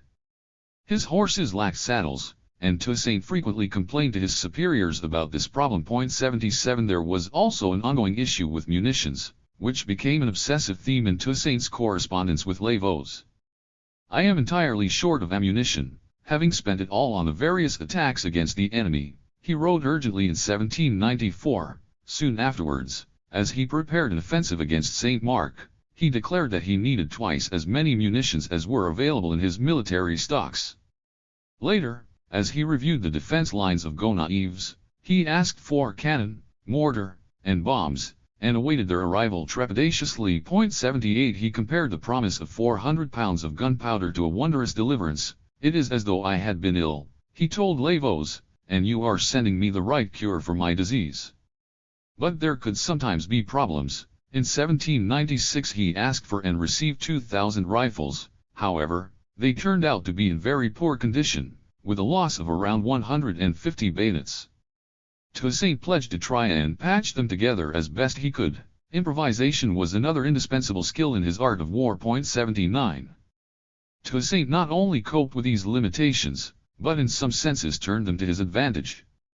No shot was fired by his soldiers without good reason, he informed Lavaux, adding that he was very severe in his exhortations to use munitions sparingly. He told one local group of commanders that he would hold them responsible for the gunpowder until the very last grain. 80 He also insisted that all the rifles and ammunition captured from the British and their allies be handed over to the military depot, so that they could be recycled for the war effort. He demanded that his officers keep their eyes wide open to ensure this order was faithfully executed. 81 There was for Toussaint, it seems, something especially poetic about a military success which was achieved on the back of enemy munitions. It is a measure of the fortitude Toussaint instilled in his men that some of their greatest exploits were achieved from positions of numerical and tactical inferiority. Natural or man-made obstacles did not easily stand in their way, be they traditional defensive barriers erected outside fortifications, such as fascines or chevaux de frise, or elevated terrains. In early 1795, the troops of Toussaint's nephew Moise launched an assault against Fort Bambi, an enemy position built on the top of a steep and almost inaccessible mountain. They slung their weapons on their shoulders and ascended the peak even though they were unable to return the sustained fire they were receiving from above. Having reached the summit, and despite losing some of their comrades, they overran the enemy with bayonets. 82 In 1798, when Toussaint stormed the British position of Fort Churchill with his elite troops, his men realized that their ladders were too short, and so they stood on one another's shoulders for half an hour, taking heavy casualties, but eventually succeeding in creating a breach in the enemy position. 83 The use of human ladders was clearly a valuable technique, as it was also deployed in a successful attack on another British-held position, the Camp Martineau, situated by Arcueil. As Toussaint put it, "Our men were forced to join themselves together to reach the heights of the wall." This was brotherhood taken to its ultimate limits. 84 Toussaint's troops often found themselves facing a larger contingent of enemy forces. In late 1794, for example, 30 of his men were sent to repulse a royalist attack at Verrets. When they arrived they were confronted by an enemy 10 times their number which charged at them 3 times. On each occasion they were repelled, with the royalist commander Biscay losing his life in the third attempt. 85 A year later, Toussaint received word that Moise's troops were in difficulty during an engagement in the Dondon area with Jean-François' militia, whose forces were again overwhelmingly superior in number. By the time Toussaint arrived, with merely 50 troops from his sans-culottes regiment, Moïse's men were in difficulty, having run out of munitions and being left with 1 barrel of gunpowder. Yet Toussaint was delighted to find that his men were still on the offensive and were attacking the enemy with stones. He rallied his soldiers, who charged with such fierceness that Jean-François' troops fled in disarray. 86. These examples of military valor, and many more, show that Toussaint often turned his troops' inferiority into a weapon, both by highlighting the importance of courage and by instilling in his men an unshakable belief in the justice of their cause. An army fighting to liberate its black brothers could never be defeated by its adversaries, however well they might be equipped, financed, and armed. A wonderful example of how well Toussaint schooled his soldiers in this republican philosophy came to light when they received an invitation from Jean-François to abandon the French cause and rally to the King of Spain. They greeted this summons to treachery with a magnificently contemptuous proclamation, "Our liberty is very different from yours." They responded, "You are just the slaves of a king, and we are free republican men who despise your monarch." As for the profusion of weapons and munitions Jean-François had received from his king, Toussaint's men laughed them off cockily. "Be sure to use them to tighten your chains, as we need only sticks and stones to make you dance the Carmagnole." 87. Military fraternity was also about discipline, a central feature of Toussaint's military command, and it was recognized by his adversaries as one of the cornerstones of his army's successes in the field. A French general who later faced Toussaint in combat went so far as to assert that the unity he achieved among his fighters was Louverture's most remarkable accomplishment. 88. This cohesion began at the very top of his military hierarchy. Toussaint nurtured a talented group of senior officers, who rose through the ranks to assume commanding positions in his army. A number of them later became key figures in the Haitian Revolution. Some of these men, such as Henri Christophe, were gifted black commanders whom he put in charge of regiments he created when he first assumed responsibility for operations on the Western Front. Christophe eventually became the military commander of Cap, and was praised by Toussaint for his patriotism, his wisdom and prudence, as well as his robust adherence to order. 89. The most flamboyant of Toussaint's senior military officers was Jean-Jacques Dessalines. From the very outset, when he was made commander of Saint-Michel, Dessalines emerged as one of Toussaint's most dependable lieutenants. Tough, fearless, and uncompromising, he was a formidable fighter, and was entrusted with important military operations against both the Spanish and the British. In his report following the recapture of Marblehead in 1797, Toussaint singled out Dessalines for his firmness, valor, and prudence. 90. He was dispatched, too, whenever local civil disorders needed to be quelled by the use of overwhelming force. It was best not to be loitering around the neighborhood when Dessalines rode in with his fighters from the 4th Regiment to execute one of his purges. 91. Those involved in serious acts of violence were court-martialed on the spot and, if found guilty, executed. 92. Toussaint's military entourage contained a number of his close relatives, notably his brothers Pierre, who served with him in the Spanish army, and Paul, who became a general, his brother-in-law Claude Martin, a colonel, and his nephews Moïse, Charles Belair, Bernard Chancy and Jacques Chancy. 93. But it was also open to all available talents, representing, in a microcosm, the future fraternal society he hoped to construct in Saint-Domingue.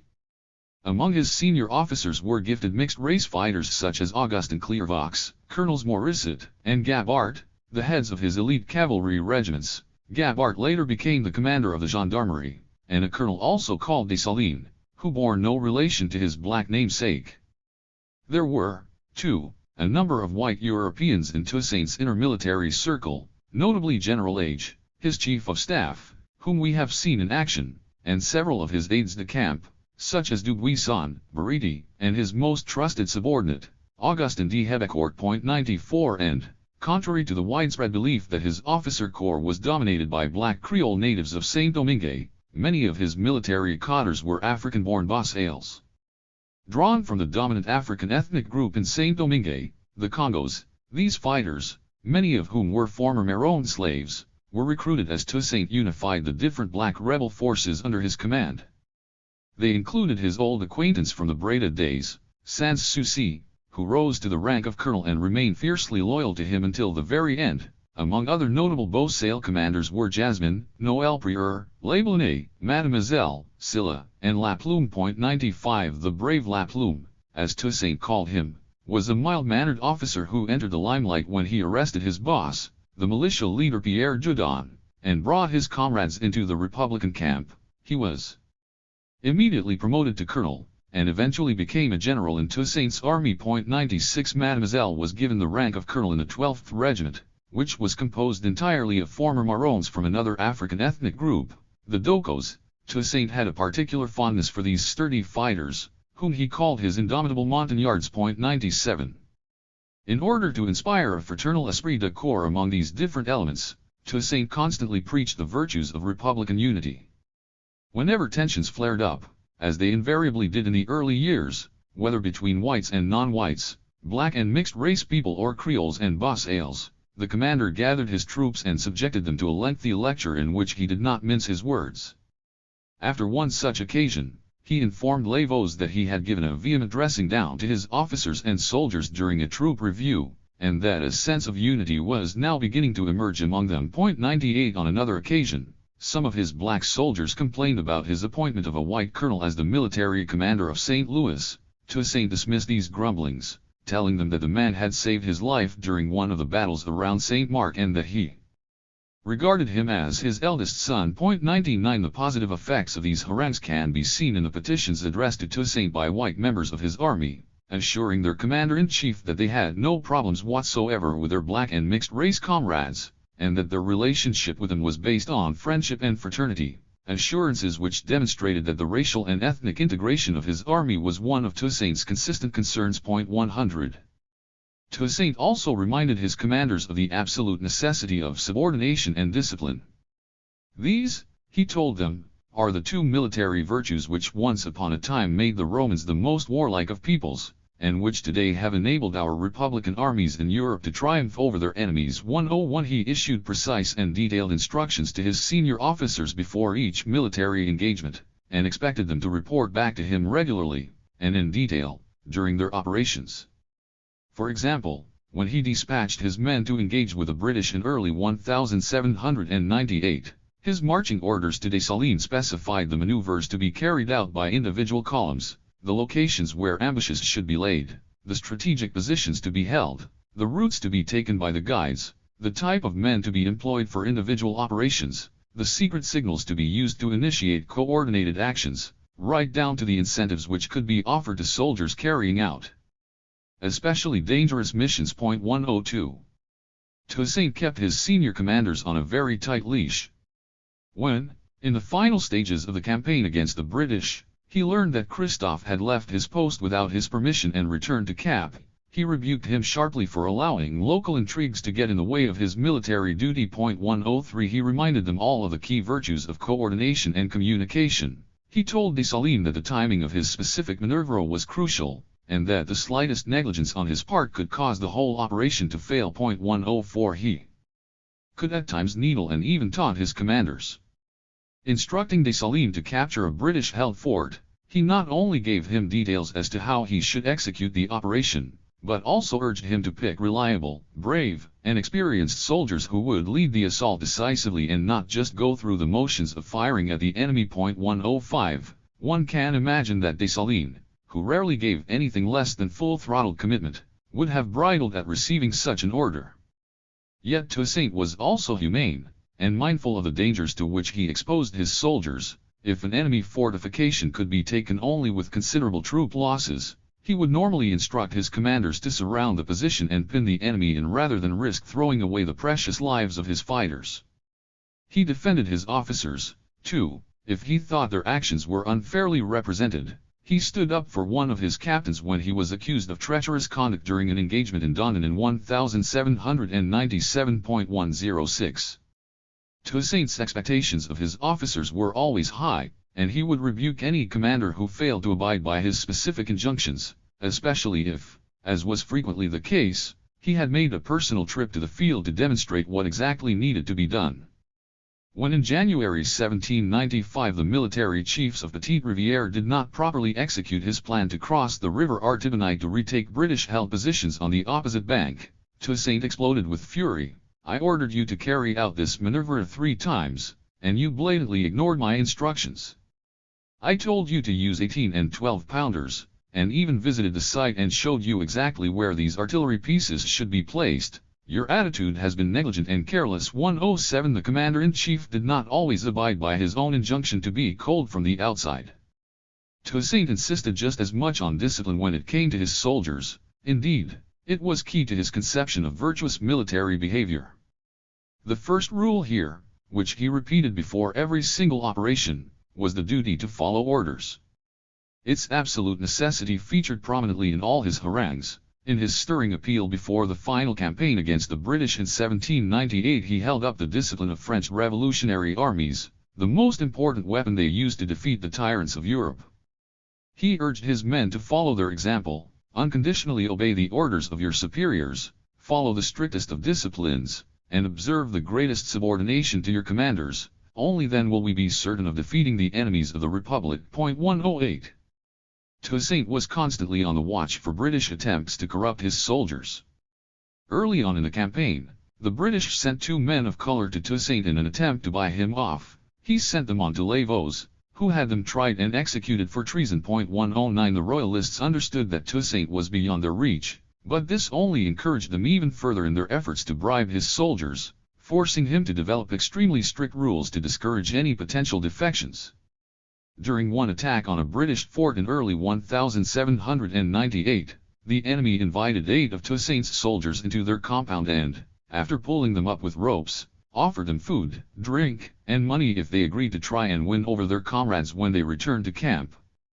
This treacherous scheme was discovered by their commanding officer and the soldiers were executed near the fort, in sight of its British occupants. 110 His senior commanders would generally put British spies to death, but Toussaint himself tried whenever possible to spare their lives.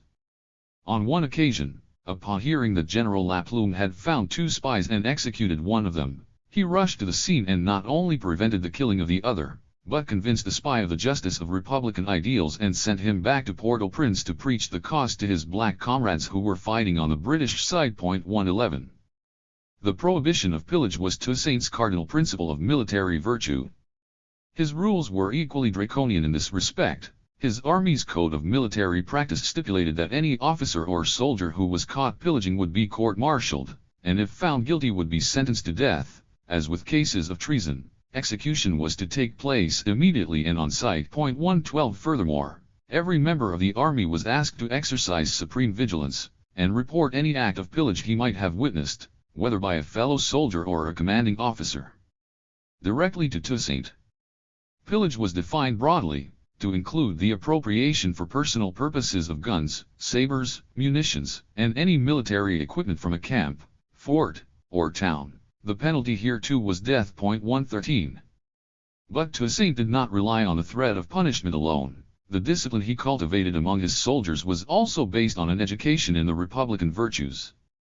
Steadfastness was among the key ones, and he incessantly reminded his men that they should remain confident, especially in the face of setbacks. A good republican, he wrote to an officer who had just been treacherously defeated, must not let himself be discouraged. 114 He also insisted that liberated territories had to be safeguarded with the utmost care. Now that we have planted the tree of liberty in these areas, he told his men, we have to become the first defenders of its properties.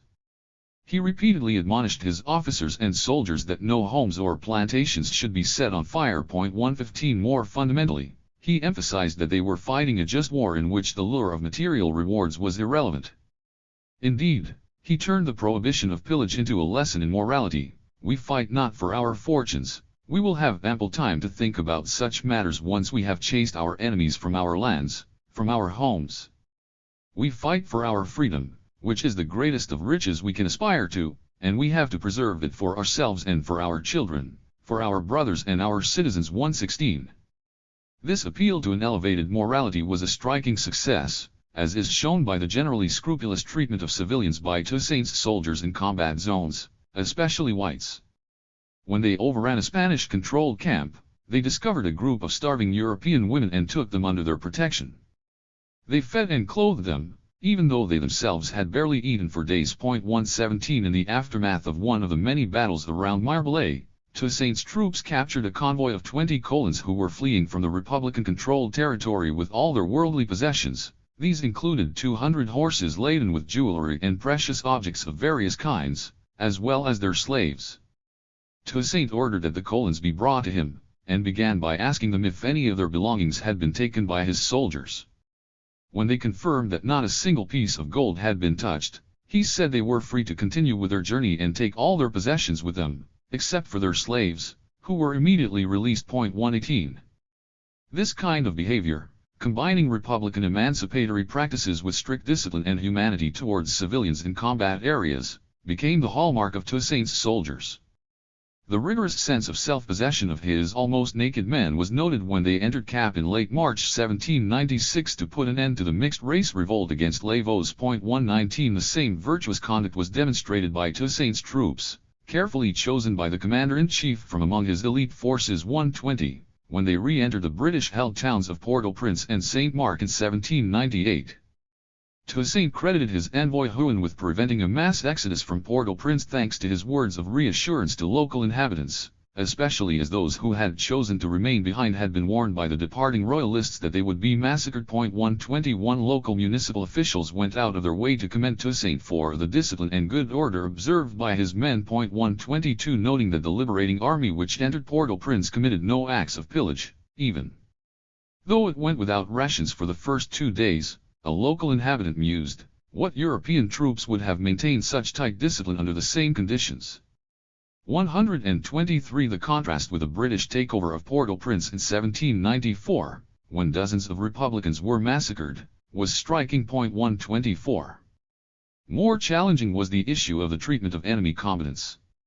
The fighting was often ferocious and it was wise to avoid finishing on the losing side. In October 1794 Toussaint informed Les Veaux that, after he had stormed the Spanish fortified position outside Saint-Raphael, he had put 90 or so Spaniards to the sword. He added that these were mostly those who refused to surrender, but it is not clear how closely their intentions were ascertained. 125. In September 1795, as his forces attacked the royalist position of Camp du Buisson, the enemy put up such a fierce resistance that when the camp was eventually overrun, Toussaint confessed that it became impossible to hold back the fervor of the troops. Everyone found inside the camp was massacred. 126. Defeated enemies sometimes became macabre war trophies.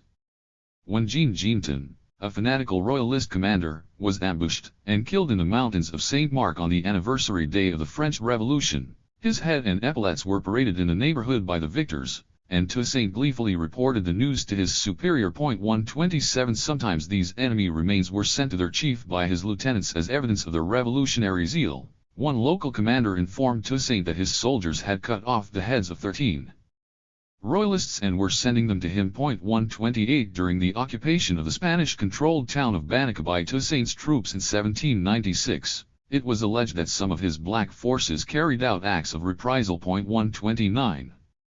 But such incidents were more typical of the early years of the fight against the foreign occupiers and their auxiliaries. Later periods were marked by consistent acts of humanity by Toussaint and his Republican army. Black prisoners, in particular, were shown every possible courtesy and treated like brothers. Those who volunteered to do so were drafted into his army, and many subsequently distinguished themselves on the battlefield. 130. Desertions of black soldiers fighting on the British side were actively encouraged. For example, 250 fighters from Port-au-Prince came over to the Republican camp in May 179, 7131, and the number increased steadily in the final months of the campaign. 132. Some of the gallantry displayed was quite extraordinary by any standards.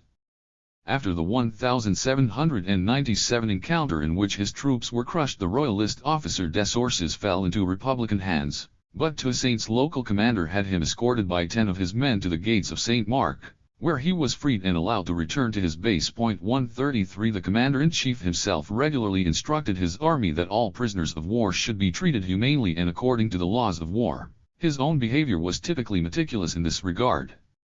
He often released them if they gave their word of honor to lay down their weapons. After capturing Marblehead for the first time in 1795, he found 300 white Frenchmen who had come from the north of Saint-Domingue to enlist in the royalist militia. He permitted them to return to their homes after they swore an oath of allegiance to the Republic. He had done this, he told Lavos, out of Humanity. 134. In one famous instance, Toussaint allowed the French royalist Marquis d'Espinville, whom he had just defeated on the battlefield, to leave Saint-Domingue for Cuba with his entire military staff. Toussaint incorporated the remnants of his troops into his own army, even though they could all technically have been prosecuted for high treason as they had taken up arms against France. 135. Always mindful of the example he was setting, Toussaint's merciful acts could verge on the theatrical. When 4 Frenchmen who had gone over to the British were recaptured by his troops in 1798, he ordered them to be brought to his church the following Sunday. They were not told of their fate and must have expected to be executed, as they were guilty of aggravated treason. However, just as the priest's homily was extolling the virtues of Christian forgiveness, Toussaint walked up to the pew where the prisoners were seated and announced to the assembled congregation that they were to be pardoned. 136. Toussaint also conducted prisoner exchanges with the British, and his correspondence with their officials shows that negotiations between the two sides took place regularly, and were generally implemented in good faith. In November 1795, for instance, he received 14 Republican prisoners from the British and undertook to send back a young man of color named Davy, whose father had fought on the Royalist side and was presently based in Jamaica. 137. These exchanges continued until 1798. Even though Toussaint was irritated by the British habit of only exchanging white prisoners, he rightly suspected that they intended to keep the black captives as slaves. 138. The problem, however, was that such civilities were not observed by Royalist fighters on the ground, especially when they were commanded by French colons or émigrés. In his report to his superiors, Toussaint highlighted separate incidents in which 2 of his brave local commanders, Brigadiers Biret and Michaud, were captured and summarily executed by Royalists. Biret had laid down his weapons, and yet was hacked to death with bayonets. The manner of Michaud's killing was so gruesome that Toussaint could only report that he was executed with a refinement of cruelty. 139. Such incidents were manifestly encouraged by senior Royalist officers. This was confirmed when, during the capture of a British fort, Toussaint discovered a letter by the sadistic commander Jean-Baptiste Lapointe to his officers, which concluded, no mercy should be shown to the brigands. No prisoners. 140. Lapointe, a slave-owning mixed-race planter from southern Saint-Domingue, was given the command of a Royalist regiment after handing over Arcueil to the British. He detested Toussaint, whom he regarded as a miserable slave. 141. After Lapointe massacred 200 men at Arcueil and Saint-Marc, an outraged Toussaint penned a long letter of complaint to the commander-in-chief of the British forces in Saint-Domingue, Major General John White. He began, in the name of the principles of humanity and republican virtue, by denouncing the killings of his officers and Lapointe's barbaric injunction to his forces, which were contrary to the laws of war. He went on to list numerous instances of mercy shown to Royalist prisoners by himself and by his own men, adding that the Republicans of Saint-Domingue were incapable of murdering in cold blood an enemy whom they had just vanquished. Indeed, despite the bitterness he felt at the murder of his men, Toussaint had sent 6 captured soldiers from the Irish Legion back to Saint-Marc, as well as a captain. He then sternly upbraided the British officer, even though I am just a black man, and even though I have not received as polished an education as you and your officers, I would feel that such dishonorable acts, were they committed by my forces, would tarnish my nation's glory. 142. The expulsion of the British occupying forces from Saint-Domingue in September 1798 raised the reputation of Toussaint and his hardy Republican combatants to new heights. Shortly after the departure of British soldiers from the colony, the French Directory representative Philippe Roumet wrote a report to his superiors in Paris in which he conceded that Toussaint's rebellious tendencies sometimes made him difficult to handle. However, he added, "This is a rebel whose will commands the assent of 9/10 of the population of Saint-Domingue, a rebel whose courage, discipline, and strategic intelligence in the conduct of colonial war have overcome the might and the ruses of the British, a rebel who hardly ever sleeps and seems able to multiply himself and be present in many different places at the same time, a rebel who knows the ideal locations for ambushes in every part of this territory which is littered with mountains, rivers, and passes, a rebel who commands a tireless army, that can feed itself on anything which can be digested and can even do without clothing." 143. Toussaint's greatness as a military commander was not merely a matter of counting his victories on the battlefield. Indeed, even though he was often successful, His role in routing the Spanish was decisive. He suffered setbacks, too, especially against the British. Despite his determined efforts to force them out of their strongholds in the west, notably Port-au-Prince, St. Mark, and Arcueil, success consistently eluded him, and the final British withdrawal was achieved through negotiation rather than unconditional surrender.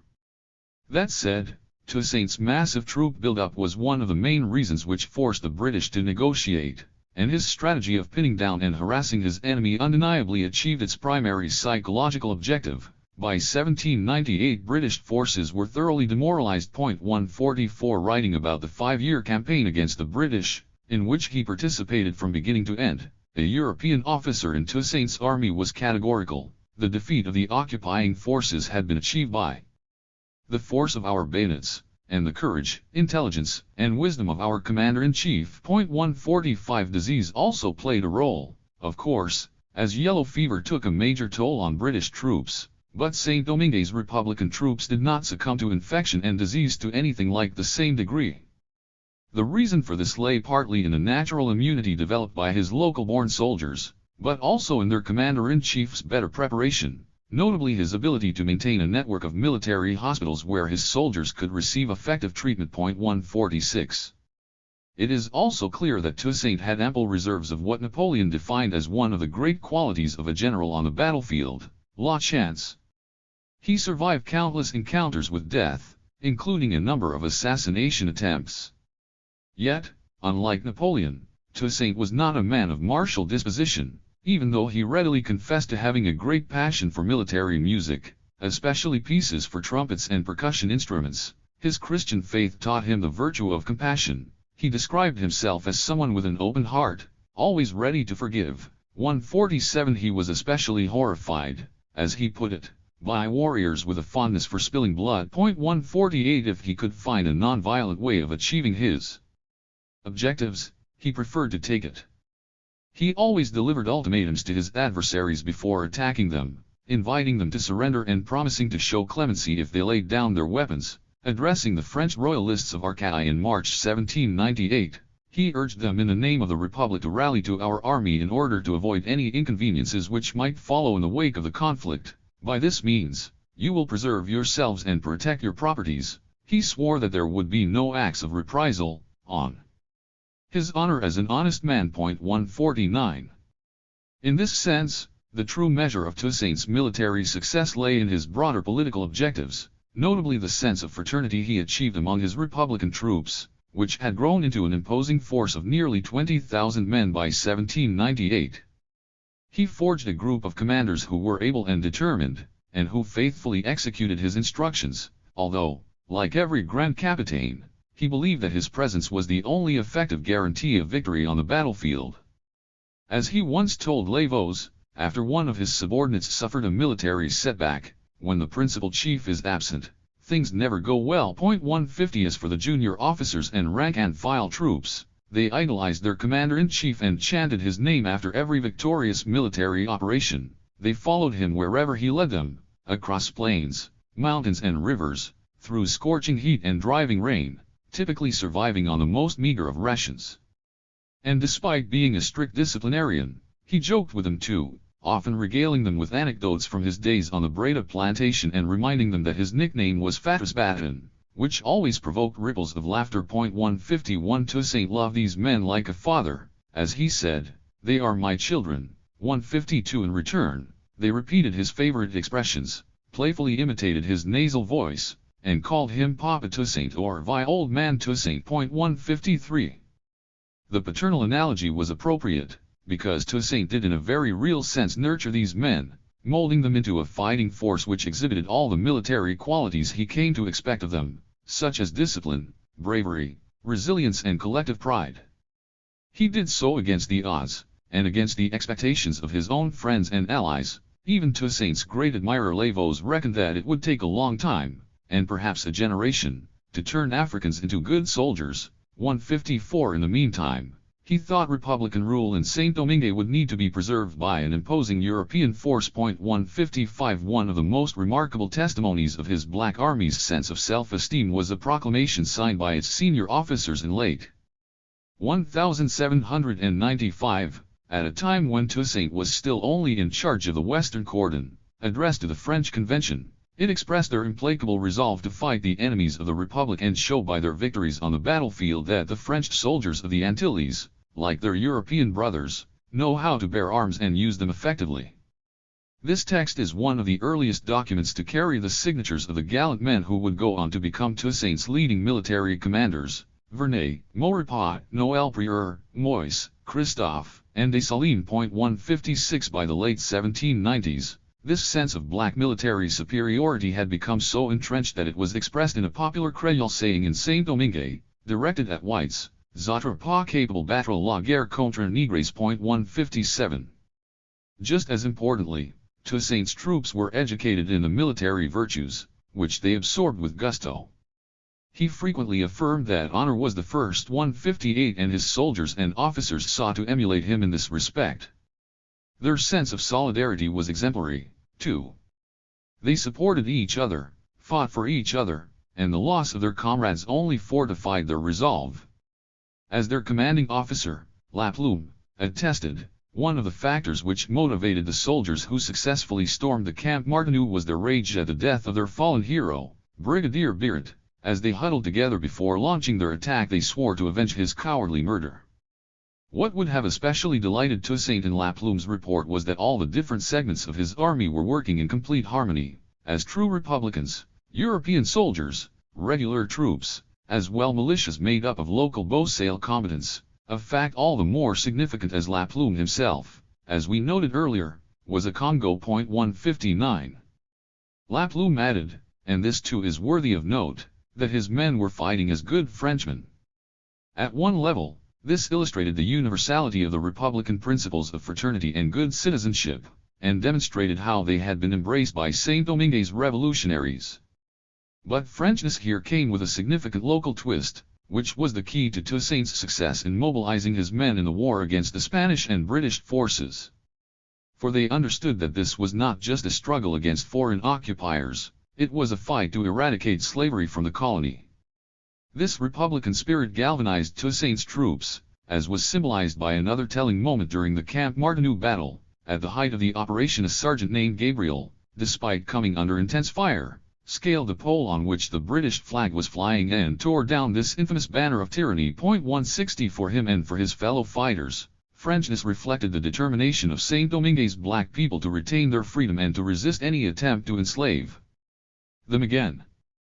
When he harangued his soldiers, Toussaint would often compare himself to a bird of prey who could not find a landing place as long as the freedom of his brothers was still under threat. 161. The cohesion of Toussaint's Republican army can also be measured by its high ethical standards, his men's strict adherence to his injunctions against pillaging, and their humane treatment of prisoners of war. He boasted that the conduct of his forces had been exemplary. Soldiers wanted to exceed the generosity shown by their officers, and officers that of their commanders. There was perhaps an embellishment, but Toussaint clearly had good reason to commend his forces for their discipline. Indeed, the ultimate gratification for him was that this sense of compassion had not been limited to his troops. His calls for humanity had been heeded by black populations in Republican-held territories. Noting several instances in which local peasants had come to the assistance of enemy soldiers in distress, he related the tale of one British soldier who told him that he owed his life to a cultivator who had found him in a pitiful state at the end of a battle. This plantation worker, almost certainly a former slave, had taken him to his humble hut where he tended to his wounds, supplied him with food and drink, and then escorted him to the nearest Republican military position, where he handed him over to Toussaint's forces. The commander-in-chief beamed with pride. It is by this sort of behavior that, despite the cruelty of her enemies, the people of Saint-Domingue will convince the entire universe that, even though they have only just begun their journey towards regeneration, they know how to appreciate liberty at its true value, and how to practice the Republican virtues. 162. Part 2. The making of the Libertarian Order. 4. A single family of friends and brothers. On April 1, 1796, the Republican governor Etienne Lavaux organized a grand ceremony in Cap's main square in honor of Toussaint Louverture, whom he had just elevated as his deputy. By this point, the Republicans had reclaimed the territories previously held by the Spanish, and were actively challenging the British in the enclaves they controlled. But tensions had been mounting between Lavaux and some of his mixed-race commanders, culminating in an attempted coup against him by a group of mixed-race rebels. During this conspiracy of 30 Ventos, March 20th, he had been accused of advancing black interests at the expense of the people of color. He had been manhandled and dragged to jail, and the plotters had issued a proclamation calling for his replacement by the mixed-race military commander of the northern region, General Jean Villatte.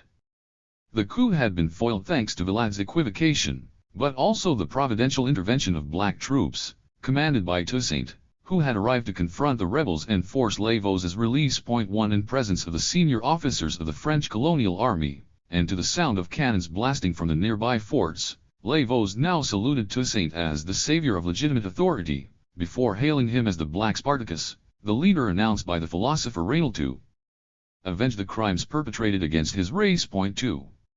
This was the first time Toussaint was publicly likened to Spartacus.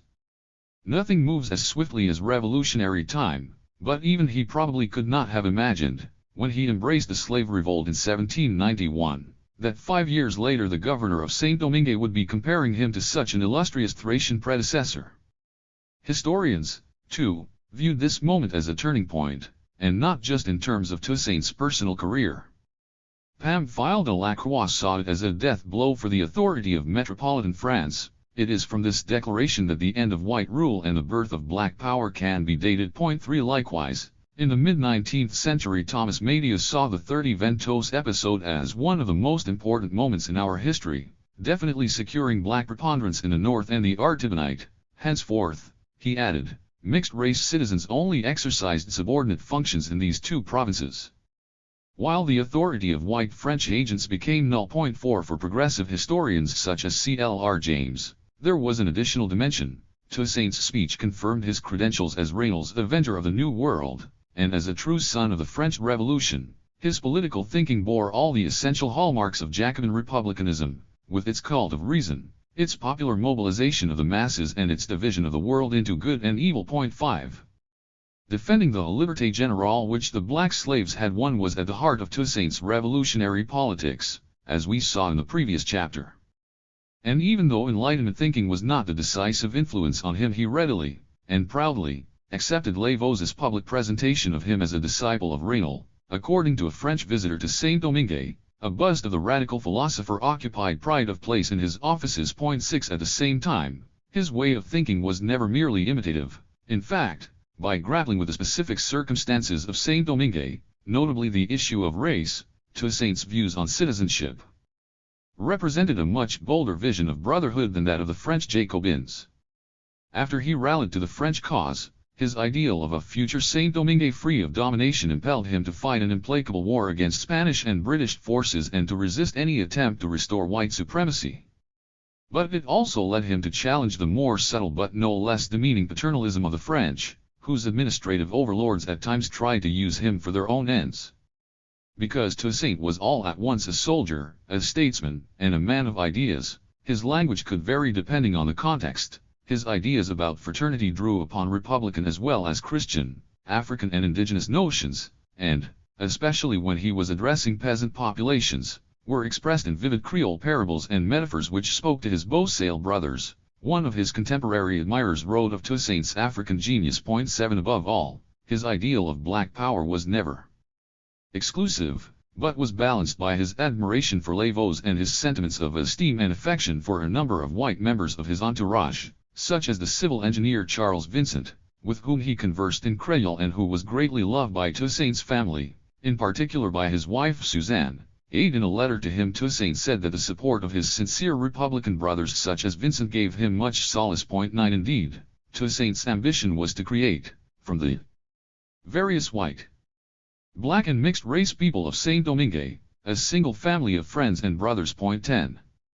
A few days after the coup had been defeated, the released Lavaux prudently retreated from Cap to the nearby coastal town of Petit-Anse.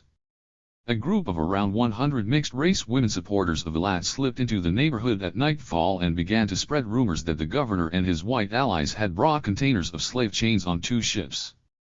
They alleged that the consignment had already been unloaded, and was part of a wider settler conspiracy to restore human bondage in Saint-Domingue. A general uproar ensued, in which armed black soldiers and residents arrived to confront Lavaux in front of the house where he was staying, with cries of "Kill the Whites," the Macondalist slogan of the 1791 slave insurrection. With an impeccable sense of melodrama, Lavaux appeared on his balcony and bared his breast to the crowd, warning them that if they shot him they would be killing the father who had always defended their liberty.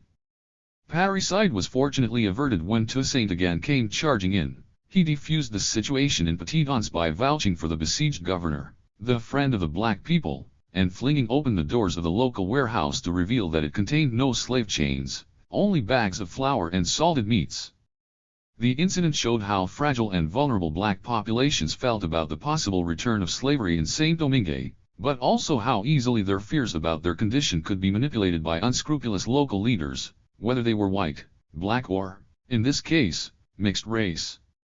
Toussaint's conflicts with Villatte went back to 1794, when the latter offensively refused Toussaint's offer to abandon the Spanish cause and rally to the French camp because he could not bring himself to deal with a wretched slave. 11 Villatte subsequently falsely accused him of threatening the peasants in the Gonaives region with death for selling their produce in Cap, and, more seriously, encouraged Toussaint's soldiers to desert to his northern regiment with the promise of better pay and conditions.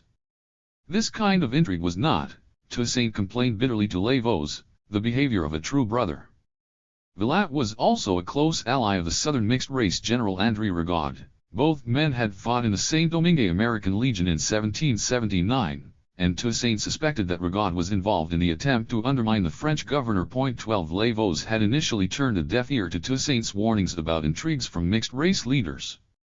But after the 30 Ventos episode, Lavaux did not disguise his contempt. "The people of color," he wrote, "are driven by an unsurmountable hatred against the whites. In their view, they alone should control the country and dictate its laws.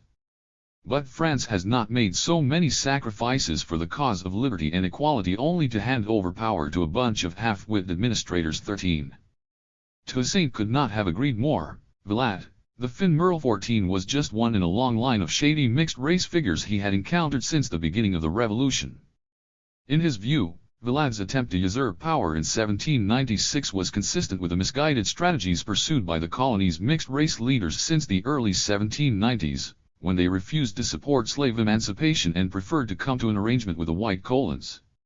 In a letter to Lavaux, he pointedly referred to Vincent Ogue and Jean-Baptiste Chavin, the leaders of the rebellion in 1790, as the so-called martyrs of freedom. They were driven not by the love of general liberty but by the narrow self-interest of their caste, and he claimed to have proof of their duplicitousness. Even though their gruesome execution had been deplorable, they did not deserve to be placed on the same pedestal as the black revolutionaries who had sacrificed their lives for their freedom. 15 Toussaint had glossed over this point when he had tried to win over the mixed-race leaders in 1793. But now that Villatte had challenged Republican authority there could be little room for doubt. Toussaint also remembered that, in the aftermath of the 1791 slave uprising, people of color had briefly made common cause with the black revolutionaries, before turning against them when they were granted political rights by the law of April 1792. Leading figures had publicly called for an alliance of whites and mixed-race people to destroy the rebels, and force the slaves back to the plantations. 16 For Toussaint, this treacherous desertion stemmed from the mixed-race leaders' deep-seated racial prejudices against black people, and their fear that their interests would be adversely affected by the abolition of slavery. 17 The belief that people of color were unreliable allies was also shared by French officials, especially after Villatte's attempted coup in 1796. Toussaint's distrust was increased by the military behavior of local mixed-race groups in the war against the Spanish and the British. In October 1794 he blamed the loss of several positions in the region of Arets to the treachery of mixed-race fighters, who went over to the Spanish side at a crucial moment in the battle and tried to have him captured by enemy forces.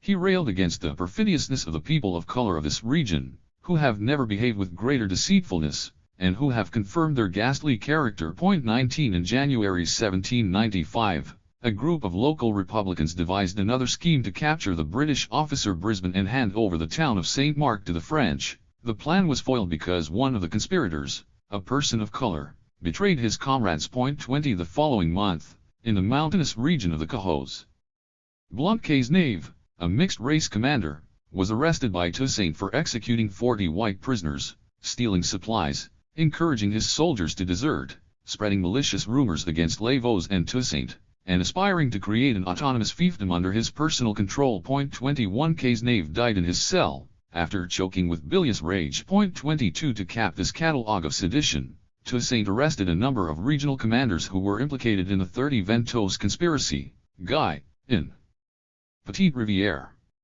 Chevalier, in Terre-Neuve, and Dante, in Gros Morne, again, all persons of color. Dante's wife, accompanied by 100 women of color, pleaded in vain with Toussaint for her husband's release. 23 In June 1796 Toussaint uncovered a further plot to hand over the Varetz region to the British. Its leader was a mixed-race commander named Valéry. 24 Toussaint was not always deaf to appeals for mercy, especially if they concerned rank-and-file combatants, who were easily misled by their leaders. So, for example, when he captured an enemy fort in the Grand Cahos area in March 1796, he found that most of the fighters were people of color. Yet even though they had committed treason by firing on the tricolor flag, he pardoned them all after hearing the imploring pleas of their wives and children. 25 And crucially, Toussaint did not allow these many instances of betrayal to corrode his general view of the gens de couleur, or to undermine his vision of brotherhood among different communities.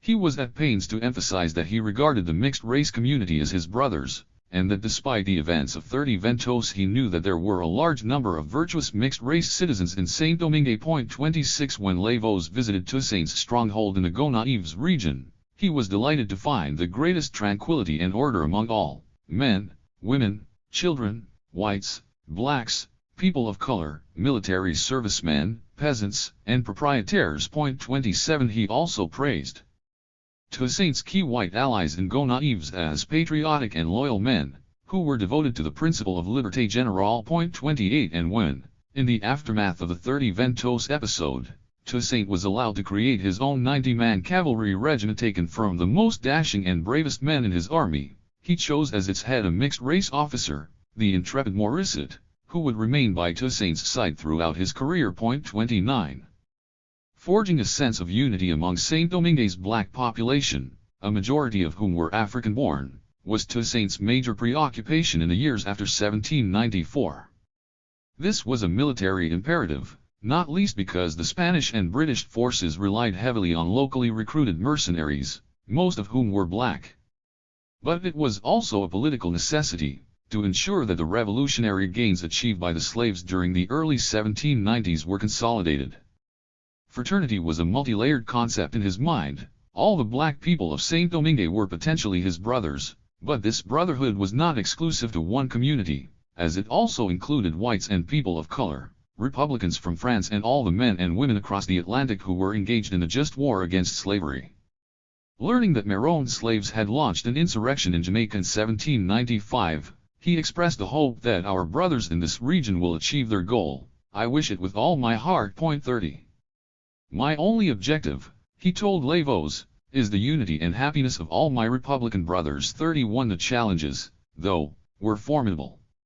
His own sans-culottes troops were poorly equipped. 32 He could not match the salary of one Portuguese a month offered by the Spaniards. At such a rate, he observed wistfully, they pay their recruits well. 33 British forces were no less perfidious. Writing about a military engagement on the Cahos Highlands in early 1796, he noted that the British did not only harass us constantly, they sent emissaries among the citizens of Petite Montagne and tried to corrupt and seduce them by all means imaginable. 34 Rumors stoked by the merchants opposed to the Republic could also damage Toussaint's ambition to rally the support of local communities, and by the middle of 1796 these were coming in thick and fast. I have become the white wolf. For some, I am out to destroy the yellow mixed race. For others, I am seeking to hand the colony over to the British and enslave the blacks. 35 How did Toussaint counter these damaging rumors and promote greater unity among the black citizens of Saint-Domingue?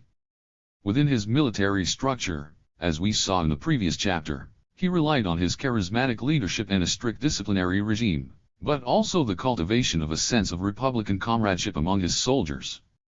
He had to use more diplomatic approaches to deal with situations of labor unrest in the plantations, which were sometimes inflamed by anti-French forces. This is where his skills as a peacemaker were most effective.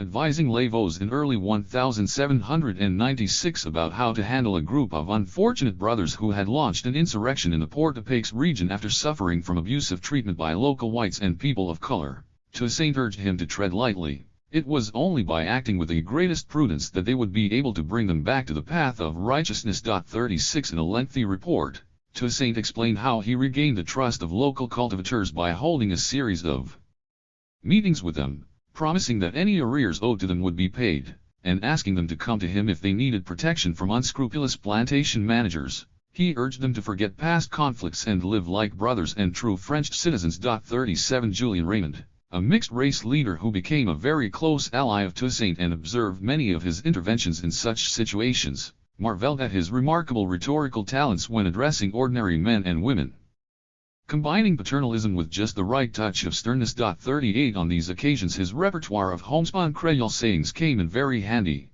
too. Among his favorites was this warning against charting a hazardous path: Mon qui doit marcher pied news, doit bien voir dans chemin à usi pas gagner piquants. 39 An equally pressing concern was the neutralization of black militias, generally the remnants of Maroon fighting forces which had emerged during the 1791 slave uprising.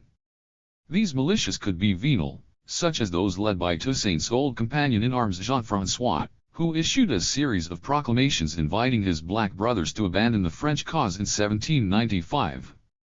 Toussaint described the situation in the Montagne Noire and Grande Rivière region in these terms: the area comes under attack from time to time by Jean-François' brigands, but as soon as they presented themselves they were repelled by our brave French forces. 40 Moreover, these combatants had a visceral distrust of whites and were ambivalent, often for valid personal reasons, about the French cause which Toussaint had embraced. He tried to broker agreements with them, notably by appealing to republican and racial unity. He wrote in February 1796 to the militia commander Pierre Joudon that he could not believe that a good republican like him would consider supporting the British, who were the sworn enemies of his freedom and equality. Toussaint also cited his own case: I have returned to the fold, and have been welcomed with open arms by the French, who have rewarded me for my services. I appeal to you, dear brother, to follow my example. Noting that both of them were black men, and should trust each other on that basis, my dear brother, you will not refuse your friendship to me, as I am a black man like you. He said that disputes among their respective armed groups should be resolved through discussion, not force. The Republic is the mother of all of us, and she does not wish to see brothers fighting each other.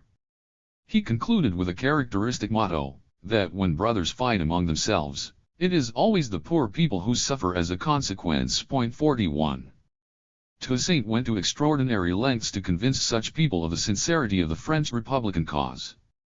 On one occasion in April 1796 he spent several hours with a militia leader named Noël Artaud, who was extremely suspicious and worked up against Toussaint because he had arrived at their meeting accompanied by too many whites. I was forced to ride up to him by myself to reassure him, and prove to him that my intentions were sincere.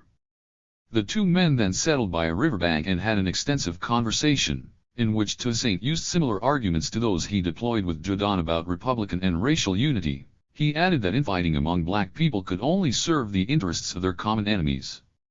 Toussaint also spoke at length to Artaud's officers. The deal was perhaps clinched when he sent 4 bottles of tafia for Artaud's dragoons. 42 Toussaint would also cement his bond with black audiences with humorous asides about whites and people of color, contrasting the steadfastness of the Nouveau Libres with the mercurial disposition of many gens de couleur. He would remark, show a person of color a piece of ham, and you can get him to run round the colony for you. 43 In another instance, in early 1796, Toussaint successfully reigned in Etienne Dety, a black militia leader who had led a violent uprising against exploitative white plantation managers in the mountains of Port-au-Paix. He traveled to the area and sought out Etienne, who initially proved elusive. Toussaint considered using force at this point, but judged that it would make things worse not better. He eventually tracked down the rebel leader and held several meetings with him, using his best rhetorical skills to win him back to the Republican cause.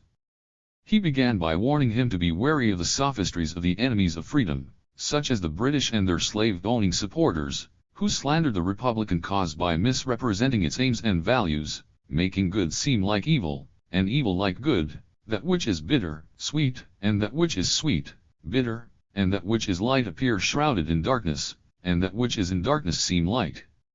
In any event, he added, the Holy Scriptures enjoined men to love their enemies, and to respond to evil by good deeds. Toussaint also appealed to Etienne's sense of fraternity, describing himself as a brother who seeks the happiness of all the black people of Saint-Domingue. Referring to himself in the third person, he added, Toussaint Louverture is the true friend of those of his color, and his dedication to their cause is such that he would rather die 1,000 deaths than see them fall back under the tyrannical yoke from which he has struggled to remove them. After drawing upon this characteristic combination of Creole, Catholic, and Republican values, Toussaint then injected a dose of charismatic power into the exchange. I am the person black people see when they look in a mirror, and it is to me that they must turn if they wish to enjoy the fruits of liberty. 44. Pacification also involved a series of face-to-face meetings with Etienne's Beausale troops and local black peasants, to whom Toussaint preached what he called the morality of reason. On one occasion, after they had violently rebelled against local French authorities, Toussaint admonished them sternly for the disorder they had provoked. Again invoking religious ideals, God said, ask, and you shall receive, not commit crimes to obtain what you need.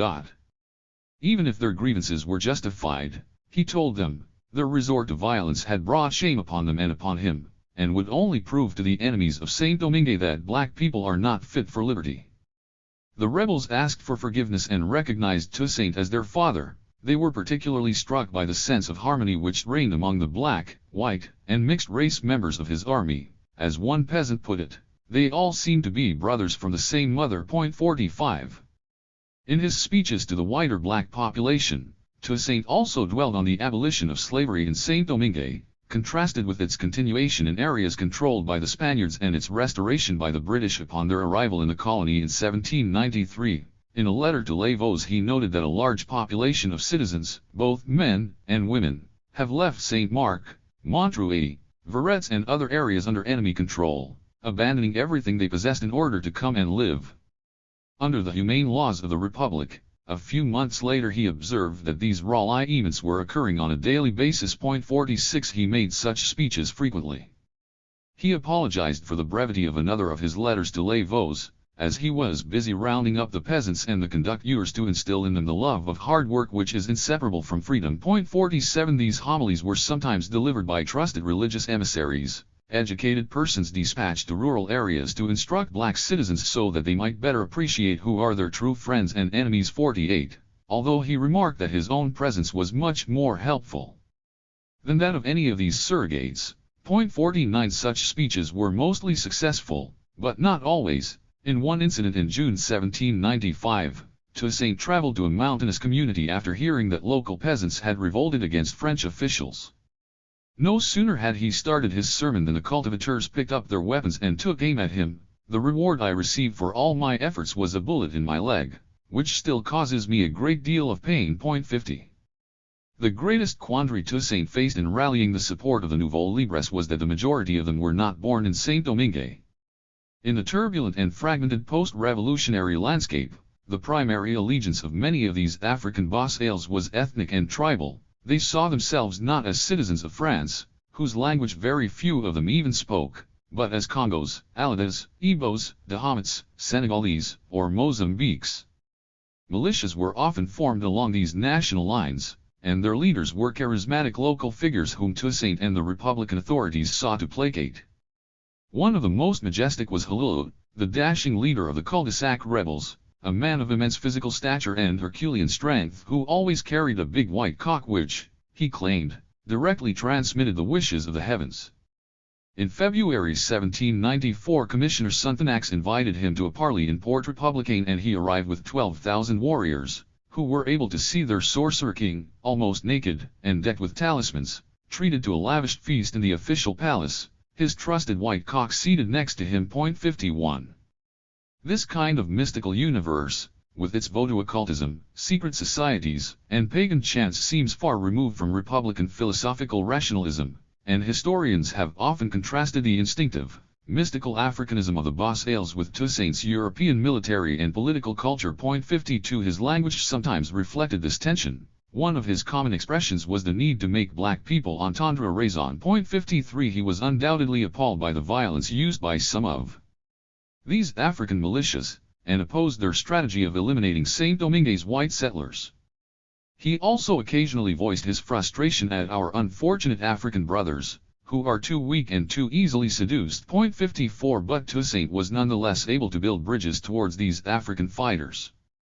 He was willing to treat them all with respect and dignity, and to open discussions with them in that spirit, even if they were misguided, or indeed had committed crimes. The Bosales of Saint-Domingue were his brothers.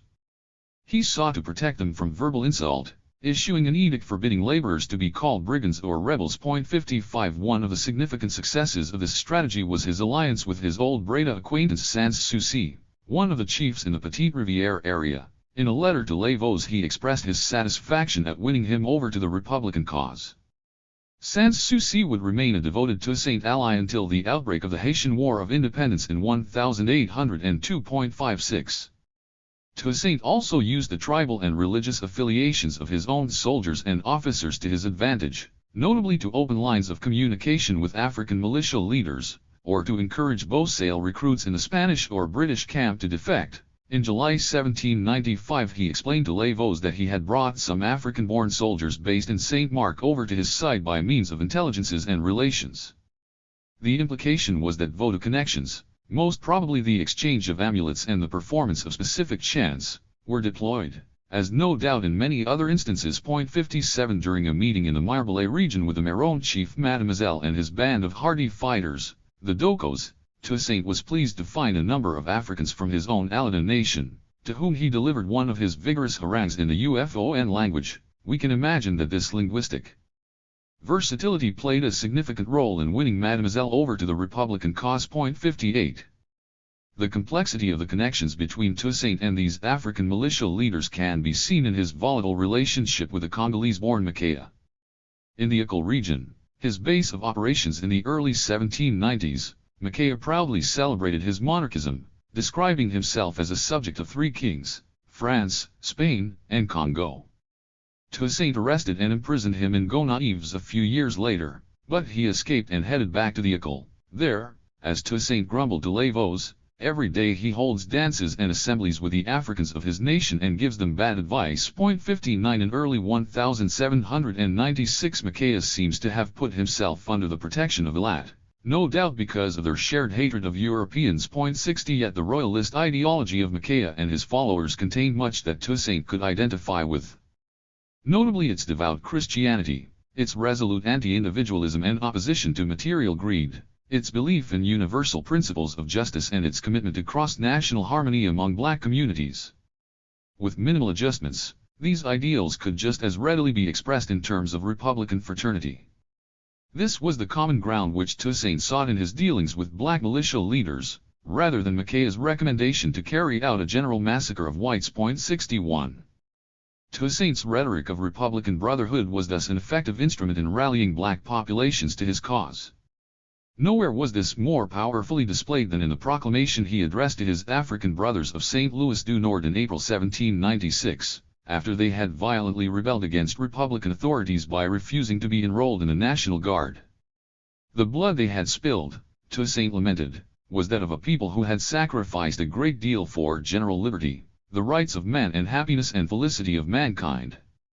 By taking up arms against France they had behaved as misguided children, and allowed themselves to be led away from the righteous path by criminal monsters. He ended by appealing not only to their sense of reason, but to the ideal of collective strength that they embodied. We, the black people, are the strongest, and it is up to us to maintain order and tranquility, and to set the right example. But this could only happen if they responded to the proper guidance of their chief. For there was no mistake, the black citizens of Saint-Domingue now had won, even if it would take a few more years for his leadership to be formalized. 62 Lavaux left Saint-Domingue in October 1796. With Toussaint's encouragement, he was elected as one of the colony's deputies in the Conseil de Cinq Cents, The lower house of the French Parliament under the Directory. 63 As the political situation in France shifted in a more conservative direction under the 1795 Constitution, Toussaint believed that it was essential for Saint-Domingue's revolution to be powerfully represented in Paris. Lévos was the ideal person for this role, as he was the true friend of the black people. 64 As a leading progressive member of the French legislature, he went on to play a crucial role in the passing of the Law of 12 Niveaux and 6, January 1, 1798, which sought to consolidate the achievements of the revolution in the colonies. 65 Once back in Paris, Lévos also championed Toussaint's leadership at meetings of the Société des Amis Noirs, which he regularly attended. 66 Lévos's successor was Ledger-Félicite Sonthonax, the former French envoy to the colony, who had proclaimed the end of slavery in August 1793. Because abolition was directly associated with his name, and with his powerful connections in French government circles, Sonthonax was a figure of real substance. He was genuinely popular in certain sections of the black community, and conversely was detested by Saint-Domingue's white colons and especially by those royalist émigrés whom he had sent into exile. Their way of life had been destroyed by the revolution, and their plantation assets remained frozen. Over the next year, Toussaint's interactions with the self-styled founder of General Liberty 67 dominated the politics of the colony, and their clashes eventually culminated in Sonthonax's return to France. This victory was another political milestone for Toussaint, after the Villat affair. But, more importantly, it provided the first significant indication of the difference between his vision for Saint-Domingue and that of his French colonial counterparts. Even though the two men had not previously met, Sonthonax had left the colony a month after Toussaint rallied the French Republican camp in mid-1794. Their initial contacts in 1796 were constructive. Sonthonax wrote a series of enthusiastic letters to Toussaint, and announced that he had arrived in the colony faithfully to second his efforts to defend French territory and to organize the regime of General Liberty. 68 Toussaint reciprocated, writing to the government in France that Sonthonax's presence was essential for the well-being of Saint-Domingue, her full recovery and her prosperity, adding, "This man has the entire confidence of the black people." 69 The two men exchanged gifts. Knowing Toussaint's love of music, the French commissioner offered him a trumpet, and in return he received a magnificent horse. 70 Within months of his arrival, Sonthonax promoted Toussaint to the rank of division general, describing him to his superiors as a brave man worthy of the esteem of republicans through his courage, his humanity, and his attachment to liberty. 71 He was exemplary in his public and private virtues and saw all humans as his brothers. 72 Impressed with Toussaint's remarkable military achievements in the fight against the Spanish and the British, Sonthonax praised his indefatigability and called him his best friend. 73 He also went out of his way to endear himself to the Louverture family. Learning through Lévos that Toussaint wished to send his two children to be educated in France, Sonthonax wrote to the Minister of Navy, Laurent Truguet, a progressive Republican who was one of his key allies in Paris. 74 Young Isaac and Placide set sail for France in early July 1796. 75 There was an even more personal connection between Toussaint and Sonthonax, whose wife was a woman of color named Marie Eugénie Bligat, whose first husband had been a manager at the Breda plantation before the Revolution. Toussaint was well acquainted with him. 76 Yet it became apparent from the outset that there was a significant gulf between the two men. This was not just a matter of their different physical appearance. Sonthonax was plump, Toussaint wiry, or age. Sonthonax was 20 years younger.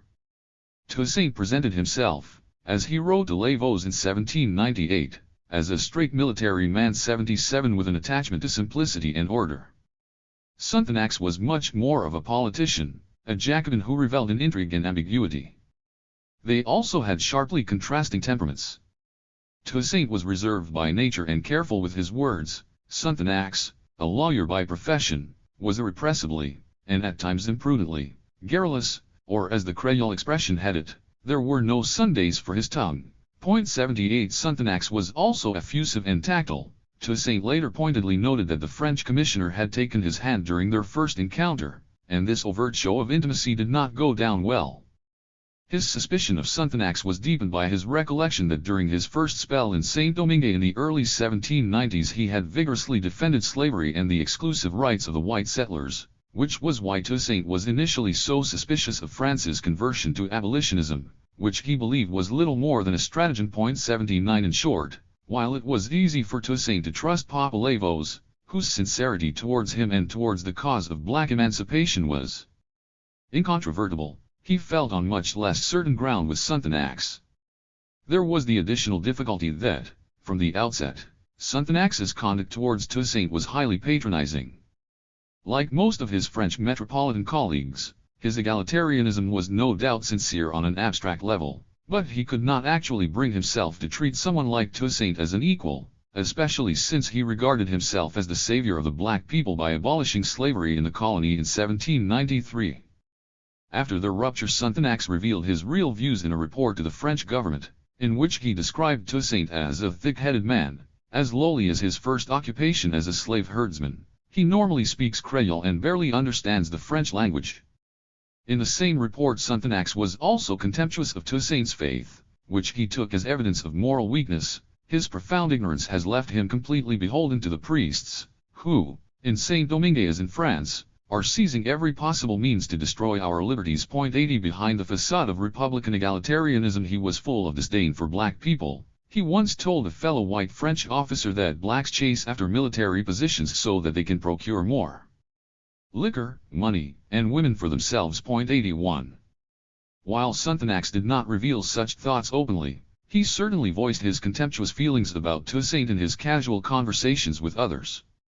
And as Saint-Domingue was small, and Toussaint had ears in all the right places, word eventually got back.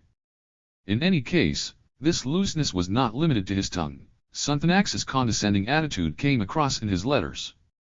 For example, he altered the opening sentence of one of Toussaint's speeches before it was published, claiming that the change would make it more correct. 82 When Toussaint wrote to Sonthonax asking him for better equipment for his exposed troops, the reply he received was a pompous history lesson in revolutionary virtue. The deprivation he and his soldiers were enduring was an inevitable feature of all wars of liberty against despotism, and every page in history is littered with such examples. The commissioner professor then went on to list various cases of numerically inferior and ill-equipped popular forces defeating their enemies, both during the French and American revolutions, before instructing Toussaint to remind the Republicans under your command of these heroic traits. Even Sonthonax's mention of the British vilification of Toussaint's black soldiers as naked Congos, which was intended as a compliment by analogy with the French revolutionaries sans-culottes, came across as demeaning. For Toussaint, this was not the language of man who believed in real brotherhood. 83. Substantial political differences also emerged between them, notably over the place of émigrés. Toussaint was keen to promote a generous amnesty to encourage those white planters and proprietaires who accepted the new order to come back to the colony and help rebuild it. Sonthonax was much more dogmatic, perceiving émigrés as incorrigible enemies of the revolution. He was therefore hostile to their return. These differing approaches to fraternity came to a head when Toussaint invited his former manager at the Breda estate, Bayon de Libertat, to come back from the United States, where he had been living in exile. Toussaint had arranged for money to be sent to him, promising that he would be removed from the list of émigrés, and would have his property in Limbe returned to him. 84 He pressed Sonthonax to lift the sequestration on his assets and asked the French consul in Philadelphia to facilitate the return of this respectable old man to Saint-Domingue. 85 He even wrote to the Directory offering a glowing testimonial for Bayon, describing him as a virtuous manager who had treated his slaves with humanity and was regarded by his workforce as a father. 86 Sonthonax, however, ordered that Bayon be arrested when he arrived in Saint-Domingue and sent to France to be charged with treason for his complicity with the British during the early years of the Revolution. 87 Toussaint had to rush to Cap and plead with the commissioner, but met with a blanket refusal. He only agreed, out of consideration for Toussaint, to expel Bayon back to the United States. 88 Sonthonax later tried to make amends by allowing him to provide financial support to his former boss, but continued to insist that Bayon's return had been criminal, not least because of his close connections with royalist traitors, and that the letter of the law on émigrés required that he receive the death penalty. 89. The counter-revolution was not only a matter of the past, as from 1796, monarchist forces began to make a political comeback in Paris. These royalists were, as we shall see later, stridently hostile to the revolutionary regime in colonial Saint-Domingue. Toussaint and Sonthonax naturally agreed that their challenge had to be contained, but again they differed in their views on how this should be accomplished. Toussaint sought to concentrate his energies locally while relying on friendly voices in Paris, such as Lavaux, whereas Sonthonax flirted with grandiose schemes of turning Saint-Domingue into a secure outpost for French Republican patriots. 90 He also went on the ideological offensive, commissioning a play entitled La Liberté Générale ou les Colons à Paris, which was performed in Cap in 1796. It attacked the colonial faction in Paris and their allies in Saint-Domingue, many of whom were referred to by their real names. 91 More dramatically, he appears to have entertained the notion that the colony could follow a separate path from France by adopting its own constitution. Toussaint would later appropriate the idea, but for the moment he condemned it and used it to discredit Sonthonax. 92. Military issues further aggravated the differences between the two men.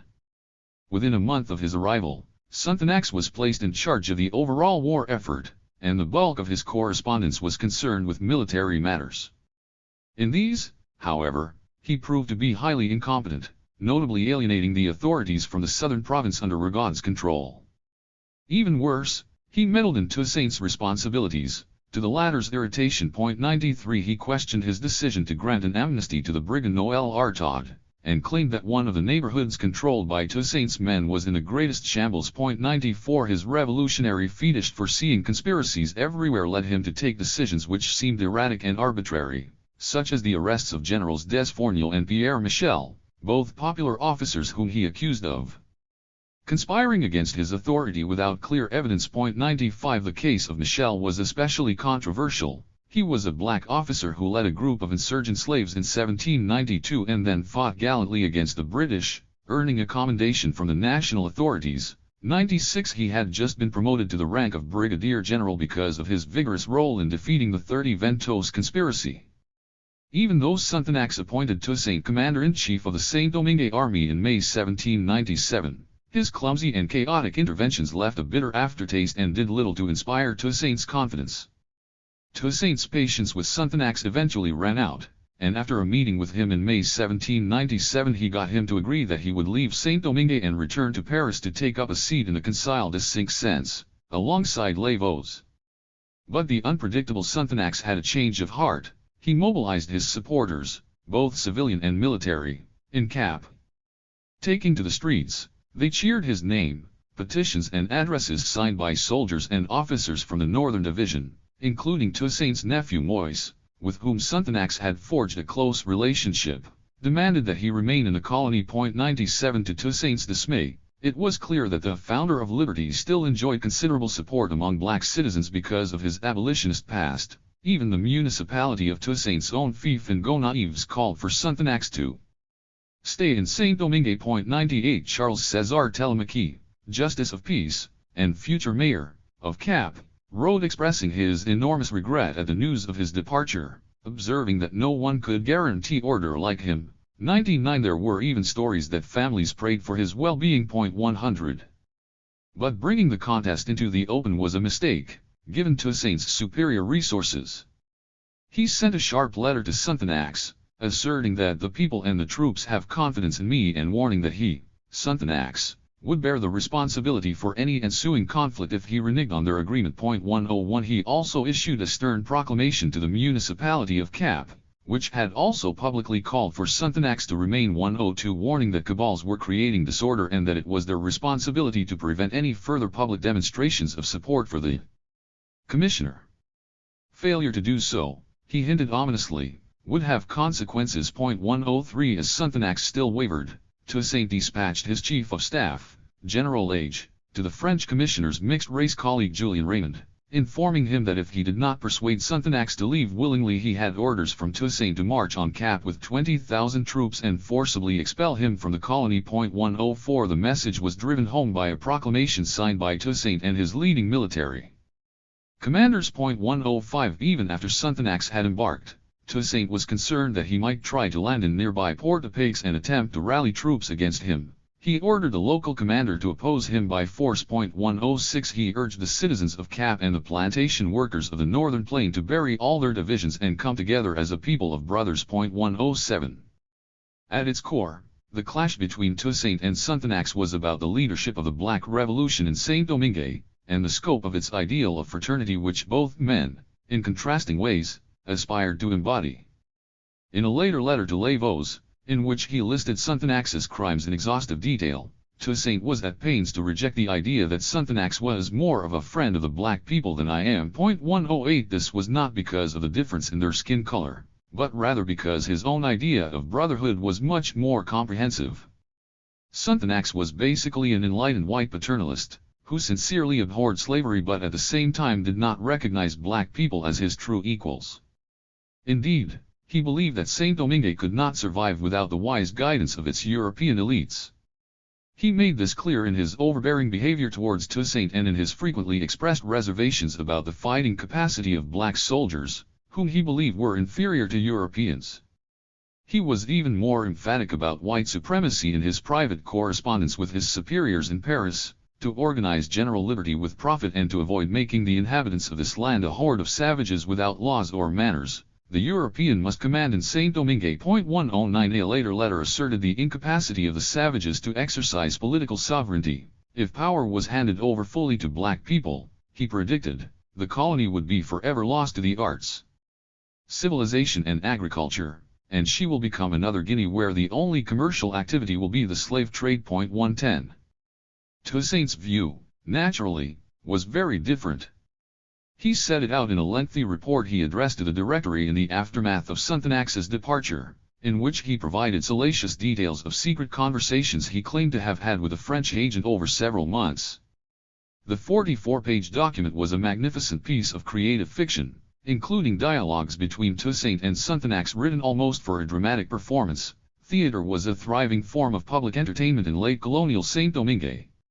It was an eloquent response to Sonthonax's disparaging observations about Toussaint's limited intelligence and linguistic deficiencies, a sharp and often witty expose of Sonthonax's character flaws, and a devastating attack on the limits of his conception of fraternity. Toussaint alleged that Sonthonax had come to him with a scheme to declare Saint-Domingue independent from France, so that power could be exercised for the blacks. He had also apparently suggested that all the whites of the colony were enemies of liberty who should be massacred. Sonthonax vehemently denied ever expressing such ideas, and although he may have spoken in this way casually, notably in conversation with black soldiers and officers, with whom he liked to talk rough, there is no evidence that he planned to eliminate all whites from the colony. But, as we have seen, there was also little doubt that he had entertained the idea of the territory's autonomy, and that he had a long history of contempt for the white colons in Saint-Domingue, among whom he had no friends and few allies. Toussaint's real purpose in the report, however, was to play the conspiracy card, which he knew would appeal to the French revolutionary imagination in Paris, while at the same time discrediting Sonthonax's claim to be a sincere friend of black people. He highlighted the numerous ways in which the French commissioner had tried to divide Toussaint's black soldiers and officers from their commander-in-chief, notably by calling them brigands, by starving them of supplies and equipment and by sending emissaries to sow dissent among his troops in the West. Toussaint claimed he had had to arrest 67 of his own officers for insubordination as a result. But most effective was Toussaint's portrayal of his own conversations with Sonthonax. Through the words he put in his mouth, Toussaint painted a scathing portrait of Sonthonax's contempt for black people, evidenced by his vanity, "I am the only friend of the blacks," his arrogant selflessness, "I am doing this for you blacks, I don't need anything, my father in France is a rich man," his narcissistic insecurity. He repeatedly asked Toussaint whether he loved him, his transparently insincere flattery, "I regard you as the savior of the colony," and his comical sense of hyperbole. He always spoke the truth, and loved black people so much that he was prepared to retreat to the mountains with them and survive on a diet of roots. Toussaint also had him repeat, in the style of one of Molière's buffoons, "Je suis philanthrope." Sonthonax's only aim was to bring Toussaint under his control. Even his scheme to promote Saint-Domingue's independence came across as a self-serving subterfuge. "We will be the masters of the colony," Sonthonax proclaimed to Toussaint, "you will head the armed forces and I will be your advisor."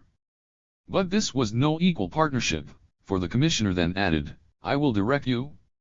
In the end, however, it was Sonthonax who was shown the way out, reversing the formula he had used earlier, Toussaint now declared that it was the French official's departure which had been essential for the well-being of Saint-Domingue. He also reclaimed Sonthonax's slur about his use of the Creole language by citing a local proverb about how a pig which had tasted a chicken would always yearn for more, even if its eyes were covered. Yon cochon qui déjà mange poule, vous born yon yuli, vous born l'autre yuli, ca pas empêche li quand li passe côté poule. Li vh mange li tougers. 111. The tale was both a none too subtle swipe at Sonthonax's porcine appearance and a summary of his moral failing. Bad people are always incorrigible. At the same time, Toussaint stressed that his notion of vice and virtue had nothing to do with race. There are good and bad among all colors. 112. Toussaint compounded Sonthonax's humiliation by publishing excerpts of his official report in Cap, including of course his most controversial assertions. 113. The aim here was to discredit Sonthonax among his local followers in Saint-Domingue. Toussaint went out of his way to denigrate Sonthonax's seditious faction by inviting his own allies in municipalities to issue proclamations of support for his leadership. These messages were all written in florid Republican prose, and mailed in a coordinated way to the Directory in Paris. This technique, which became one of Toussaint's most effective methods of political mobilization, saw the municipality of Jean Rabel condemn the perverse schemes of the perfidious Sonthonax, notably his plan to murder all the French citizens born in the colony. 114. Thankfully, noted the municipal officers of Petite Rivière, Toussaint had been watching, and they praised his pure and virtuous heart, who was prepared to shed the last drop of his blood rather than consent to a crime, although their description of him as incorruptible, 3 years after the elimination of Robespierre, was evidence that they were somewhat out of touch with the latest twists in Parisian politics. 115. Perhaps the most revealing of the letters received by the Directory came from Justice of the Peace La Montagne, based in the commune of Limbé. He praised Toussaint for his virtuous combination of prudence and energy, noting that he had shown truly heroic courage in confronting the external enemy Sonthonax, given that he had so little power, and such limited means at his disposal, in this imaginative reinvention of the battle between the French Goliath and the Saint-Domingue David. Toussaint's armed force of 20,000 men was quietly set aside. 116. But there was a deeper truth here. Toussaint's moral determination to preserve the liberty of his brothers was in itself a powerful weapon, in some ways the most formidable of all.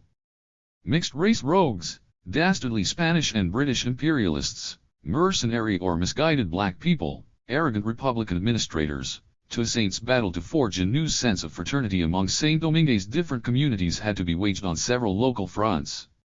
But he also needed to keep a close eye on events in France, especially with the re-emergence of a powerful colonial lobby representing the interests of the thousands of white settlers who had returned there and now sought to reverse the progressive advances of the early 1790s.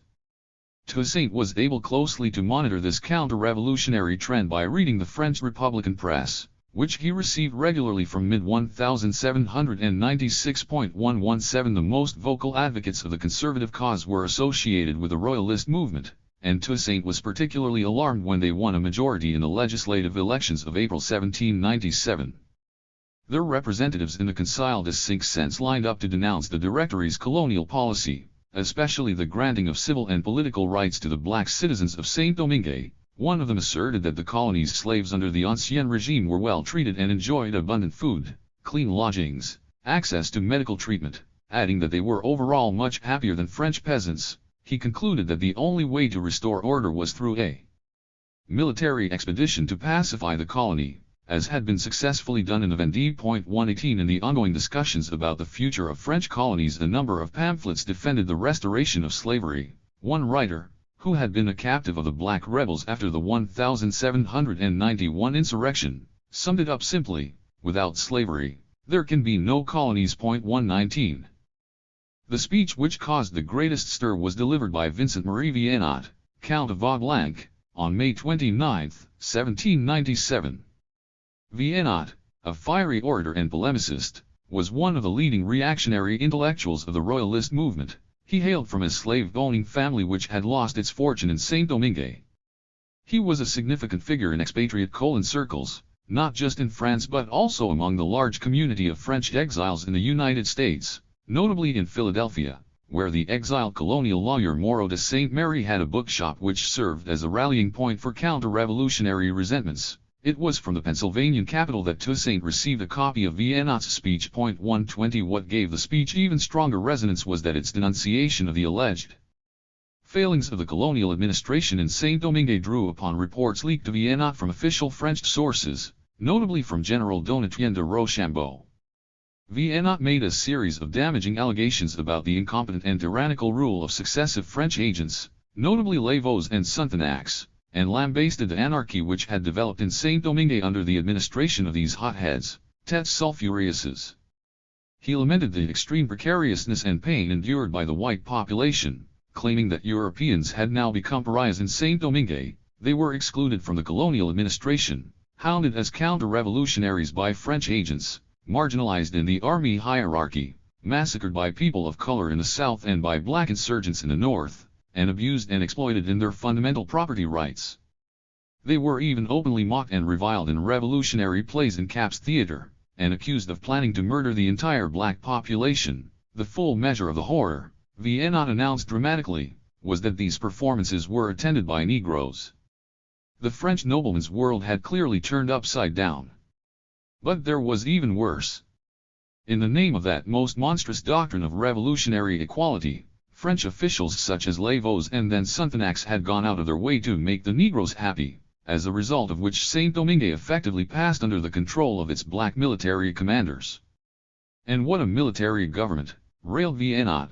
It is made up of ignorant and uncouth Negroes, who are incapable of distinguishing the most egregious license from the austere sense of liberty which is governed by law. Toussaint was not spared, and although Viennot paid tribute to his timely intervention in saving Bayon de Libertat from Sonthonax's vengeful hands, he cited a report which alleged that the black general was now giving instructions to the French representatives in the colony, rather than taking orders from them. In another section of his speech Viennot went even further, suggesting that Toussaint's strategy was to incite local rebellions to intimidate French agents, progressively seize control of the main towns, lay his hands on food supplies and weapons and systematically massacre all the whites. 121. Toussaint was distressed by Viennot's speech. Julian Raymond, who discussed it with him on several occasions, noted that his face had lost its habitually serene expression. 122 The commander knew that the intervention, with its scurrilous allegations and its disparaging portrayal of black people, was a full-blown counter-revolutionary manifesto, a threat to the liberté générale which had been won by black citizens since the early 1790s. All the more so that the author was not some embittered Colon but an influential member of the French legislature who sought to strike at the very heart of the Saint-Domingue Revolution. There were some critical responses to Viennot's speech in France, notably a reply by Lavaux, who had by this point taken his seat in the legislature. 123 But although the former governor heaped praise on Toussaint, an extraordinary man for the sheer range of virtues he possesses, and lauded the important role of black citizens in preserving Saint-Domingue for France, most of his reply focused on defending his own record during his years in office. 124 Toussaint therefore decided that it was imperative for him to produce his own rebuttal, engaging directly with Viennot's slanderous arguments. 125 The pamphlet he wrote, a handwritten copy of which he immediately sent to the Directory in Paris 126, was a polemic in the finest Republican tradition, a spirited demonstration of some of Viennot's glaring inaccuracies, a defense of the Saint-Domingue Revolution, and of the patriotic role black people played in it. And above all a powerful restatement of the ideal of fraternity in response to Viennot's racialist insinuations. One of the leitmotifs of Viennot's speech, which played on stereotypes about black people in the European imagination, was their predilection for violence. Since they had been granted freedom from slavery, he claimed, the black people of Saint-Domingue had done nothing but pillage, steal, massacre and burn down buildings and plantations. He drew particular attention to the destruction of Cap in 1793, and the carnage perpetrated by the militias of Jean-François. 127 In response, Toussaint acknowledged that the Civil War had seen terrible atrocities committed by Cap's black population. Yet, he noted, it was the European citizens who had placed the torches in the hands of his poor brothers and were the prime instigators of the killings. Furthermore, the gruesome violence carried out by black militias was the work of a small minority of lawless brigands. In any event, the behavior of the black citizens of Saint-Domingue had to be judged in light of their subsequent eagerness to become law-abiding French citizens, by their acts of kindness and humanity, as well as their return to order and work, and by their attachment to France, they have partly atoned for the earlier mistakes which they were led to commit by their enemies, or by their own ignorance. Toussaint recalled that the struggle between despotism and liberty in France during the early 1790s had also seen many appalling acts of violence, despite the nation's long traditions of civilization and sociability. If the ignorant and uncouth black citizens of Saint-Domingue had done no worse during their own struggle for liberty, and had in many respects shown considerably more restraint against their oppressors, surely any impartial judge should find in their favor. 128. After rolling out this smooth piece of reasoning, Toussaint dealt firmly with Vienot's allegation that Saint-Domingue had fallen into utter chaos because black soldiers had taken over the military, which had accordingly become corrupt, ineffective, and demoralized. This was another widely shared racialist trope which, as we saw earlier, Sonthonax also adopted. It affirmed that Africans were poor soldiers and only Europeans were truly capable of waging war. Toussaint lost no time in reminding Vienot that it was his French royalist friends who betrayed their nation and handed over large swathes of the colony to the Spanish and the British during the early 1790s, and that it was the Africans who used their weapons and their bare hands to keep the colony French. Black soldiers spilled their blood for the Republic, and ensured her triumph. It was they, too, who had rallied to the defense of Governor Lavaux during the 30 Ventos conspiracy and restored power into rightful hands. 129 Toussaint also pointed out that the colony of Martinique, defended by white European troops, had easily fallen into British hands in 1794, whereas Saint-Domingue, protected by its black and mixed-race fighters, had remained true to the French cause. He seized this opportunity cheekily to double the size of his troops, claiming that he had 50,000 soldiers under his command in Saint-Domingue. 130. In the confused demonology of slave owners, black people were not only violent and chaotic but also indolent. Vienot seized on this image with relish, suggesting that since the revolution the cultivators of Saint-Domingue had abandoned the land, provoking anarchy on the plantations and a major crisis in agricultural production across the colony. Toussaint replied that peasants had left the plantations not out of laziness, but in order to take up arms to defend republican freedoms, and France's colonial interests, against her enemies. Despite this disruption, all the evidence showed that agricultural output was rising across the colony, in the north and west as well as in the south. In his own area of the Gonaives, General Rochambeau had congratulated him on the good order and discipline which he had seen on the plantations. Rochambeau went on to state the opposite in his report, which proved to Toussaint that he was not an honorable man. For Toussaint, the vast majority of black citizens understood that without work there could be no freedom, and they were fully committed to restoring Saint-Domingue to her former economic glory. But France also had to appreciate that this social contract would endure only if black people retained the freedom they had won through their revolutionary struggle. Any attempt to enslave them again would be met with firm resistance. Toussaint reminded the Directory of the Blue Mountain Maroon people in Jamaica, who had forced the British to respect the rights they hold from nature. 131. What of the whites? Toussaint categorically rejected Vienot's accusation that black people in Saint-Domingue were seeking to eliminate them from the colony. He distinguished the minority of anti-republican whites, who had behaved treacherously and had therefore been rightly punished, from the majority of Europeans who had more or less sincerely accepted the new order of things after the revolution, and who had been openly welcomed and protected when they returned. 132 To confound Vienot's apocalyptic claim about the ethnic cleansing of the European population, he pointed out that the number of whites in Cap was on a par with that of mixed race and black people, that more than half the sugar plantations in the fertile northern plain were still in white colon hands, and that this union and fraternity among men of all colors was especially visible in the army. In the colony's northern province most of the military commanders were white, including General H., Toussaint's chief of staff, whom he had personally elevated to this position. Likewise in the administration and judiciary, almost all the executive roles were held by whites, and Toussaint noted that this hierarchy was fully accepted by the black citizens of Saint-Domingue as they realized they did not yet have the skills needed to occupy such functions. All they asked, in terms of equality, was to be allowed to serve in the military and expose their lives for the defense of their homeland. 133. Underlying Vienot's entire approach was the old slaver's view that black people were not fully human and lacked the capacity to make moral judgments, a view which Toussaint believed was still widely shared in France and whose falsity he therefore had to expose.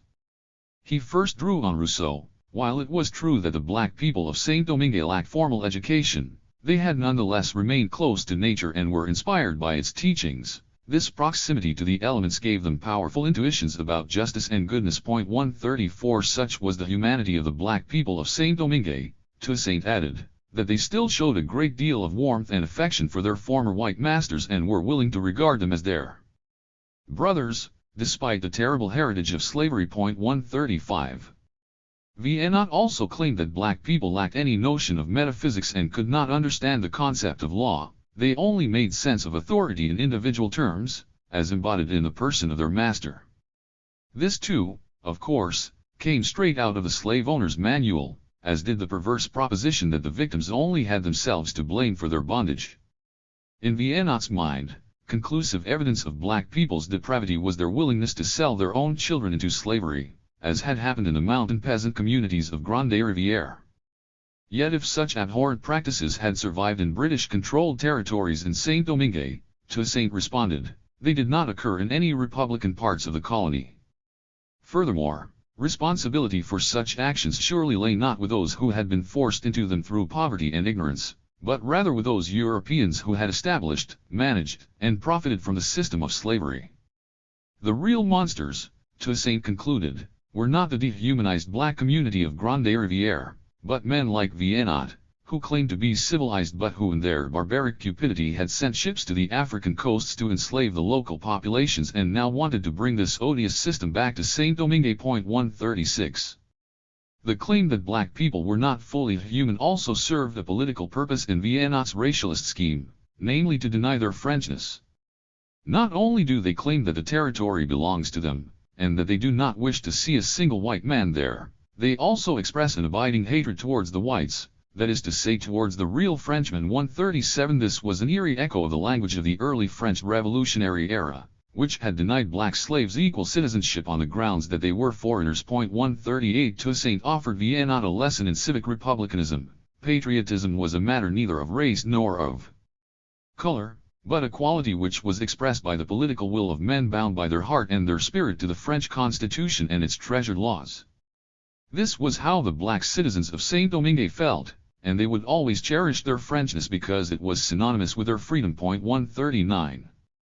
By the time Toussaint's pamphlet reached France, the Directory had already taken decisive action against the most conservative royalists after discovering that a number of them had been plotting to overthrow the regime. In the coup d'état of 18 Fructidor and v. September 4, 1797, many of their leading figures were arrested and deported to Guyana, and Vienna himself was forced to flee to Italy.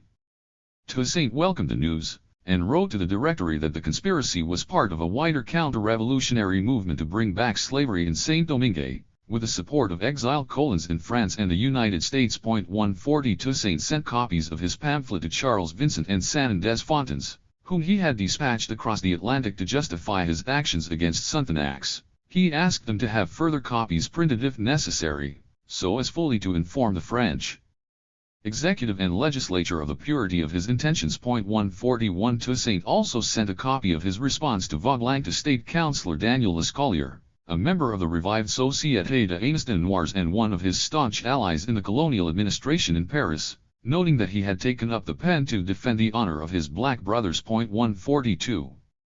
Toussaint was keen that his rebuttal of Vienna's arguments should be read as widely as possible in France. With its singular vision of brotherhood and its fierce commitment to upholding the rights of the newly freed black people, it was a powerful plea to the French authorities to stand by the new revolutionary order in Saint-Domingue. The most radical articulation of fraternity to emerge in the late Enlightenment, Toussaint's ideal was forged through resistance against attempts by mixed-race leaders to reap the gains of the revolution for their own interests, against mercenary royalist schemes to compromise black citizens' new freedoms, against patronizing Republican colonialist efforts to take him for granted and treat black people in general with disdain, and against the resurgence of white racialist ideas which attempted, barely a few years after the abolition of slavery in Saint-Domingue and France, to exclude black citizens from their own political community, and indeed from the human race. His response was that citizens in a republic were all equal, and so the only real distinction that mattered was between those who lived up to their civic obligations and those who did not. Blacks, people of color and whites, when they submit themselves to the laws, should be protected by them, and they should equally be punished when they violate them. Point 143. After the publication of Vienna Vaublanc's attack against the Saint-Domingue Revolution, Toussaint produced this powerful rebuttal of his main arguments. His refutation also celebrated the role of the colony's black citizens. Fraternity was about building a community in which citizens of all colors deliberately settled upon, and then chose to live by, a set of common values, such as equality and respect for the law. Skin color was for him, as his son Isaac put it, a matter of chance. Point 144. In early revolutionary France, fraternity was at times associated with the exclusion of others and instances of violence. By contrast, Toussaint's ideal was about compassion, when in 1799 the exiled Count No, who had inherited the Breda plantation on which Toussaint had lived as a slave, wrote to him pleading for financial assistance after he had been reduced to misery by the misfortunes of the revolution. Toussaint allowed his legal representative to come to Saint-Domingue to collect income from his assets. 145. He declared that fortune has changed my position but it has not changed my heart. Point 146. He chose this path of generosity even though many of his associates opposed it. And he was aware that a large number of whites in the colony still viewed the nouveaux libres with contempt. At the same time, there was a strategic element to Toussaint's friendliness towards the colons. He understood that they alone possessed the material resources and technological skills needed to rebuild Saint-Domingue. By characterizing Sonthonax's values system as false republicanism and denatured patriotism, 147, Toussaint challenged French revolutionary thinking and combined universal values with a specific situation in Saint-Domingue. For within the shared republican framework, and careful not to stray too far from the watchful eye of the French motherland, Toussaint came up with an innovative concept of the civic order. It imagined citizenship as being based not only on abstract principles such as equality and brotherhood, but also on active participation in the defense of the community. In the process he also legitimized the slave revolt of 1791, and made it one of the pillars of his vision of Republican Saint-Domingue. He pointedly observed that black citizens had fought for their emancipation by themselves, despite the active opposition they often faced from whites or people of color. The black struggle for freedom deserved to be placed on the same footing as that of the revolutionaries who overthrew the Ancien Regime in France in 1789.148 by celebrating their practical contribution to Saint-Domingue's revolution. Toussaint gave his fellow black citizens the power and legitimacy which was consistently denied to them by all French colonial regimes, from the Revolutionary era to the Third Republic. 149. But turning this fraternal dream into a living reality in the colony was to be no easy matter, because in Toussaint's scheme of things the privileged position of black people brought few entitlements and far more obligations. This was Toussaint's real challenge, to himself and to his people. It was up to his brethren to show, by their common endeavor under his leadership, that they were capable of rising above their internal divisions and acting as a united political force, by their collective example, that they were worthy of the freedoms they had conquered, by their willingness to forgive their former white oppressors, that they were equal to the noblest ideals of republican virtue and Christian compassion, and by their uncompromising readiness to fight to the death to safeguard their liberty, that they were the most effective guardians of Saint-Domingue's future. Hence the defiant note on which Toussaint concluded his response to Vienna. His people would prefer to bury themselves in the ruins of their country, rather than face the prospect of the restoration of slavery. 150. 5. The agent is unwell. One of the defining moments in the history of colonial Saint-Domingue was Toussaint's expulsion of the Directory agent Gabriel de Hedeville in October 1798, barely 6 months after he had arrived to take up his post.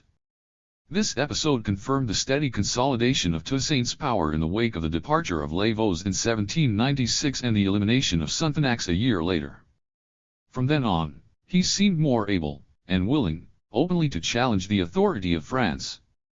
The black Spartacus was becoming more assertive, and his horizons were beginning to broaden. Thanks to the preservation of the complete official correspondence between Hedeville and Toussaint in the French colonial archives, the conflict between the two men can be scrutinized.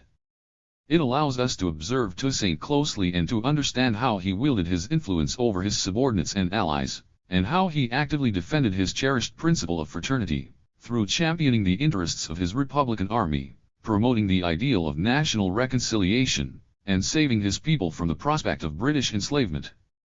The Hauteville episode also shines a light on certain traits of his character: his pride, his self-confidence, his mischievous sense of humor, and his prickliness, too. As the clash with the French agent reached its climax, we can gauge his skills as a revolutionary political operator, his shrewd judgment and sense of timing, his inventiveness in finding creative ways to achieve his ends, and his capacity to play to his strengths while exploiting his adversaries' weaknesses.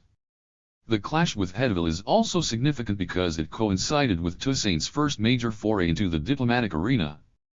By 1798, as the struggle to expel the British occupying forces from Saint-Domingue was coming to an end, Toussaint seized the opportunity to negotiate their withdrawal directly with local British commanders.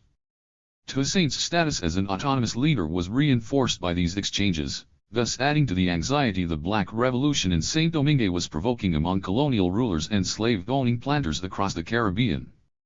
The worry about potential revolutionary contagion was particularly intense in British-controlled Jamaica, which was only 14 hours away from Saint-Domingue. Its governor Alexander Lindsay, Earl of Balcarres, a Scottish aristocrat who had been in post since 1795, declared that the French colony had become a brigand island which risked providing insurrectionary ideas to our Negroes, and eventually compromising the island's safety. 1 As we shall see, such views gave Toussaint leverage to increase his margin of maneuver regarding both the regional powers and the French and British authorities.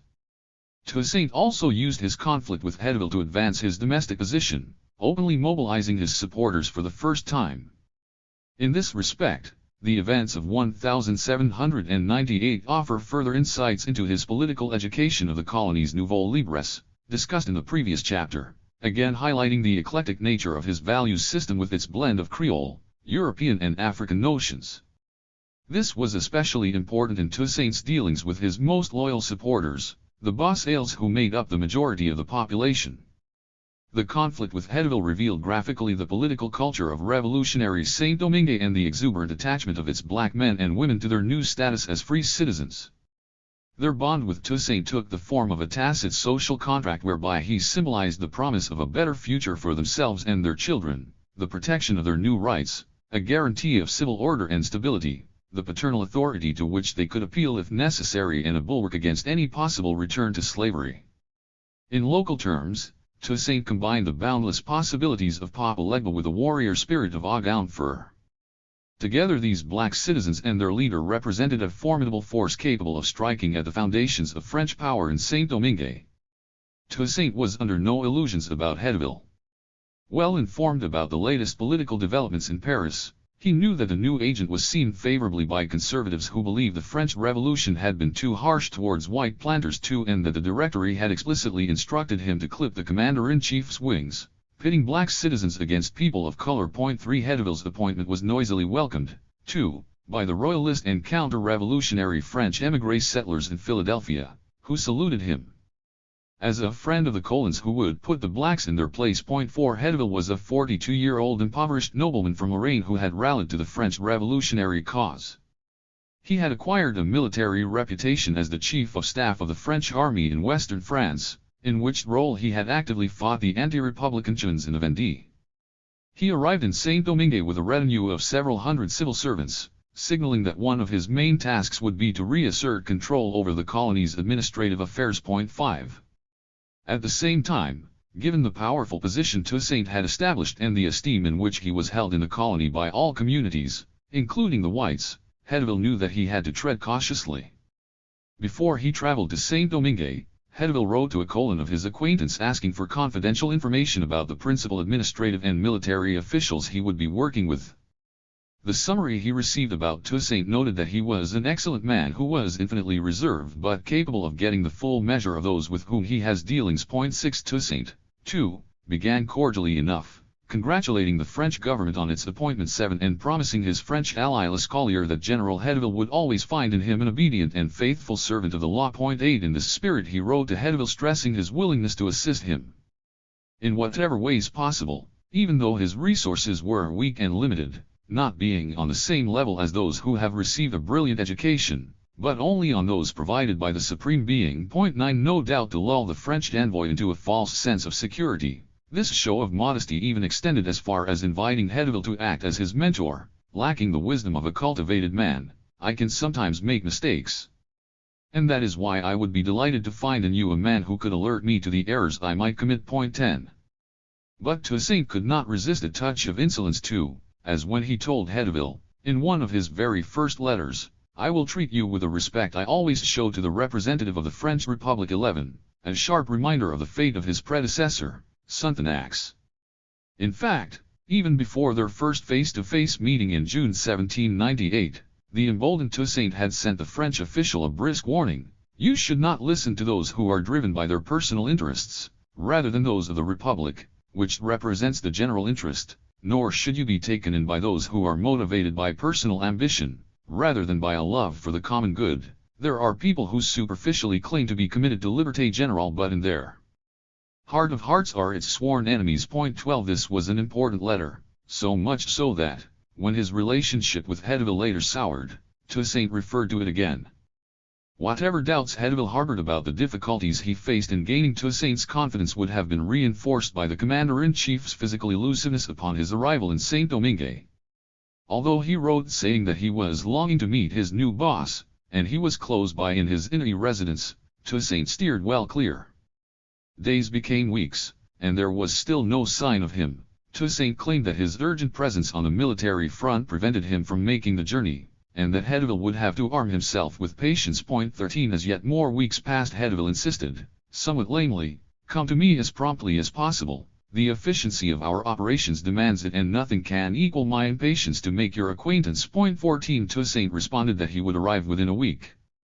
But still he did not appear, and his excuses began to sound almost insultingly frivolous. One day it was the need to attend a lavish banquet given in his honor at Port Républicain; another, the messenger horse carrying an important message had died; and yet another, the river Artibonite was too swollen due to heavy rains to allow him, the colony's most accomplished horseman, to pass. Point 15. This handwritten letter captures Toussaint's phonetic French, and his fondness for contrasts, between good and evil, light and dark, sweet and bitter. It pointedly reminds Hedeville that he is new to the colony, and urges him not to doubt Toussaint's good faith and to work with him in the best interests of the Republic. When the two men finally met at the official Fête de Victoire celebration in Cap in June 1798, Toussaint was publicly effusive about Hedeville, saluting the high reputation he had justly acquired as the pacifier of the Vendée, and pledging his absolute loyalty to him as the official agent of the Republic. But an eyewitness noted that the speech was read out without any show of enthusiasm, and that the commander-in-chief's manner remained cold during the entire occasion. Not even the slightest smile lit up his face. Point 16. His speech contained a pointed reminder about Saint-Domingue's historical singularity, which he expected the French agent to respect. Here, more than anywhere else in the colonies, and indeed more than in Europe, man has suffered the most, and the different shades of skin color have distinguished the oppressor from the oppressed. Point 17. Hedeville was given to understand that he was still very much on probation. To confuse him further, Toussaint initially gave the French agent alluring signs of his willingness to cooperate. This was in part a matter of self-interest. In order to maintain his growing system of political patronage, he needed Hedeville's imprimatur to proceed with nominations to various administrative positions, and the early correspondence between the two men demonstrates that he was successful. Toussaint also asked Hedeville to write to the French government supporting Bayon de Libertat's return to the colony, and, in marked contrast with Sonthonax's obstructiveness, he readily agreed to do so. Point 18. Clearly aware of the importance for Toussaint of his local Gonaives municipality, Hedeville graciously asked him to provide him with the names of two men to serve as official commissioners on the town council. Point 19. After securing the appointment of his close ally Sanon des Fontaines, a virtuous man and a good Republican, Toussaint fulsomely expressed his gratitude to the French agent. "Even before I met you, I had great faith in you, and since getting to know you this confidence has increased even more, and I can see in all your deeds the signs of a real friendship, to which I attach the greatest value." Point 20. In the same spirit, Toussaint's first set of letters from the military front were long, detailed and even deferential, and repeatedly stressed his determination to abide by Hedeville's instructions. Point 21. This emphasis on discipline was one of the main themes in Toussaint's early missives. His intention was to reassure Hedeville not only about himself, but about his belief in the virtue of hierarchy and good order, in the civilian as much as the military sphere. So when Dessalines suspended a decree from Hetteville renaming the main streets of the recently liberated town of St. Mark, Hetteville ordered that he be punished for insubordination and placed him in detention for 4 days. Toussaint, however, proposed a much more severe tariff of 15 days, and instructed Dessalines to write a groveling apology to Hetteville, which he did, offering his great repentance for failing to abide by his instructions and promising that henceforth his conduct would be exemplary. 22. Even more remarkable was the speech Toussaint gave in July 1798 at the planting of the Tree of Liberty ceremony in Port Republicain, shortly after it came back under Republican control. Now that freedom from slavery had been won, he told the assembled plantation workers, there was no time to indulge in idleness. Indeed, he proclaimed, man can only realize his freedom through labor. In a tropical echo of Mandeville's fable of the bees, he compared the perfect republic to the workings of a hive. The bees give us a great example of industriousness and happiness. Assembled in a hive they constitute a republic, they all work, and each individual creature through its endeavors participates in the happiness of the collectivity, and they even chase away those members who withhold their labor, refusing to tolerate any idleness in their midst. 23. As we shall see, this praise of the regimentation of the workforce was partly a trap for the unsuspecting Hetteville, aimed at encouraging him to advance plans to regulate working conditions on St. Domingue's plantations. But its underlying philosophy, with its emphasis on unstinting collective effort, rigorous discipline, and service to the common good, was also unquestionably libertarian. The cordiality between Toussaint and Hetteville was unlikely to last long, and it did not. Once he arrived in Saint-Domingue and took the full measure of Toussaint's power, the French agent realized that it was not limited to the military sphere but had spilled over into all sectors of the civil administration, including the entire system of local government. As he indicated in an early report, the assemblies in the countryside are made up of men from the plantations who are incapable of taking any decisions for themselves, and who allow themselves to be completely directed by Toussaint's regional military commanders. When I arrived I found all the judicial, civil, and military powers in the hands of Toussaint as well, and he had also reduced the justices of the peace and the municipalities to positions of complete insignificance. 24. Hetteville first attempted to rein in Toussaint by trying to set limits to his administrative interventions. Aware that the commander-in-chief's control over Saint-Domingue's institutions had grown partly through a combination of habit and military necessity, notably the need to fight the British in the pockets of territory still under their control, he reminded Toussaint that in the Republican system of government military officials were subordinated to civilian rule. He could not presume to exercise the same powers in those parts of Saint-Domingue which were not in, or adjacent to, combat zones.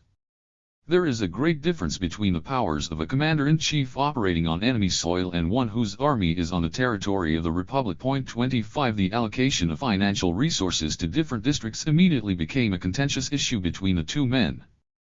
Hetteville countermanded an instruction from Toussaint to move tax revenues from the areas of Charbonnière and Montagne Noire away from the southern coastal town of Léogâne to Port Republicain. Behind this innocuous-looking edict Toussaint was trying to pull off a double coup, taking resources away from his mixed-race rival General Rigaud, who controlled Léogâne, and transferring them to his own forces in Port Republicain. Hetteville's response was blunt: no administrator can execute any instructions in this respect other than mine. 26. Toussaint retreated immediately, and claimed that the whole thing had been a misunderstanding, malentendu, or as he put it, in a misspelling which was both amusing and portentous, a malentendu. 27. But Toussaint did not always respond meekly to Hetteville's instructions to follow proper administrative procedures. On one occasion, after Toussaint had ordered the arrest of a planter named Bourges over an issue involving the theft of farm animals, Hetteville observed that this was a matter for the gendarmerie and the judiciary, not the commander of the army. He added, no doubt to soften the blow, that perhaps Toussaint had signed this particular order without careful scrutiny. The response was stiff. It is gravely insulting to suggest that I may sign either an order or a letter without reading or dictating it personally. It would amount to saying that I suffer from a great weakness in my character, and I cannot recognize myself in such a depiction. As I have the honor to repeat to you, I do not put my name to any document without reading or dictating it myself. 28. This was true, but it was also typical of Toussaint's verbal chicanery, deploying attack as the best form of defense, and Hetteville immediately apologized for implying that his commander-in-chief could have acted carelessly. The unfortunate Bourges, for his part, remained in jail. These sorts of skirmishes were manageable as long as Hauteville did not challenge Toussaint's protégés in the administration. Eventually, however, he began to do so. For example, he fired the chief army medical officer Lacoste, a close Toussaint ally, and replaced him with his own physician, Ferry. At this point, his conflict with the commander-in-chief inevitably began to escalate. Toussaint was especially concerned about a senior financial administrator named Vallee, who was based in his stronghold in Gonaives and was an invaluable subordinate. He was one of the very few men, along with his treasurer and diplomatic envoy Joseph Bunel, who knew everything about Toussaint's finances. Alerted that Hauteville was investigating Vallee for alleged financial irregularities, Toussaint wrote a long letter in person defending him against any slanderous allegations, and vouching for his competence and his integrity. Indeed, according to Toussaint, Vallee was a man without any financial resources of his own, and had to depend on his son-in-law to make ends meet for his large family. He was the poorest and the most dutiful administrator on Saint-Domingue. 29 Despite Toussaint's continued protestations of his innocence, Vallee was removed from his position and threatened with prosecution, Hauteville stating darkly that the crime which has been committed here is of such great concern for public order that I am obliged to pursue its authors with the full severity of the laws. 30 Now the gloves were definitely off. One of the issues which did much to poison the relationship between Hauteville and Toussaint was the handling of negotiations for the British withdrawal from their final outposts in the colony, notably Port Republicain, and the coastal garrison town of Mole St. Nicholas. In the early months of 1798, the British government realized that its position in Saint-Domingue was no longer sustainable, and dispatched Brigadier General Thomas Maitland to end the conflict as rapidly as possible, in a way which was not dishonorable. 31. Maitland was an astute officer, and he knew that he arrived in Mole St. Nicholas with a weak hand. By this stage, as we saw in Chapter 3, the military situation was completely desperate. But exacerbating the tension between Hauteville and Toussaint was one of the few cards available to him, and he proceeded to play it effectively, for example by giving both men the absolute assurance that he wanted to negotiate exclusively with them. Hauteville sent a warning to his commander-in-chief, General Maitland is manifestly trying to sow the seeds of division between us in order to benefit his cause. Let us have absolutely no dealings with him other than those relating to our respective prisoners. 32 Toussaint was in apparent agreement. The intention of the British is to divide us from each other, and I will have no correspondence with them, nor will I attempt any move without first consulting you and obtaining your approval. This was more than a little disingenuous, as by this time Toussaint had already begun ceasefire discussions with Maitland and given his negotiator, Huon, full power to reach a settlement with the British at Port Republicain. 33. Maitland quickly came round to the view that Toussaint was his more precious contact, both tactically and strategically. In late April the commander-in-chief discovered that his old boss and protector Bayon de Libertat had arrived in Port Republicain, where he was being held by the British. He wrote to Maitland, asking for the former Breda manager to be released and sent to him immediately. Maitland graciously agreed, and Bayon duly arrived in Gonaives, where he was warmly welcomed by Toussaint. 34 The discussions between Huon and Maitland were rapidly concluded, leading to an orderly British retreat from Port Republicain, St. Mark, and Arcueil. The main British condition, that the lives and properties of those colons who had supported the Royalists would be fully protected, was readily accepted by Toussaint. 35 Agreements on Jeremy and Mole St. Nicholas soon followed, the latter evacuation taking place despite the vehement opposition of the governor of Jamaica, Balcarres, and the British naval commander Sir Hyde Parker, who in Toussaint's words were desperate to retain a foothold in Saint-Domingue. 36. These agreements paved the way for a major breakthrough in late August 1798, the signing of a secret convention between Toussaint and Maitland.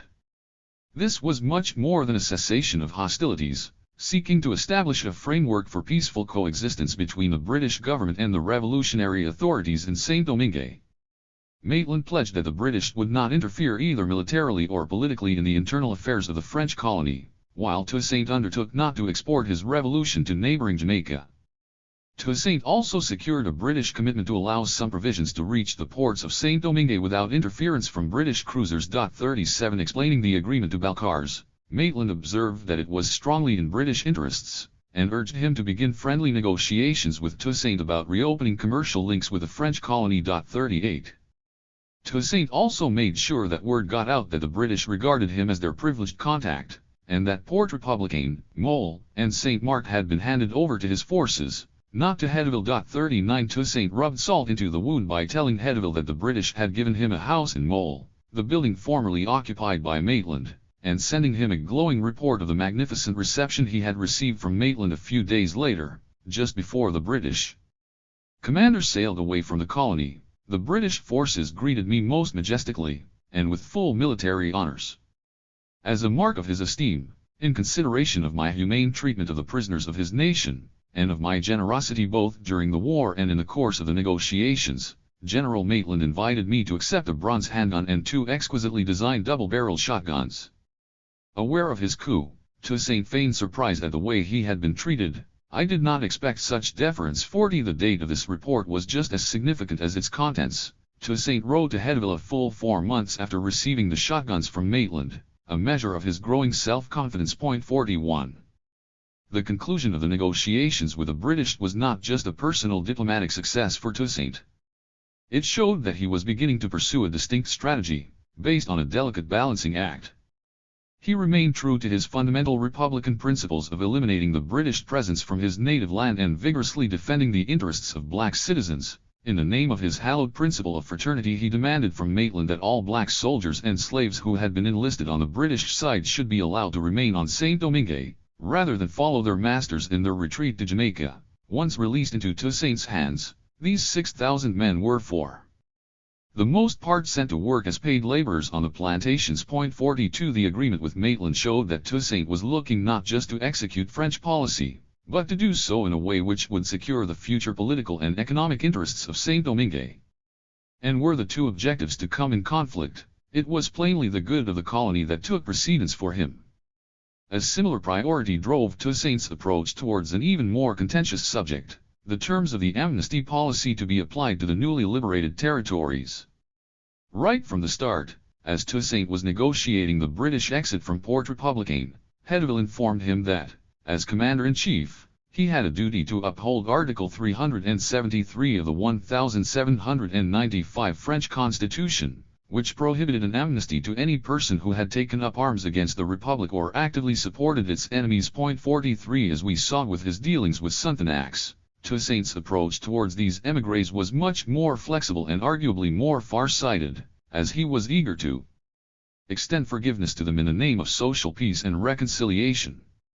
As the negotiations over the withdrawal from Mole St. Nicholas and Jeremy began, Hauteville again made his position clear. He issued a stern proclamation that not even the slightest exemption was to be made to the law, as pardoning any émigré would pose a serious threat to public order. 44. Toussaint not only ignored Hauteville's instructions, but publicly announced his intention to forgive all those who had sided with the British occupiers in the colony's coastal towns. At a mass celebrated in Port Republicain, he granted a full amnesty to a group of French émigrés from Jeremy. According to an eyewitness, he first compared himself to Jesus Christ, who had absolved sinners in the name of his Father, and then announced that he was pardoning them in the name of the Republic. 45 He wrote to Hauteville a few days later, loftily quoting Luke, "Forgive us our sins, as we forgive those who sin against us." 46 This was triply provocative, for he had not only disobeyed the French agent, but also taunted him by proclaiming the pardon publicly, and furthermore at a religious ceremony, which he must have known would annoy the anti-clerical pacifier of the Vendée, who, like his predecessor Sonthonax, tended to see priests as potential disturbers of the peace. 47 Sure enough, Hauteville wrote back crossly that Toussaint had no business granting pardons, especially in a church setting, which was in direct contravention of Republican constitutional practice. Toussaint responded that his amnesty policy was aimed at a small group of men, more hapless than guilty, who had been misled into following the British. Surely, he asked disingenuously, a generous pardon was a more sensible policy towards such people? Toussaint also claimed that most of his amnesties were granted to women, children, old men, and plantation workers, in a very small number of cases, as with the black gunners from the disbanded Des Ources Royalist Regiment. He cited military necessity, the need to bring these soldiers back into active military service because of the shortage of qualified artillerymen in his own ranks. 48 Then, typically, he went on the offensive. It was an outrage, he told Hauteville, even to imply that he could act against the Constitution. In any case, an expression of faith in God could hardly violate French law. He then added, revealingly, I attribute to the Almighty, the sole author of all things, every good deed I have accomplished in my political life, and if only it were the case that our brothers shared my religious outlook, their timorous conscience would be guided towards good, and France would have no more ardent upholders of the Constitution, and her Constitution would have no more zealous and faithful defenders. 49. Hauteville attempted to regain control of the situation by issuing a decree reaffirming official French policy on émigrés.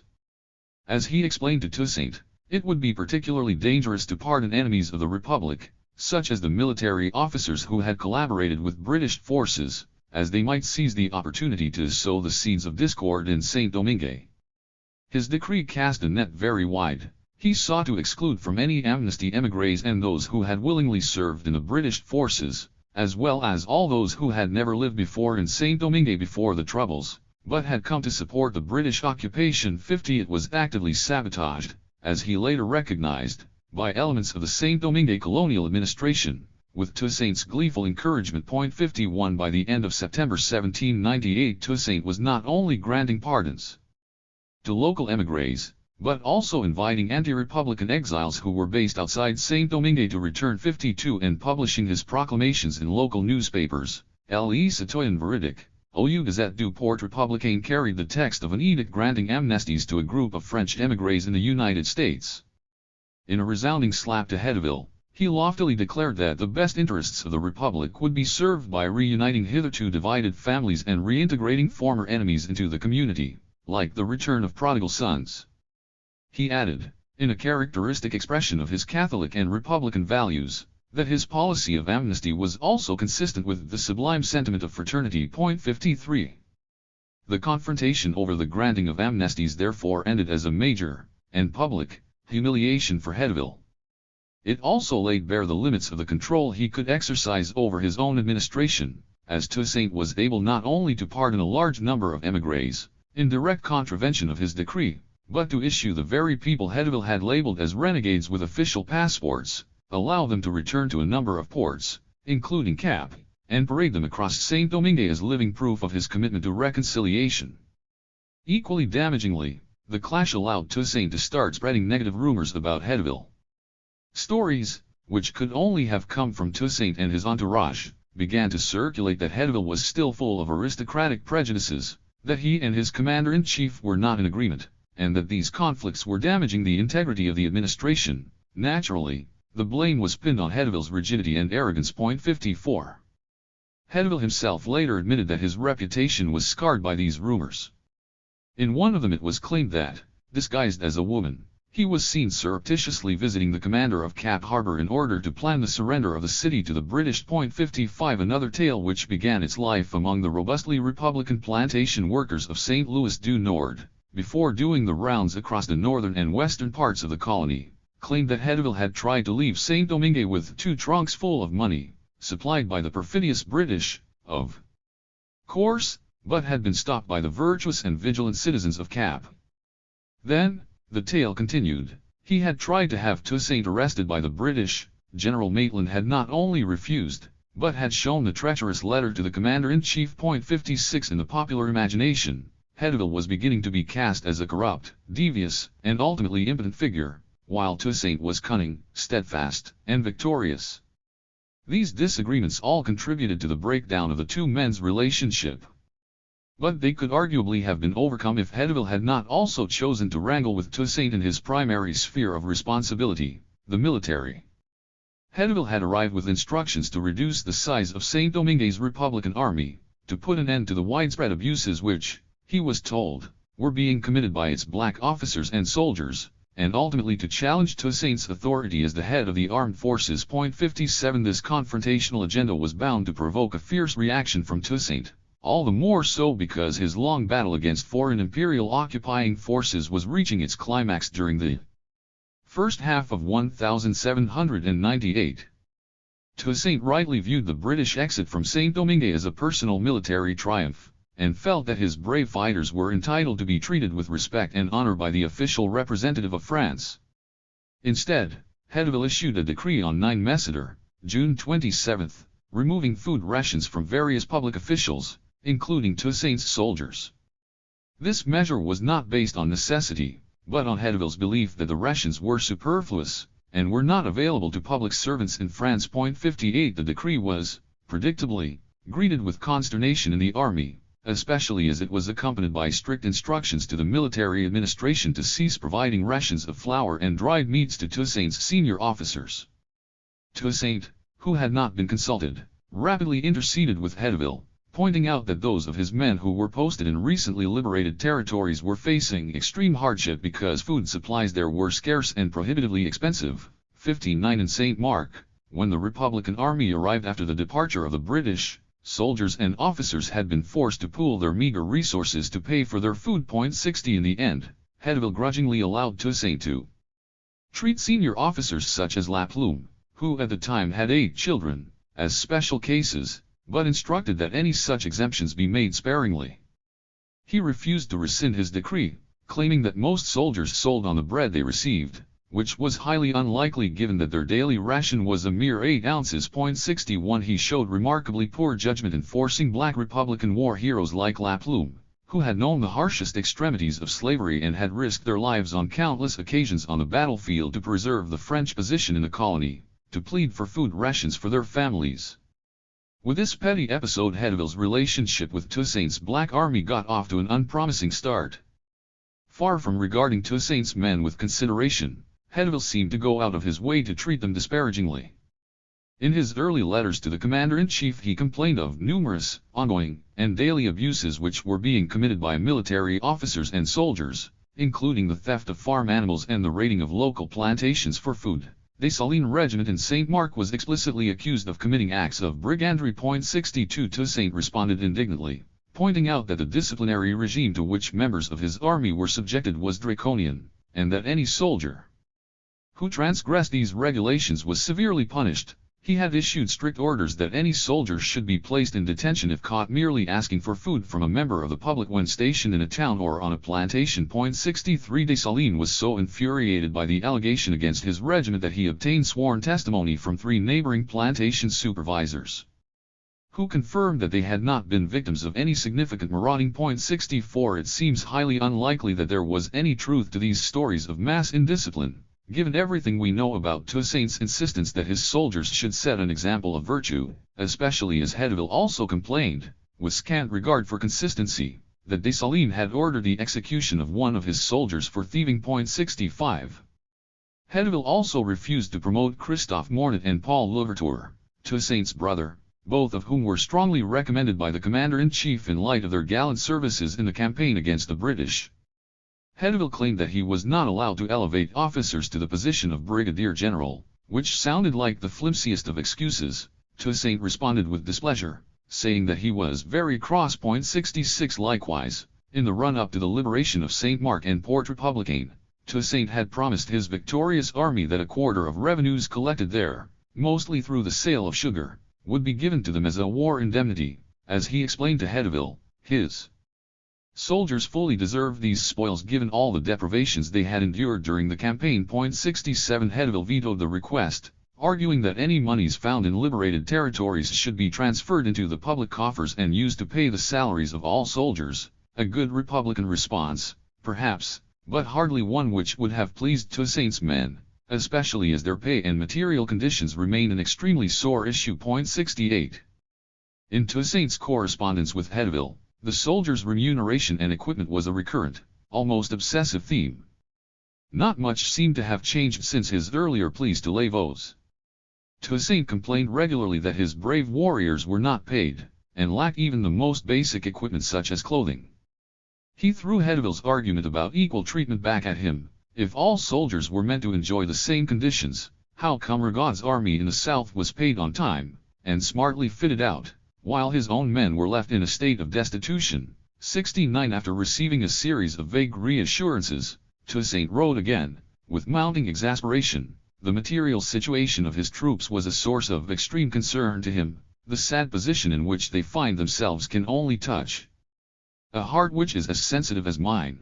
It is very painful for a commander who has seen his forces endure thirst and hunger, and be exposed to the greatest dangers to expel the British from the territory of Saint-Domingue. It is painful, I repeat, to behold these very soldiers deprived even of such basic clothing as would cover their nudity. 70 The situation, Toussaint told Hedeville in another letter, had become a personal embarrassment to him.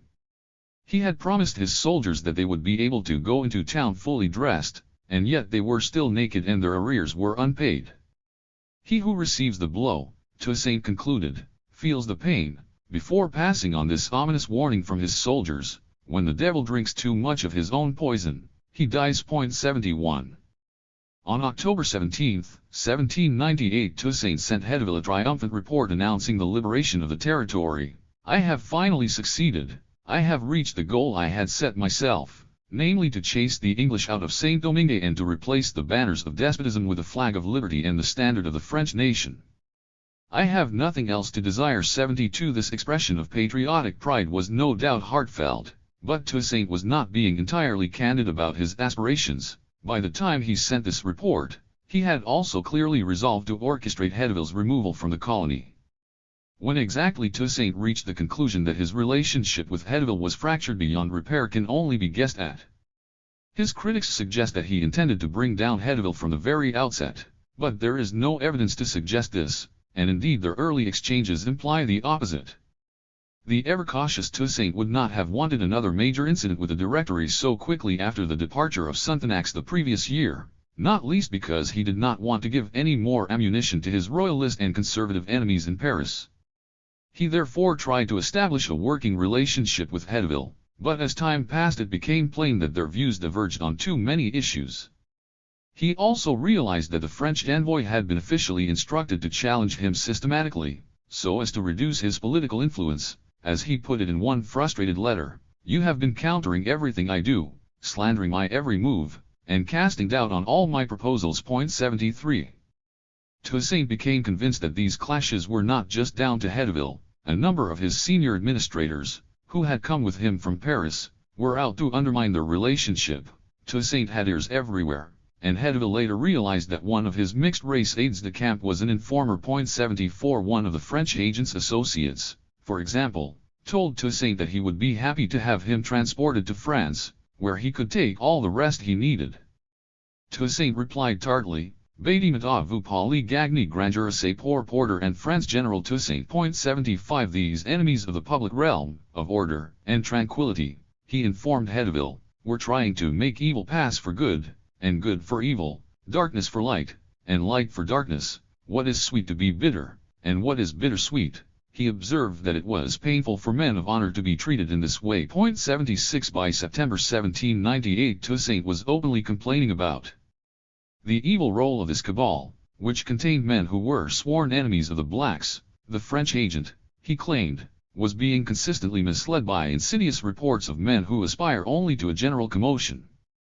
Toussaint suspected that a plot was being hatched not only to contain his influence, but perhaps even to remove him altogether from his position of commander-in-chief.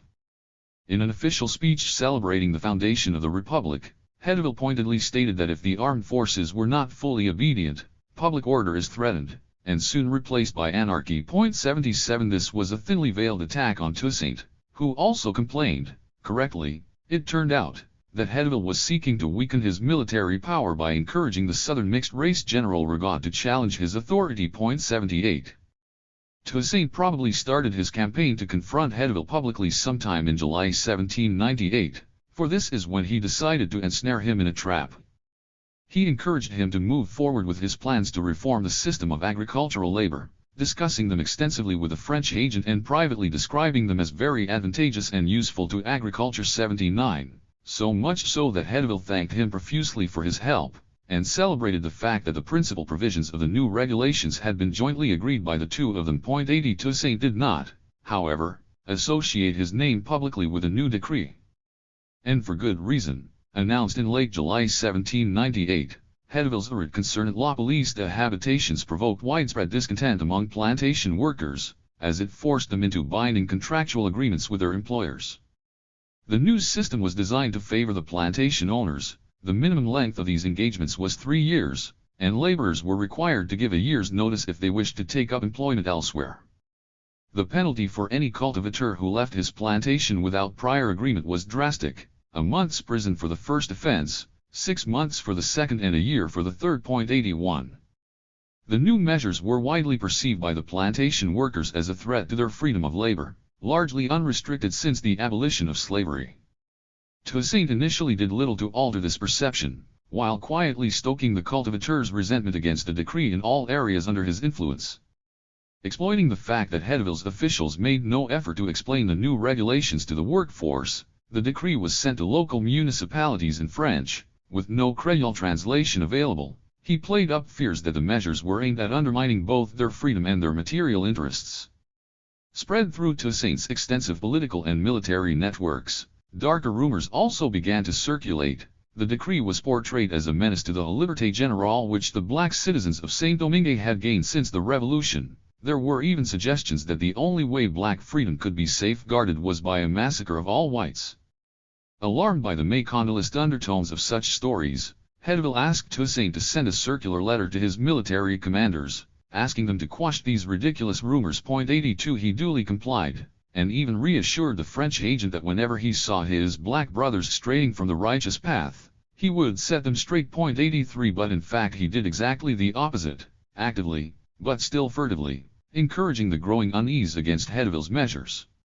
In the Petit-Gauve district, for example, the revolt against the decree was led by a charismatic and influential local rebel named Singla 84 whose links with Toussaint were carefully concealed, so much so that when the plantation workers in the area went on strike in late September 1798, the municipality frantically turned to Toussaint for assistance, little realizing that he was the source of the unrest. 85. Given their role in encouraging these local rebellions against Hauteville, Toussaint would obviously have signaled to his regional military commanders that a public showdown with him was imminent. And since the French agent had done nothing to endear himself to the officers and soldiers of Saint-Domingue's Republican army, they would have greeted this prospect with eager anticipation. Indeed, by September 1798 there was widespread evidence of anti-Hauteville sentiment being stoked within black ranks, both among ordinary soldiers and among the officer corps.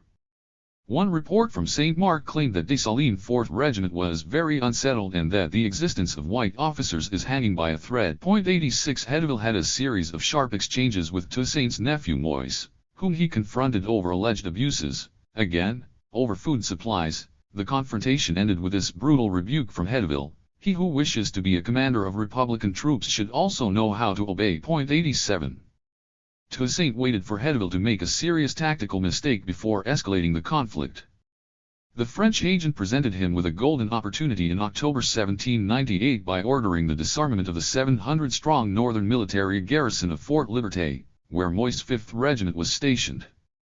Hauteville sent a force of several hundred European soldiers to disarm the garrison, under the command of Manigat, a black justice of the peace from Fort Dauphin. In the ensuing violence, Moise's brother Charles Zammer was killed, together with more than 200 black soldiers. Hauteville's envoy further exacerbated the conflict by detaining a dozen black officers from the regiment and having them transported to Cap, and ordering that Moise be suspended for insubordination. Troops loyal to Toussaint eventually took back control of the garrison, with the notable support of a peasant force of 3,000 men rallied by his ally Jean-Baptiste Sans-Souci from the mountains of Grande Rivière, Valliere and Saint-Suzanne. 88. The time to move against Hauteville had come. In mid-October 1798, just as events at Fort Liberté were escalating, Toussaint seized the moment to launch a full-scale uprising against Hauteville. As he later explained to the French government, the agent's actions had provoked widespread anger. The spilling of the blood of the defenders of our territory in this unfortunate incident rekindled the flames of discord, and soon calls for vengeance were spreading everywhere, traveling to the furthest corners of the colony. 89. From his headquarters in the de Héricourt plantation, Toussaint coordinated these protests through his military commanders and organized several thousand cultivators to march on Cap, where Hauteville and his officials were based. As the large crowd, a significant number of whom were women, approached the town, the threat of pillage grew among the panicking inhabitants, especially the white population, as word spread that the protesters had come equipped with bags, baskets, and ropes. Many of them declared that they were grateful to God that their journey would not be in vain. 90. A French visitor described the horrifying scene at La Fossette, just on the outskirts of Cap, Imagine 10,000 blacks of all ages and sexes, almost naked, grouped around campfires, abandoning themselves without any inhibition to all their passions, obscene dances, contortions, screams. 91 There was clearly more than a whiff of voodoo in the air, and Hedeville later reported that Toussaint's mobilized cultivators had cast a spell on him in a ritual which involved dancing around a bull's head in which an illumination had been introduced. 92 The Cap municipality sent a delegation to discuss the demonstrators' grievances. The self-styled Popular Army responded ominously that they were coming to avenge the treatment that had been meted out to the 5th Regiment officers and soldiers at Fort Liberté, and threatened to lay waste the town. They also declared that a bloodbath could be avoided if Toussaint Louverture were to be called upon to intervene and restore order. 93 These exchanges were immediately communicated to the commander-in-chief, providing him with the cover he needed to step in. Toussaint moved swiftly, first issuing a proclamation to the municipality of Cap, urging its officers to take all necessary measures to ensure that order was maintained, and promising to support their efforts to ensure that the laws and the Constitution of the Republic can be fully respected. There was a delicious irony here, given that he was in the process of unseating the official representative of the French government in Saint-Domingue. 94 Toussaint followed this up with a public meeting with the Cap citizens, assembled somewhat uneasily outside the municipality, where he announced that he was only too happy to have arrived in time to see that security was restored. He warned that there was a real threat of general upheaval, but promised to do his utmost to put everything back in good order.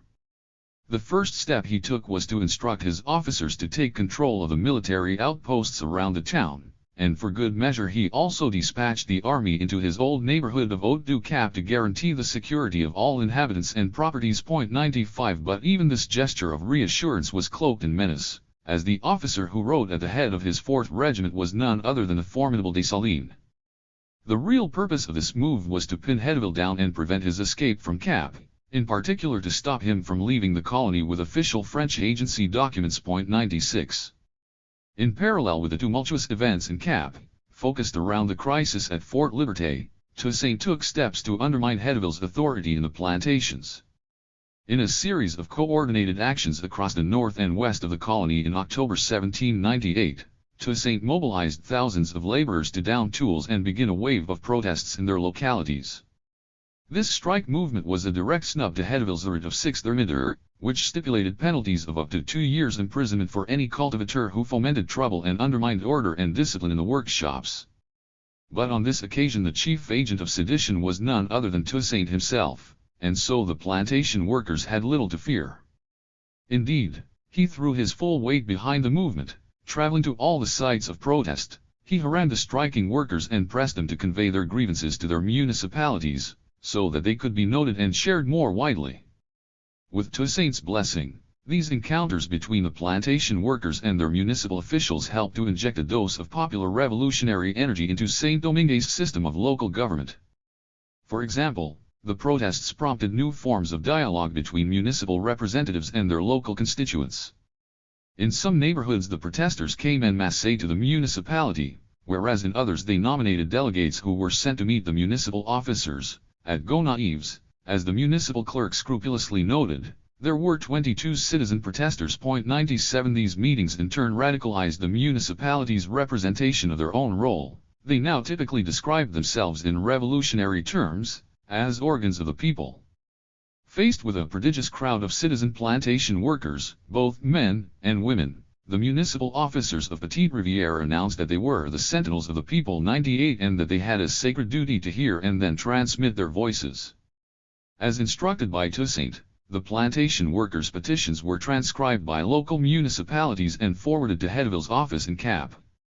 The demands made depressing reading for the beleaguered French agent, as they all began with an emphatic expression of no confidence in him. After meeting with their constituents, the councillors and officers of Plaisance proclaimed that Hedeville had poisoned the atmosphere in Saint-Domingue and provoked an outbreak of anarchy. The only solution was for him to depart as soon as possible from the colony. 99 In a gesture of magnanimity, the petitioners of Marmalade merely asked for the agent to be suspended. 100, but this was the minority view. Hedeville's departure was insisted on by most of the mobilized citizens, and to avoid all ambiguity those of Grosmorne spelled it out.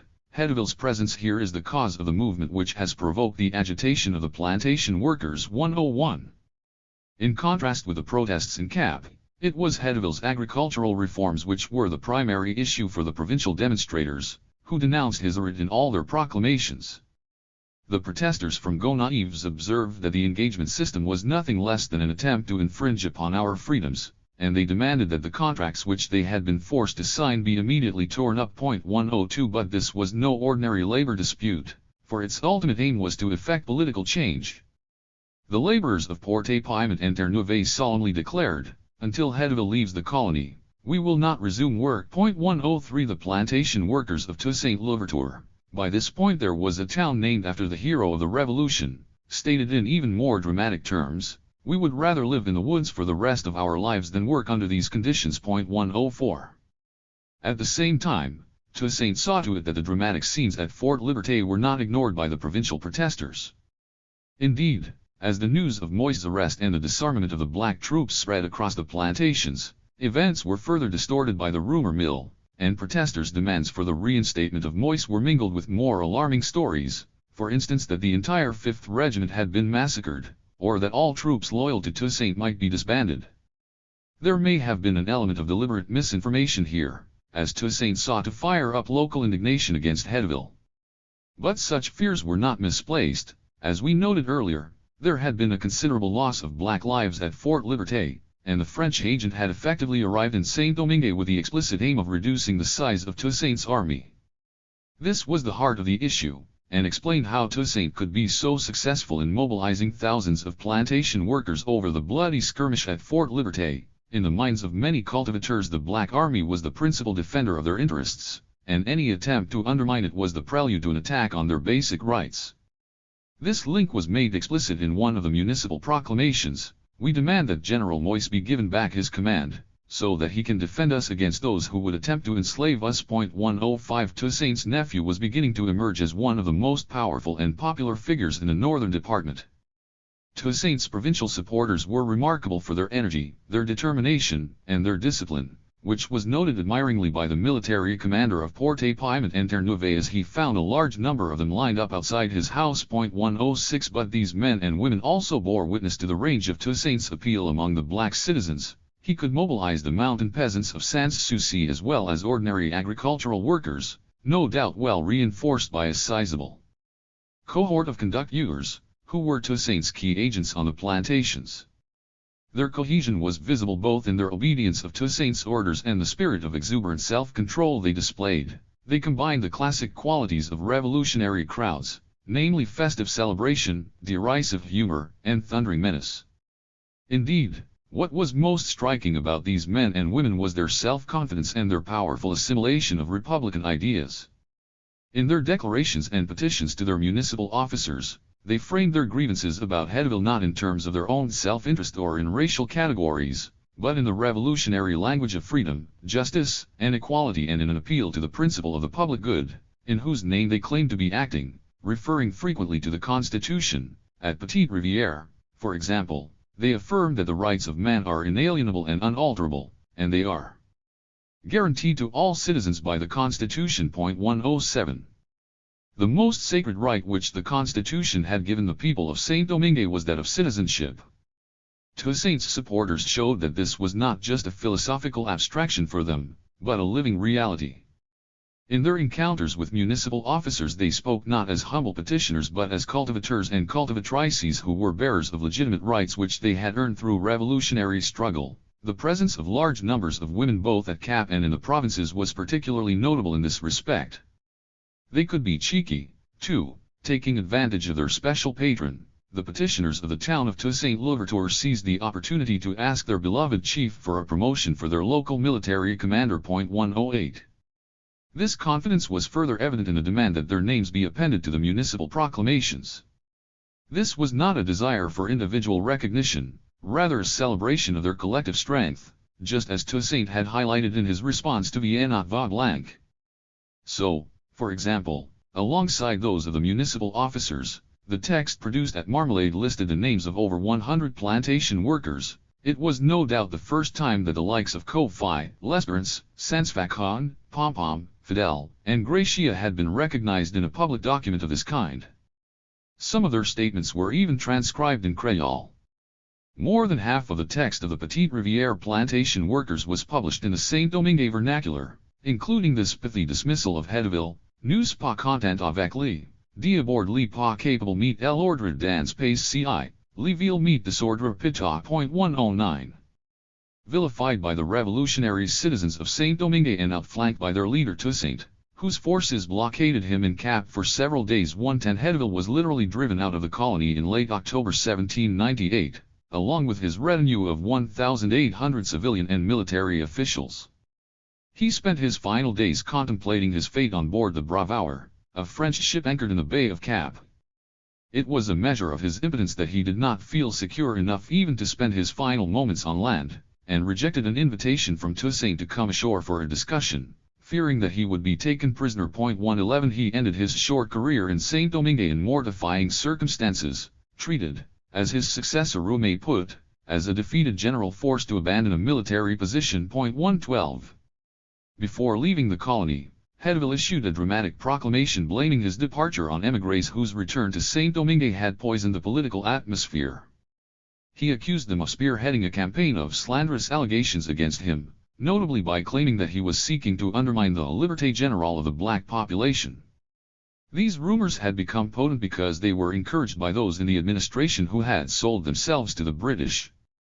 This was a predictable swipe at Toussaint, and it was not the only one. Hedeville claimed that those seeking independence were now, finally, nailing their colors to the mast, and despite all appearances were showing themselves as the cruel enemies of Saint-Domingue's liberty. 113 In a separate message, written on the same day, Hedeville also released Toussaint's mixed-race rival Rigaud from his obligations to obey the orders of his commander-in-chief, whom he accused of being in the pay of the British, the émigrés and the Americans.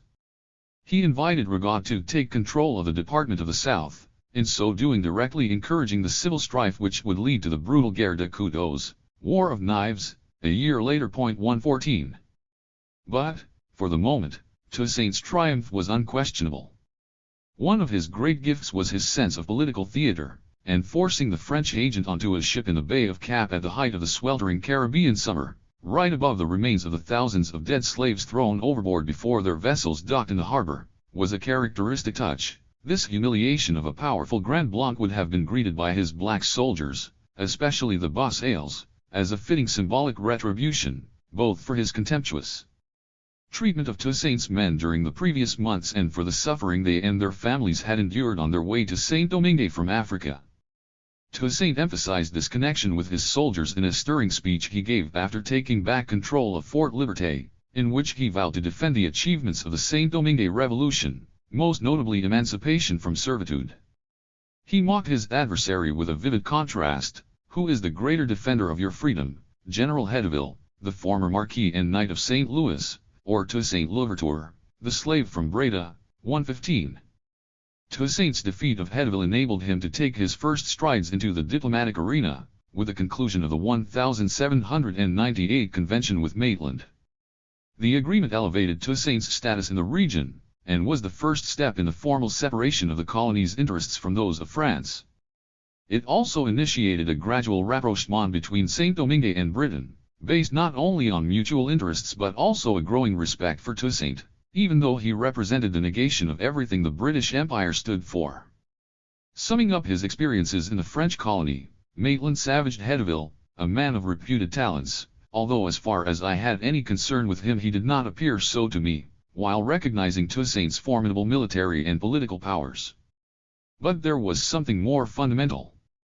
Maitland paid tribute to Toussaint's moderation and forbearance as a ruler, both in respect of his humanity in warfare and in his honorable treatment of white émigrés, and urged his government to continue the policy of constructive engagement with him. 116 Maitland's emissary to Saint-Domingue, Edward Harcourt, likewise noted that his government's favorable policy towards Toussaint was a response to the good faith he had shown towards British interests. 117. These favorable impressions were also expressed in a glowing article about the agreement, published in the London Gazette in December 1798. It cast the British withdrawal from Saint-Domingue as a diplomatic triumph, as it brought the promise of exclusive commerce with the colony, and of its independence from French control. Most remarkable was the description of Toussaint, who was praised as a Negro born to vindicate the claims of his species, and to show that the character of man is independent of exterior color. The fact that this chief had raised the black standard in Saint-Domingue was nothing less than a revolution, which was a matter of celebration for all liberal Britons. Every virtuous man will rejoice to hear that the black race are now acknowledged as brothers. 118 This was a somewhat rosy account of what had transpired between Toussaint and Maitland, and as we shall see there were many in the British political and military establishment who remained implacably opposed to the Saint-Domingue Revolution. But the Gazette piece demonstrated the growing strength of the black general's appeal among enlightened British opinion. The struggle between Toussaint and Hauteville illustrated the versatility of the revolutionary leader's power. Hauteville believed that he could achieve his mission to contain Toussaint and begin the disarmament of the Black Army by relying on the classic means available to a high-ranking representative of the French state with significant military experience to boot. He had, after all, helped bring the peasants of the Vendée to heel. Indeed, he was a white man. What chance could a former black slave, plagued by his extreme ignorance, 119 stand against such obvious superiorities?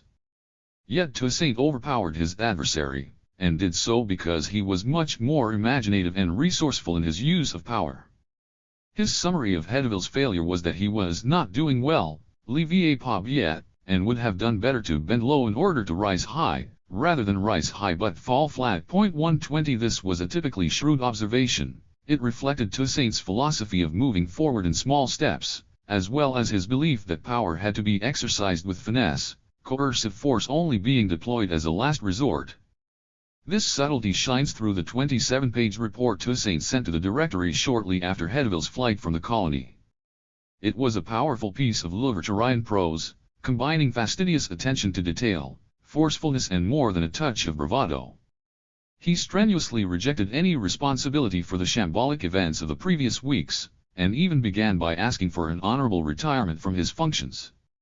He claimed to have played no part in the unrest in Cap and the plantations, and that no agent of the French government had received stronger support from him than Hauteville. He feigned to be pained by news that a large crowd of protesters was marching on the city, and surprised that Hauteville and his entourage had been preparing to sail away from the colony. The French authorities would certainly not have been fooled by this protestation of innocence, but Toussaint's ensuing point was harder to dispute. The turmoil in Saint-Domingue had been provoked primarily by Hauteville's moral and political failings over the preceding months, notably his attempt to challenge Toussaint's military authority, his incapacity to understand local sensitivities and his despotic behavior towards loyal administrative officials, many of whom had been removed without consulting him. Hauteville's aristocratic prejudices were also censured, notably his tendency to receive ordinary citizens who came to petition him with revolting rancor, aigre repussante. After this rebuke to the Directory for sending a manifestly incompetent official to Saint-Domingue came the real sting. Toussaint cast the whole episode as a rearguard action to challenge black power in the name of white supremacy.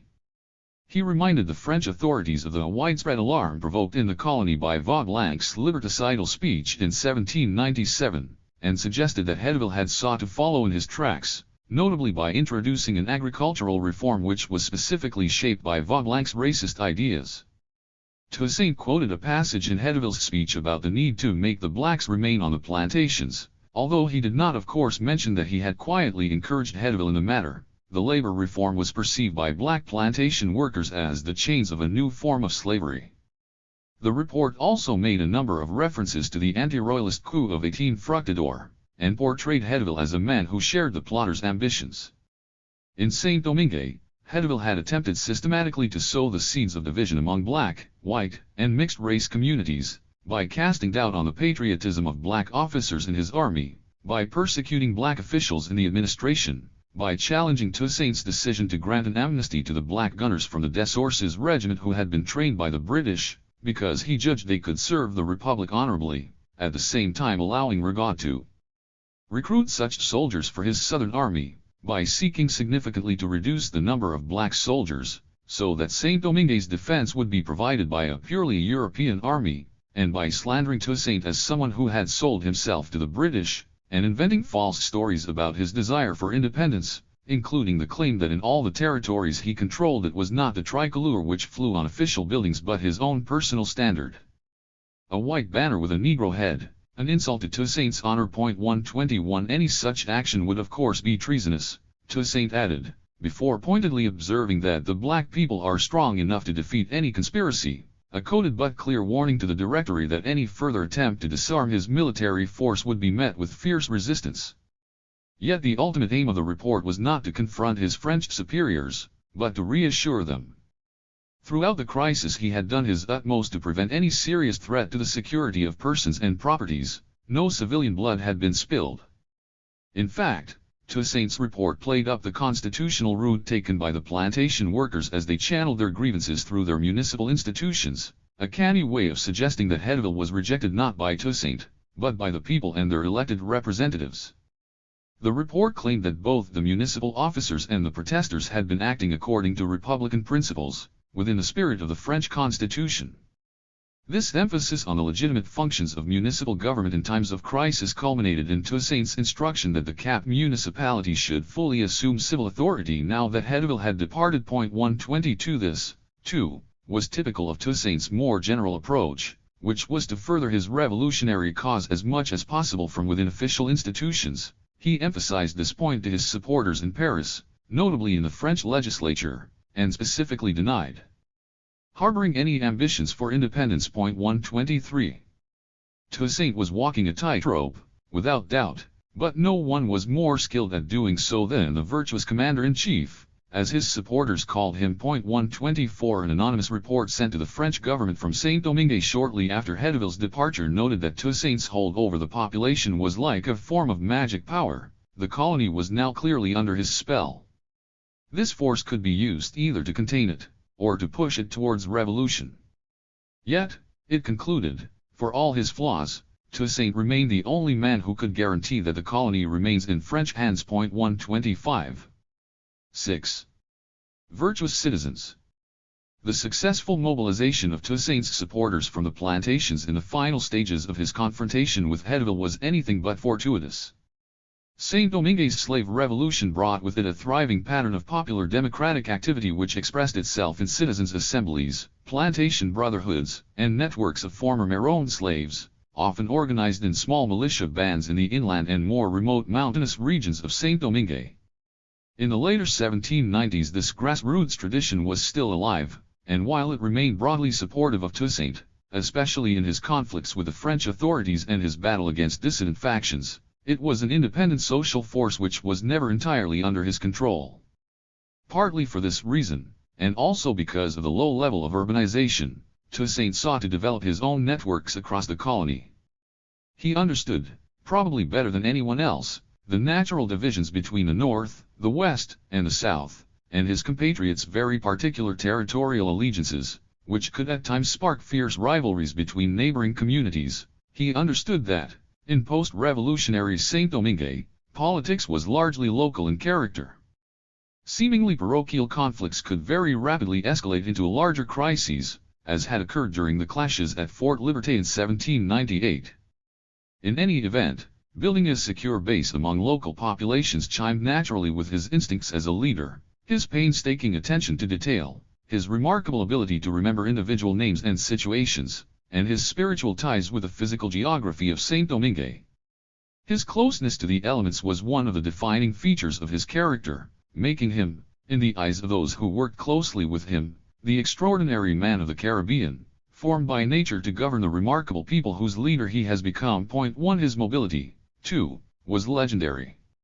He was constantly on the move, whether it was on scheduled tourneys across regions, flying trips to localities to deal with disturbances, inspect specific sites or make impromptu visits to individuals. He once traveled from Gonaives to Cap, a distance of 30 lieues, 90 miles, in 12 hours, riding continuously from 3 in the morning. News of his unexpected arrival produced large crowds at his house. 2 Announcements of his impending visit to a locality would provoke great excitement and trigger a wave of festive preparations in his honor, including the production of easily chewable foods such as sponge cakes, to help with the loss of his front teeth. 3. Toussaint's critics believed that his authority was grounded exclusively on military force, his extensive powers of patronage and his ability to inspire an almost religious form of devotion among his followers.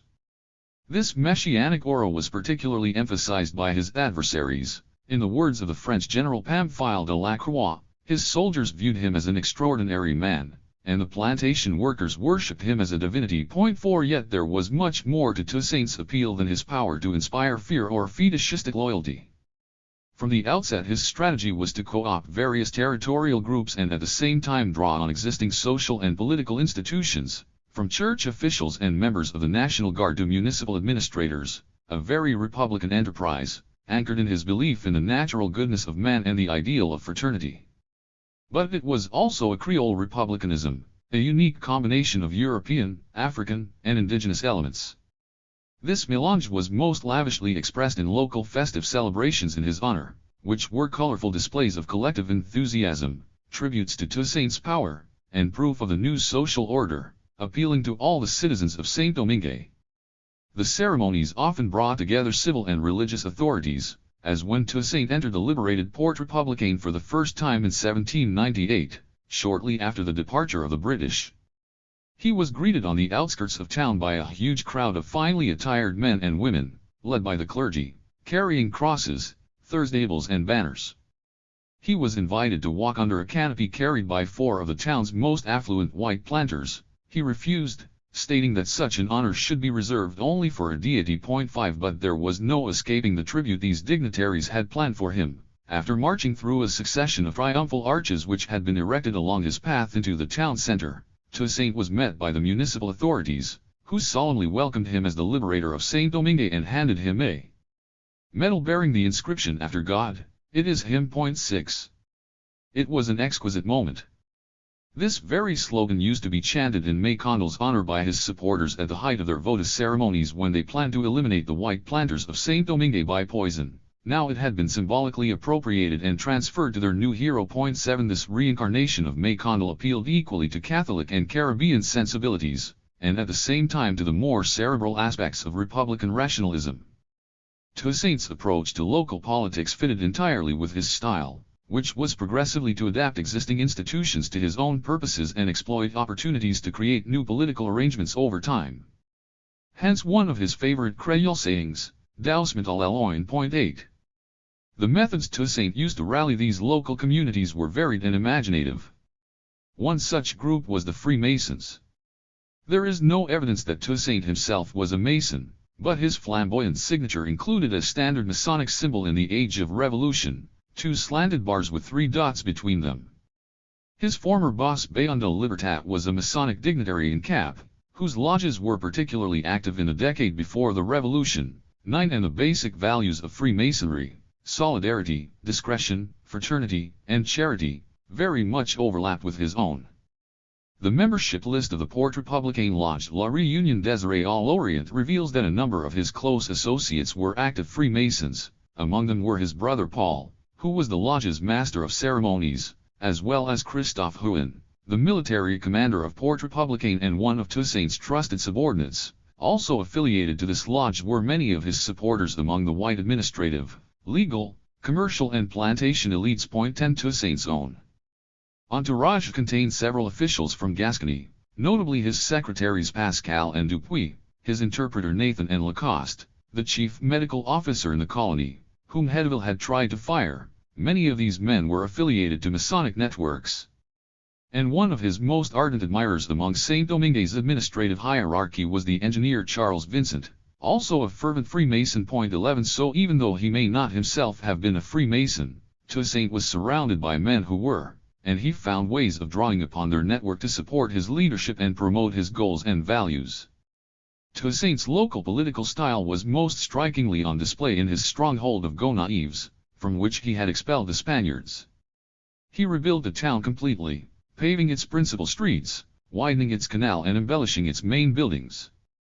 After the departure of Les Vosges in 1796, Toussaint turned the Gonaives district into a more or less independent enclave under his political and military command. 12 He ensured that the administration was staffed with loyal and competent men, and kept a very close eye on the deliberations of the municipal council. He also built strong and enduring ties with wealthy business figures such as Cazes, an opulent merchant, also known as Gros Cazes, who became one of his financial advisors and most dependable envoys.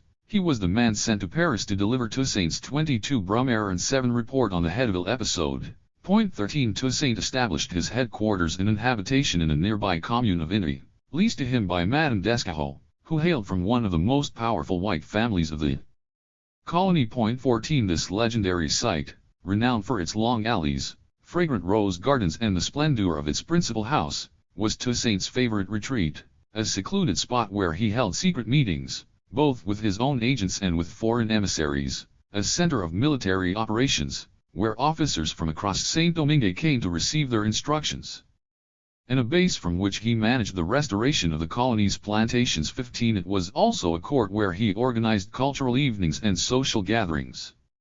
He took ineffable pleasure in the performance of music, especially military music, and often called on his trumpeters and drummers to play for him immediately after supper. Point 16 Toussaint received visitors in his grand circles, meetings by invitation, and petits circles, public audiences, with politeness, grace, and dignity, be they administrators, colonists, captains of American and Danish ships, planters, or tradesmen. Here those who had fallen on hard times, in particular former white émigrés, could tearfully plead their case directly with the commander-in-chief. Point 17 One of his local visitors in the late 1790s described him as of a manly form, above the middle stature, with a countenance bold and striking, yet full of the most prepossessing suavity, terrible to an enemy, but inviting to the objects of his friendship or his love. His outfit was always the same for these occasions, a kind of blue jacket, with a large red cape falling over the shoulders, red cuffs, with 8 rows of lace on the arms, and a pair of large gold epaulettes thrown back, scarlet waistcoat and pantaloons, with half boots, round hat, with a red feather, and a national cockade. Point 18 From 1796 onwards Toussaint's position was strengthened when a string of his candidates obtained positions as surveyors, priests, medical officers, gendarmes, and justices of the peace. Point 19 He constantly interceded with successive French agents and national authorities in Paris on behalf of his various protégés. For example, he wrote to the Minister of Navy asking that the son of one of the virtuous citizens of Port-de-Paix, Granville, be admitted to the Institut National in Paris, where his own son Isaac and stepson Placide were studying. Granville was a mixed-race man of modest means who was the tutor of Toussaint's youngest son, Saint Jean. 20 Many of the leading black military commanders also sent their children to him. Point 21 Toussaint also paid close attention to the situations of distress in which the women of Saint-Domingue could find themselves, especially if they fell foul of civil and military administrations. In March 1798 he took steps to resolve the problems faced by Madame Flannat, a white resident of La Tortue Island with 4 young children. She was the wife of a former officer who had served in his Republican army and had returned to France. In his absence, their property had been occupied by Leeswire, one of the local military commanders. Ordering Leeswire to leave the premises, Toussaint noted that in the eyes of the law, the rich and the poor, the individual citizen and the public administrator, are equal, and are equally entitled to protection. So a leader who lends his support to those who find themselves oppressed is only practicing this natural law. 22 These individual gestures of support, repeated countless times, cemented Toussaint's reputation as a compassionate and generous leader, especially among the European colon population. As one French administrator noted, the black general was widely admired for his extreme humanity towards the white species. Point 23 Toussaint sent his sons Isaac and Placide to be educated in Paris. In this 1799 letter, he informs them of the imminent arrival of the son of Granville, the tutor of their youngest brother Saint Jean. He reminds them of the virtues of religion and hard work, and that their conduct is a matter of family honor. As he intervened to solve these human problems at a local level, Toussaint's approach was creatively varied. With Madame Flannat, it drew upon Republican ideals of equality and fairness. But Toussaint's philosophy was also driven by his highly original Creole natural morality, typically rendered in the form of parables. So, for example, when a group of agricultural workers in Grande Rivière revolted against their white and mixed-race overlords, whom they accused of domineering behavior, Toussaint rushed from Gonaives to the site accompanied by a retinue of his white, black, and mixed-race officers.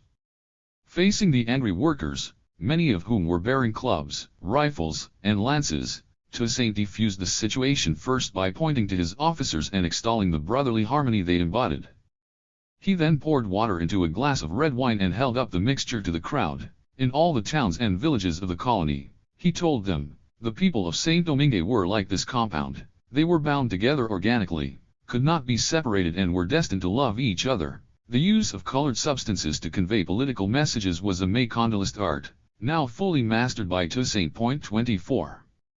In these local homilies Toussaint often stressed the importance of the gentler virtues of compassion and forgiveness, which were integral to his Republican values system and his Caribbean mysticism, but also to his Christian faith.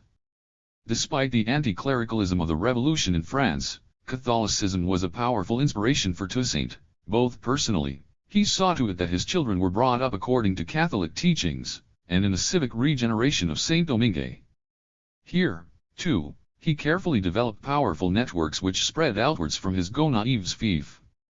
He exchanged letters with Abbé Gregoire in France, in which he occasionally complained about the anti-clericalism of French envoys to Saint-Domingue. 25. He also cultivated strong links with the ecclesiastical hierarchy in his parish, and through them with the Catholic clergy across the colony. Every Sunday Toussaint would travel from Inri to Gonaives to attend the religious service, accompanied by his senior military officers and escorted by a detachment of his guides. He sometimes used a carriage but generally preferred to ride on horseback, which allowed him to race his guides to the destination.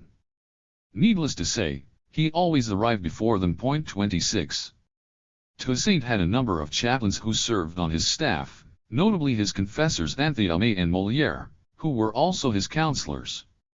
He entrusted them with important missions, including carrying his personal messages to military and civil authorities. 27. A practice which led some of his sworn enemies in Saint-Domingue and in France, notably, as we saw earlier, Sonthonax, to accuse him of being under undue clerical influence. But this was just a crude anti-clerical and racialist stereotype which misunderstood Toussaint's view of the educative and social functions of religion. He maintained a sizable network of female religious aides in strategic positions across the colony. The duties of these aumônières were to distribute charitable assistance to needy citizens, in particular to the indigent, women with large families, and wounded soldiers, and to teach catechism to young children. They were drawn from across the racial spectrum and were known throughout Saint-Domingue as much for their religious zeal as for their fervor for their beloved commander-in-chief. They included Madame Balthasar, a formidable black eminence from Cap, Madame Garrigadet, a white lady of considerable means from Terre-Neuve, and Miss Nain from Marmalade, a mulattress who tirelessly rode through her district on horseback ferrying food, drink, and medical supplies to those in need. 28. Another key member of this female brigade was Madame Marie Fanchette, a black freedwoman married to Toussaint's treasurer, Joseph Goodall, rumored to be one of Toussaint's former mistresses. 29. She was widely known as the protector of the poor in Cap 30. Toussaint's religiosity was a combination of spiritual idealism and temporal self-interest.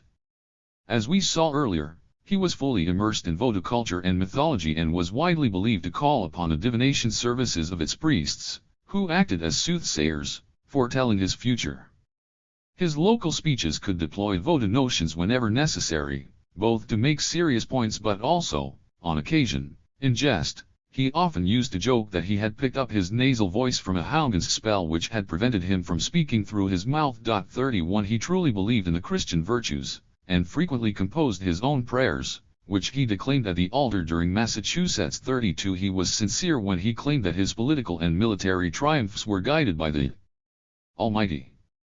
When he was appointed commander-in-chief of the army he declared that he was an instrument of God's power and that his soldiers were executors of his vengeance. 33. Likewise, in his victory proclamation after the British evacuation of Saint-Domingue he credited his success to the God of warriors, adding that man can achieve nothing without the assistance of his Creator. 34. He also understood the healing potential of religion in a colony which had been ravaged by slavery and war, pragmatically appreciating the importance of Catholicism as a source of discipline and social order. He intervened with municipal authorities to ensure that priests could practice their cult without undue constraints. 35. And regularly told his soldiers that their first duty, before even their service to their native soil, was to honor God. 36. He gave instructions that all battalion commanders should lead their troops in prayer twice a day, in the morning and in the evening, and that the troops should be taken to Mass on Sundays fully kitted out and in the best possible order. 37 Asked why he insisted on taking his officers with him to church, he replied that he hoped that the prayers and religious hymns would teach them to love and adore God, and also to fear Him, he added, no doubt with a twinkle in his eye, and so that they might learn better to follow military discipline. 38. This was one of Toussaint's leitmotifs when he harangued his soldiers and officers: refer all your actions to the true principles of divinity and religion, and so, just as a commander demands the obedience of his subordinates, every mortal must bend before divine power. Toussaint hoped that his virtuous military, through their example, could encourage the men and women of Saint-Domingue to abide by the teachings of the Gospels, and so serve the public interest. As he addressed his soldiers in May 1797, adore God and be irreproachable in your practice of religion. This will then inspire all the men and women of the colony, from the landowners to the agricultural workers, to be good citizens. 39. Alongside his Masonic, charitable, and religious networks, Toussaint's support relied heavily on municipal institutions, which he described as representatives of the common good, guardians of the Constitution and of the law, and guarantors of wisdom, prudence, and tranquility. 40 He took advantage of municipal ceremonies directly to address local populations, and outline his hopes for Saint-Domingue's social and economic regeneration.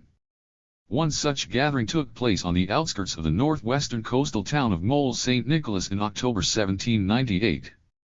The inhabitants had just been liberated from British rule after the armistice negotiated between Toussaint and Maitland, and he used the occasion to plant a tree of liberty. He constructed his entire dedication speech around the tree, a rhetorical gambit which also enabled him to pepper his intervention with allusions to the Vodou Loa Grand Bwa, Great Wood, the guardian spirit of the sacred forest.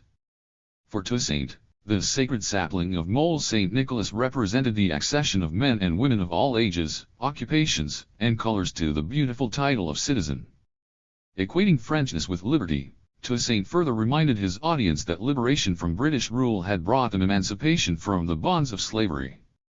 He paid a glowing tribute to his soldiers, many of whom were in attendance from the nearby garrison, for their valiance and intrepidity in this heroic struggle. But this was no time for empty triumphalism, and Toussaint pointedly reminded his fighters that he expected them to be, like him, bearers of the virtues of abnegation and selflessness. Nor were they to expect material rewards for their success on the battlefield, but rather the generous satisfaction of seeing the former slaves of Mole St. Nicholas as free men and women, safely gathered around the Tree of Liberty. 41. At the same time, the freedom symbolized by the Tree of Liberty was not just about the enjoyment of rights, but also the assumption of responsibilities. Those who had been part of the old order in town, the militia members who had fought for the occupying forces, or the planters and merchants who had worked with the British, or even been involved in the buying and selling of slaves, had a duty to repent genuinely for their past errors, and sincerely pledge to follow the righteous path of republican virtue. This included all the French nationals who had been denounced as émigrés by the republican authorities, and who were generously granted an amnesty by Toussaint. The time for disunity was over. Appealing to the ideals of concord and fraternity, Toussaint invited these new French citizens to be of one heart, one soul, and to bury forever at the foot of this sacred tree, the symbol of freedom, all our ancient divisions. Again, the reference to Grand Bwa would have been obvious to most of the black citizens present. Like the LOA, the Republican tree was a symbol of healing and protection. But to the former slaves, too, Toussaint had a special message, which he would almost certainly have uttered in Creole to make sure it was clearly understood. May the sight of this tree remind you that freedom cannot exist without labor. He followed this with one of his leitmotifs: without cultivation, there is no commerce, and without commerce, there is no colony. 42. With its effective blend of Creole and Republican elements, Toussaint's Mole St. Nicholas speech excitingly outlined his vision for Saint-Domingue's future, and the role he expected local communities to play in shaping it. It offered the promise of civil peace, the healing of past wounds in the name of national reconciliation, and the security and protection of equal rights for all citizens, whether they were men or women, white, mixed race, or black, landowner, merchant, or laborer, from the north, the west, or the south. But it was also a demanding prospect, as Toussaint made clear that rights came with political, moral, and economic duties, and that he expected the citizens of his virtuous republic to live up to them. From the outset, Toussaint paid special attention to the activities of municipal institutions. His correspondence with Lavaux from 1794 onwards contains regular updates about areas which had come under Republican control. In 1795, for example, he informed the governor that he had summoned the citizens of Marblehead to elect their municipal representatives. 43 The proper functioning of assemblies was one of his constant preoccupations, and as one of Saint-Domingue's best-informed memorialists wrote, it was in his private correspondence with local administrative bodies that the secrets of Toussaint's power resided. 44 Key members of municipal assemblies, such as Saint and Desfontaines and Gonaives, were used to maintain Toussaint's links with local political dignitaries, and sometimes even traveled to France to deliver the commander-in-chief's messages to his metropolitan allies. 45 Toussaint kept in close touch with the colony's local officials, who provided him with detailed information about social and political incidents, gossip, and rumors. He scrupulously read the records of municipal councils, starting with those of Gonaives, and regularly asked regional military commanders to keep him updated about the conduct of assembly meetings. 46 Even though the regulation of municipalities was technically a matter for the French agent in Saint-Domingue and not the army, Toussaint's commanders effectively supervised the operations of local assemblies, as reflected in a proclamation addressed to municipal administrations in late 1798.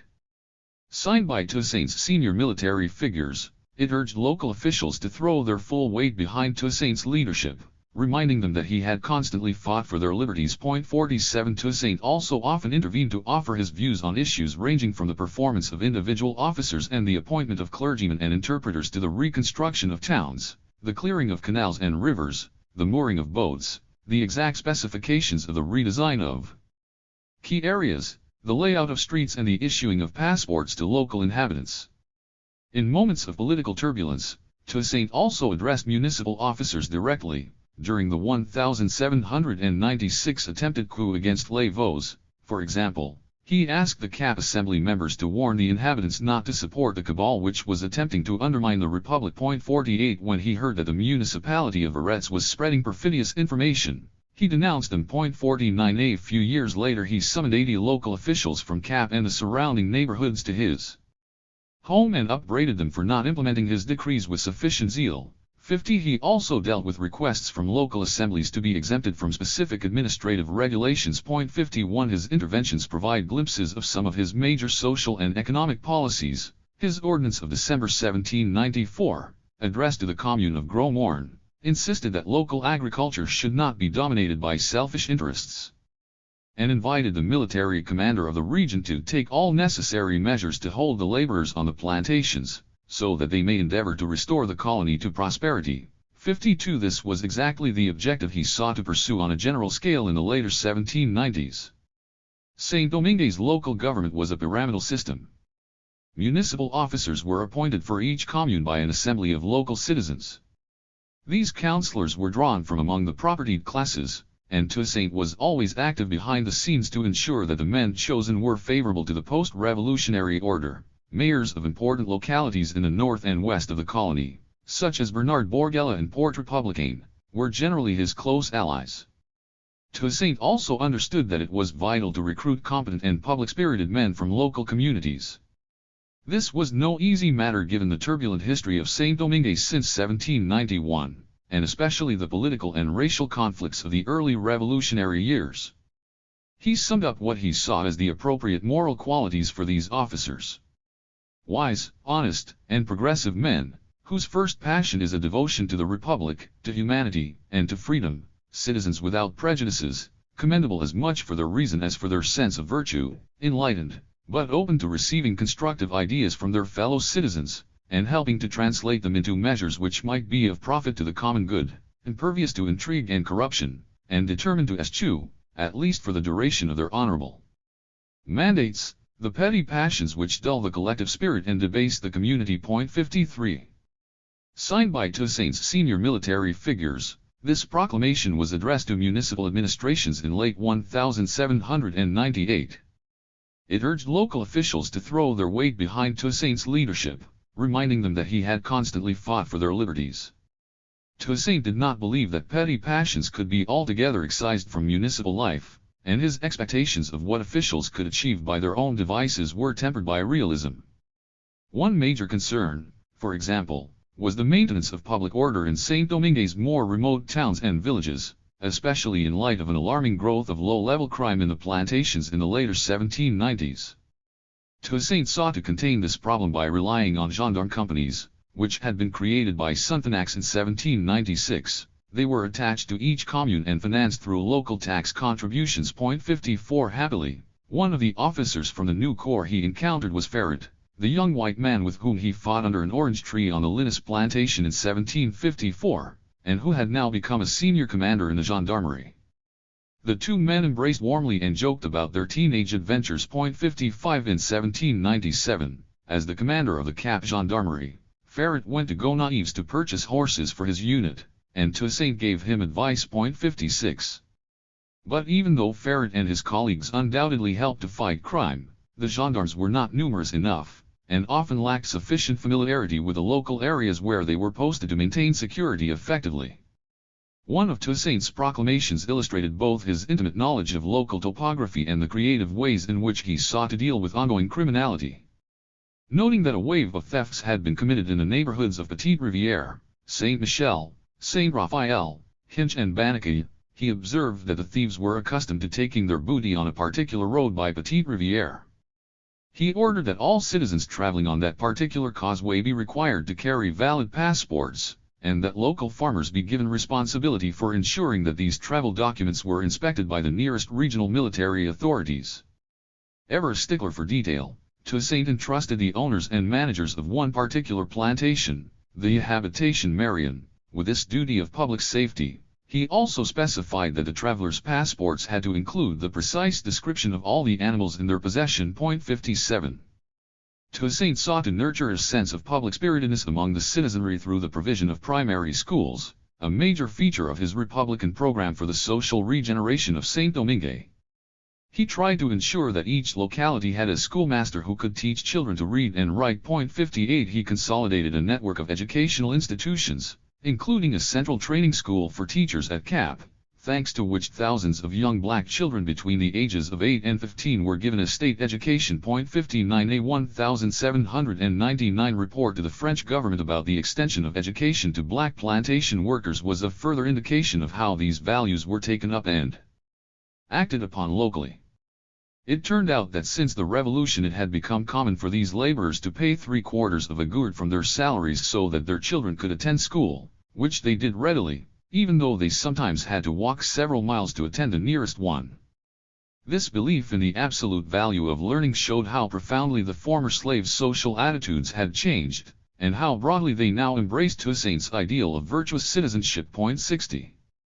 Local communities also received a series of exhortations from their leader about virtuous social behavior, which included a sense of solidarity with the soldiers of his Revolutionary Army.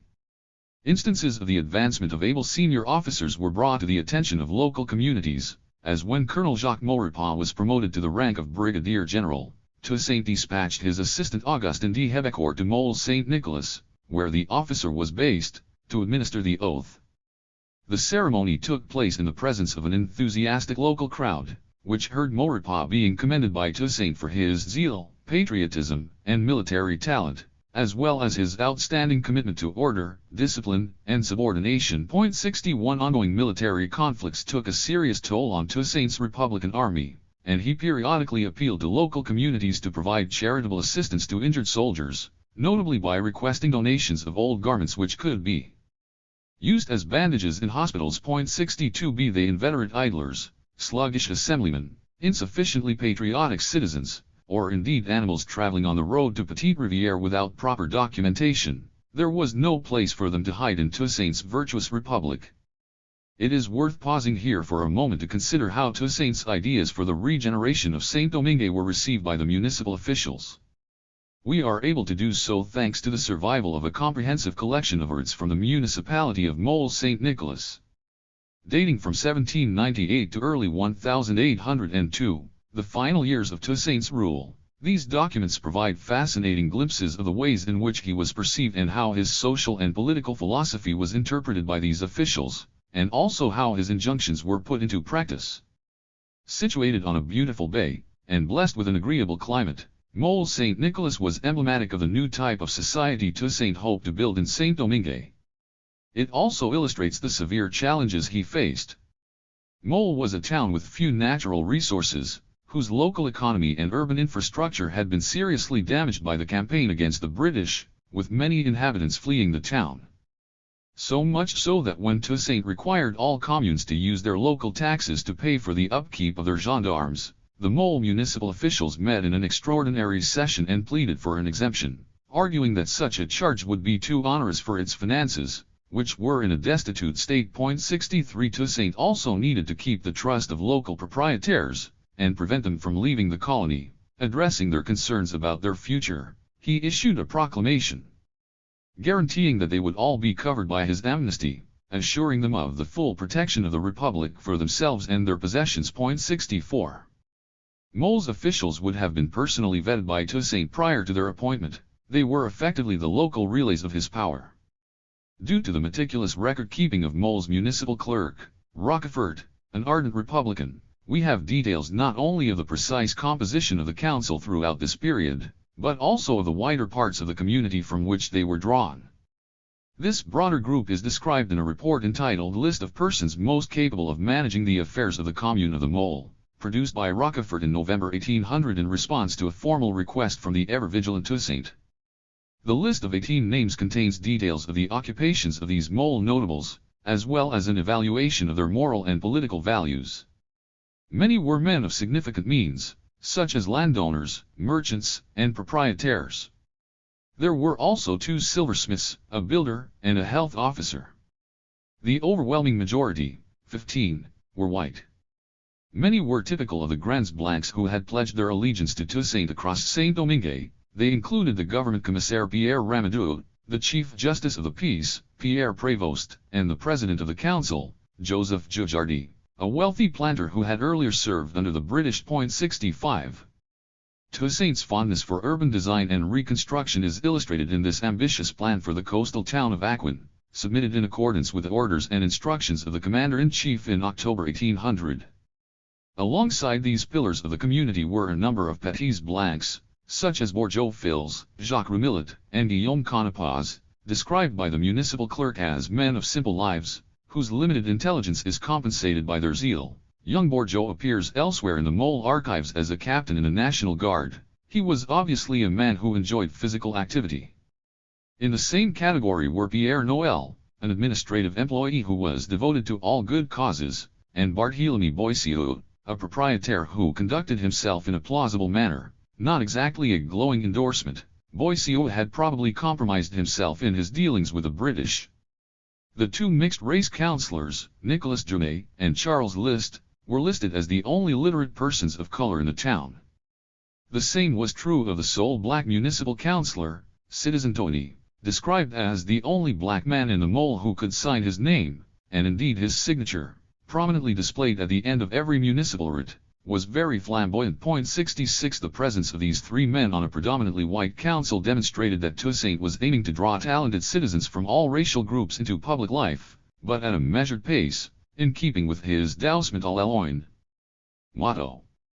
This early 19th century map of Mole St. Nicholas shows the reconstruction of the town during the final years of Toussaint's rule, as well as the recently erected military fortifications. Under the watchful eye of Toussaint's regional military commander Clairvaux, the Mole councillors did their best to carry forward Toussaint's mission of civic regeneration. For example, they called a special meeting to endorse one of his general proclamations on the reconciliation of broken marriages, asserting that they saw it as their absolute duty to give the edict the widest possible publicity. 67 But they also provided valuable political support to Toussaint, meeting in August 1800 in another extraordinary session to send a proclamation to the French Minister of Navy celebrating their leader's heroic qualities. The point of this missive, written by Rochefort, was to defend Toussaint against calumnies which were being spread in Paris by his enemies. There can be little doubt that Toussaint encouraged them to send it, to demonstrate to the French government the breadth and resilience of his support in local communities. The piece began by describing him as a providential figure who seems to have been brought to this earth to lead his fellow humans. It then provided an extensive list of Toussaint's exceptional virtues as a leader, before calling on the French government to entrust him with the reins of the colony. Significantly, one of the qualifications singled out was the depth of his local knowledge, which was necessary to lead a new people, whose habits differ from the customs and traditions of Europe, as does its climate and its scorching sun. 68 This autonomist sentiment would later be used by Toussaint to justify his 1801 constitution. Mole municipal officials also supported Toussaint's civic project by adopting his rhetoric of republican virtue, as can be appreciated in the annual public commemoration of the abolition of slavery in Saint-Domingue. This anniversary was known as the Festival of General Liberty, and was celebrated on 16 Pluviose, 4/5 February, to mark the French Convention's adoption of the decree abolishing slavery in Paris in 1794. The festival was announced by the Mole municipality in a proclamation which saluted this date as the first day of the emancipation of the French Caribbean. Proceedings began early, at 7 in the morning, with a rally of the National Guard in the town's main square. This was followed by a procession of local notables from the municipality to a specially designed patriotic altar, on which was inscribed Article 18 of the 1793 version of the Declaration of the Rights of Man: "No man can sell himself or be sold. His person is not an alienable property." The citizens of Mole were warmly invited to attend the ceremony and to immerse themselves in its atmosphere of religious recollection. To emphasize the solemnity of the occasion, the municipality decreed that all shops, businesses, and factories should be closed. 69.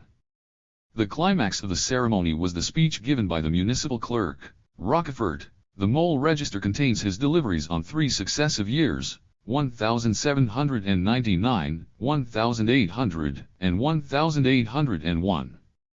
These were remarkable pieces of republican oratory in themselves, but they also provide insights into the way Toussaint inspired local officials in their efforts to turn the page from the cruel divisions of the recent past, and harmonize revolutionary transformation with social order. Rochefort's challenge was to present the abolition of slavery as a living revolutionary principle, but not one which was intended to undermine French metropolitan interests, let alone damage the colonial social and political system. He therefore combined a progressive tribute with an idealistic reimagination of the event, opening the way for a vision of Saint-Domingue's future under the enlightened guidance of its commander-in-chief. Inspired by Toussaint's 1798 speech at the outskirts of the town, Rochefort began by equating the abolition of slavery with the symbolic tree of liberty, whose branches were now fruitfully being deployed across our colony. The ending of slavery had marked the resurrection of a people through the triumph of the principles of equality and fraternity, and the formation of a united citizenry in Saint-Domingue through the destruction of prejudice. Having celebrated its universality, Rochefort proceeded to dehistoricize the abolition of slavery and blunt any radical political connotation it might have possessed.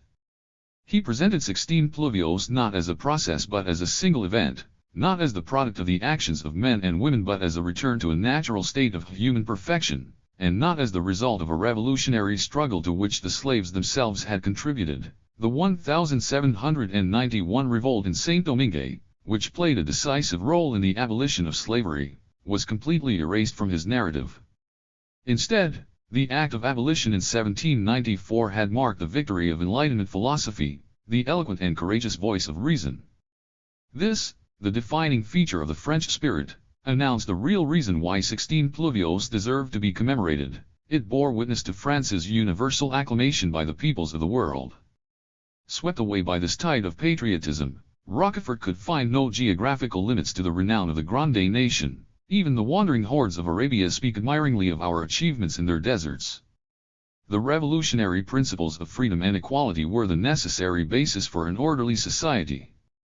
Addressing himself directly to the former slaves, his brothers and fellow citizens, Rochefort found an ingenious way to reconcile revolutionary change and political stability. He portrayed the end of human bondage as only the first stage in a wider process of social transformation. Perfect regeneration is not only a function of the destruction of slavery, he observed, it depends also on the necessary practice of all the virtues.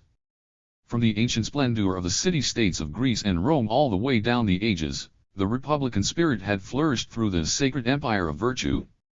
The most important of these was a proper appreciation of freedom, which was not to be given dangerous extensions, as they could lead only to the mad frenzy of its abuse. Freedom was a sacred duty, and it existed only in submission to the laws, and subordination to the legitimate authorities, who are charged with ensuring that these norms are religiously respected. The perfect symbol of the fusion of revolutionary principles with righteous order was Toussaint Louverture. Rochefort made no mention of the commander-in-chief in his 1799 speech 70, but he more than made up for this omission in his next two. He hailed him as the successor to Spartacus, whose exemplary virtues were those of the archetypal republican hero. He was endowed with an indefatigable activity, geared towards the maintenance of social harmony, an innate affection for all men, produced by a sensitive soul, and a virile determination, never deterred by any obstacles.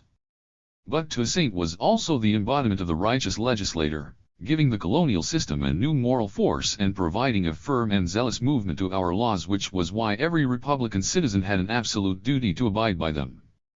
Rochefort completed the circle, turning the revolutionary slave into a guardian of the colony's stability and prosperity, and, with a daring rhetorical twist, the cherished benefactor of our colonial settlers. 71.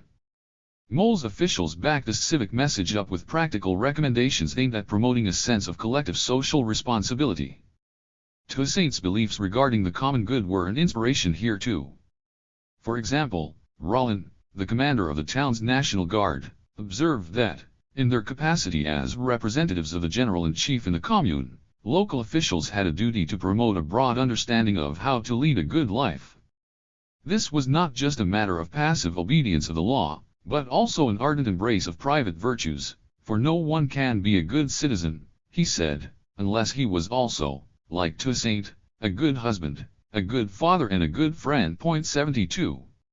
An equally robust message was conveyed about education. Soon after the town came under French Republican rule, the Mole municipality established its first primary school, open to the children of all citizens, without distinction. A quarter of the intake came from indigent families. The municipal advertisement for the recruitment of the schoolteacher exactly echoed Toussaint's Republican vision of the purpose of primary education, to preserve children from the dangers of ignorance, and to prepare them for individual happiness and contributing to the collective good. One of the further tasks of the Mole teacher was to produce a biennial report on his students' progress, highlighting those who have distinguished themselves by their conduct and their application. Toussaint used these municipal reports, which were passed on to him from across Saint-Domingue, to reward good students, the best of whom were sent to France for further studies. 73. Mole officials also followed Toussaint's lead by inviting the inhabitants of the town to undertake socially responsible, practical civic tasks. The municipality was very keen on public hygiene, calling on citizens to clear the rubbish which piled up around their houses and dispose of it in the ravine outside town. 74. They also insisted on chimneys being regularly cleaned to avoid the risk of fires, which could have devastating consequences for entire neighborhoods. 75. They regularly appealed for volunteers to clean the canal on the outskirts of the town, in order to remove the debris which obstructed and contaminated the water. A number of corvées générales, statute labor for public works, were decreed, with citizens being asked to arrive with their hoes and spades to carry out the work under the supervision of one of the town's civil engineers, not a task for the faint-hearted, especially as volunteers were expected to assemble at 6 in the morning. 76. The shift in the language used in these proclamations suggests that exhortation alone was not producing sufficient popular mobilization. One of the later edicts warned that any person who fails to participate in the corvée will be liable to a fine equal to the value of 3 days' labor. 77. Public hygiene duties were not limited to the people of Mole. In 1800 Toussaint ordered the inhabitants of Cap, of all ages and colors, to participate in the clearing up of a ravine on the outskirts of town. The penalty for any male who failed to attend was military conscription for a year, although citizens were allowed to buy themselves out. 78. Officials also took measures to curb profiteering by unscrupulous merchants. Prices of basic commodities such as bread, meat, and fruit were fixed by the municipality, and a series of decrees warned tradesmen that their produce would be confiscated if they failed to abide by them. It was even specified that seized eggs would be donated to the military hospital, while bananas and figs would be handed to the gendarmes. 79. The latter were obviously the recipients of preferential treatment. Another decree warned inhabitants to keep their pigs in their enclosures, adding that If their animals were found roaming around the neighborhood, only their bodies would be returned to their owners. The pigs' heads would be cut off and given to the gendarmerie. 80. Above all, the municipality sought to back up Toussaint's efforts to promote an ethic of sobriety, taking specific measures to curb the inhabitants' penchant for revelry, which was liable to cause public nuisances. The inconsiderate amusement of hunting at the edge of Mole's town walls was banned because residents were alarmed by the sound of gunshot, a reflection of the ongoing traumatic effects of war on civilian populations across Saint-Domingue. 81 Public houses were forbidden from allowing any gambling on their premises, notably roulette and craps. 82 A decree stipulated that balls were required to close 2 hours after sunset at the very latest, and, in an obvious effort to contain voodoo rituals, unauthorized assemblies were banned and citizens were explicitly forbidden from dancing before sunrise. This proposal came more than a year before Toussaint's general ban on voodoo, another example of how his policies were often tested locally before being decreed across the colony. 83. Like Toussaint himself, Mole officials found that the appeal to noble sentiments could only go so far, and they increasingly resorted to regulatory measures.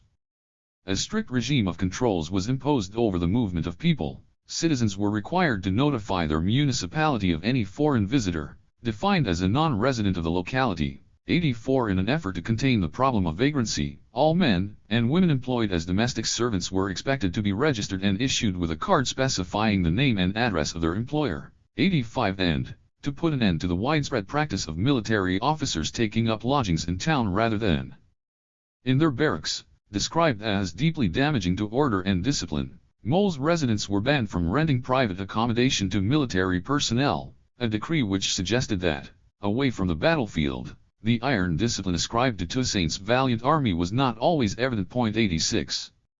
Even though he occasionally vented his frustration with municipal officers and local populations, Toussaint knew full well that achieving his wider goals of social regeneration would require patience and forbearance.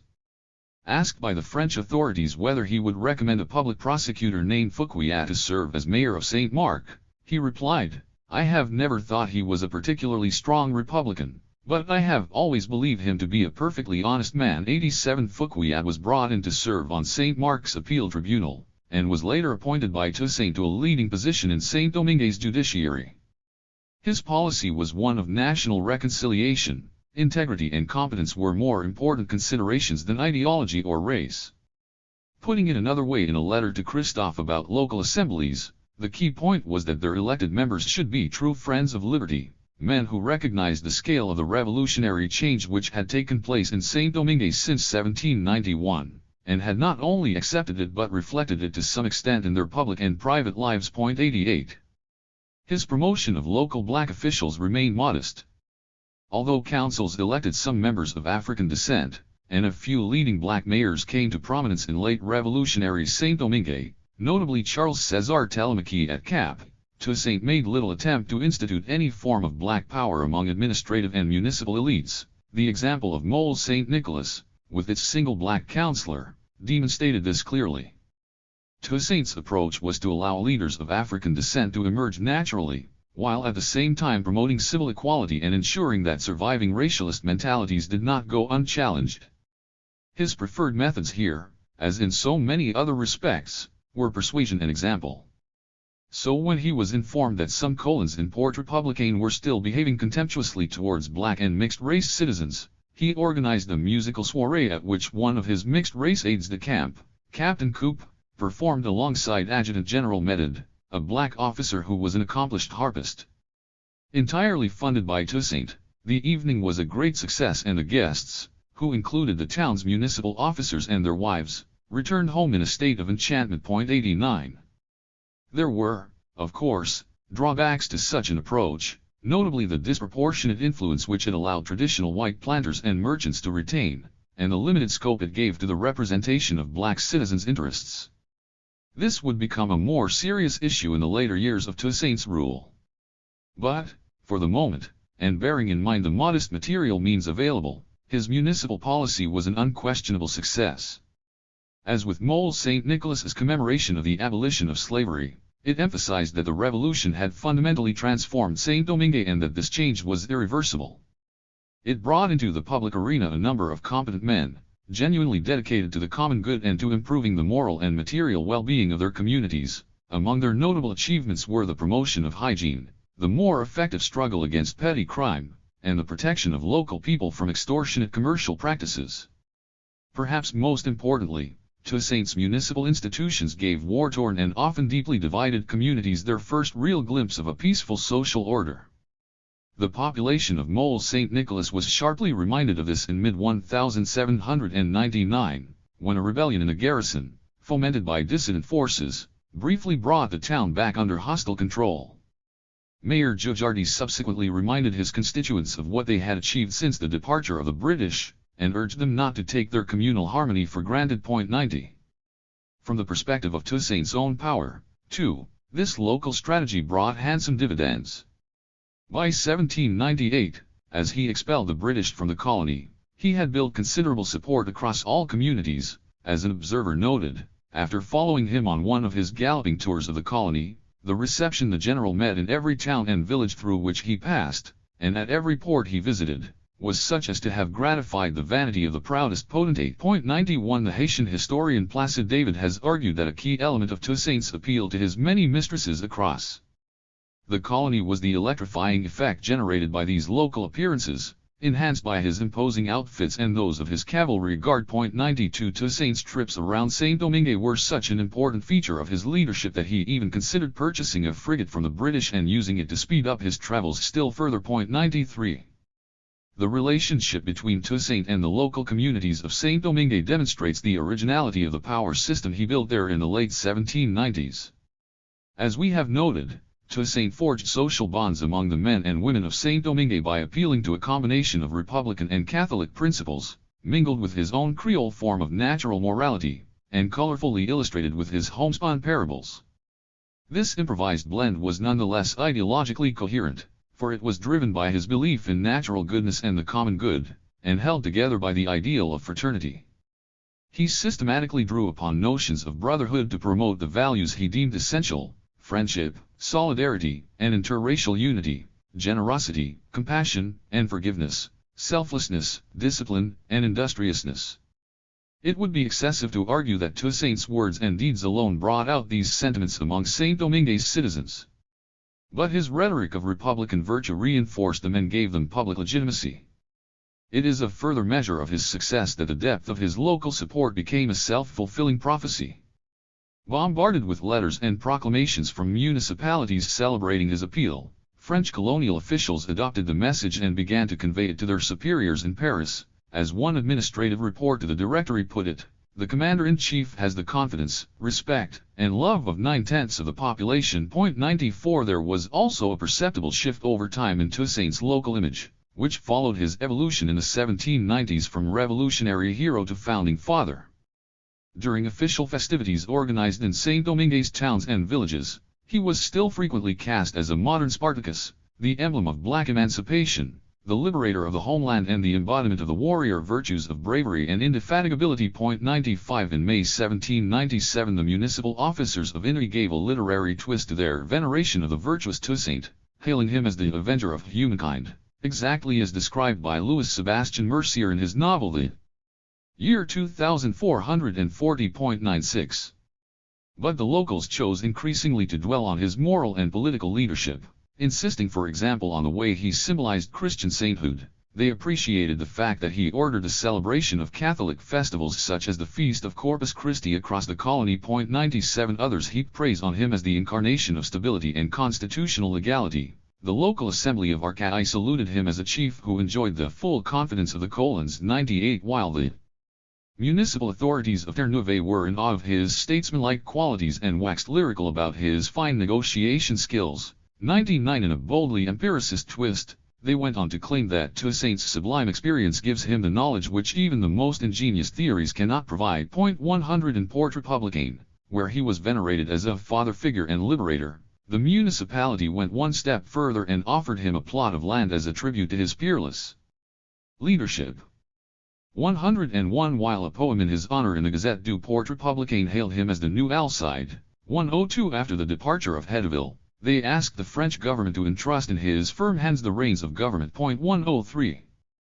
For the municipal authorities in Gonaives, Toussaint was the Republican protector par excellence, steadfast in his support for brothers of all colors, as well as a lawgiver, father, and friend. 1042 years later he had become the wise genius who has been sent from the heavens to protect the needy, avenge the crimes committed against humanity, defend the liberties of all, and consolidate the institutions of the Republic. 105 Their colleagues in cap were no less lavish, lauding Toussaint for his unparalleled knowledge of local affairs and presenting him as motivated only by the promotion of the public interest. 106 These accolades culminated in a cap festive ceremony in 1801, where a crowd of women of all colors complimented, crowned, and embraced the local hero and prayed eagerly for him to throw his handkerchief in their direction, while the men pressed themselves around him, trying to get as close as possible, so that they could touch his hand, as one observer noted.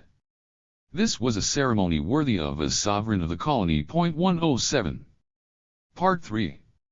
Toussaint and Power. 7. Great Latitude.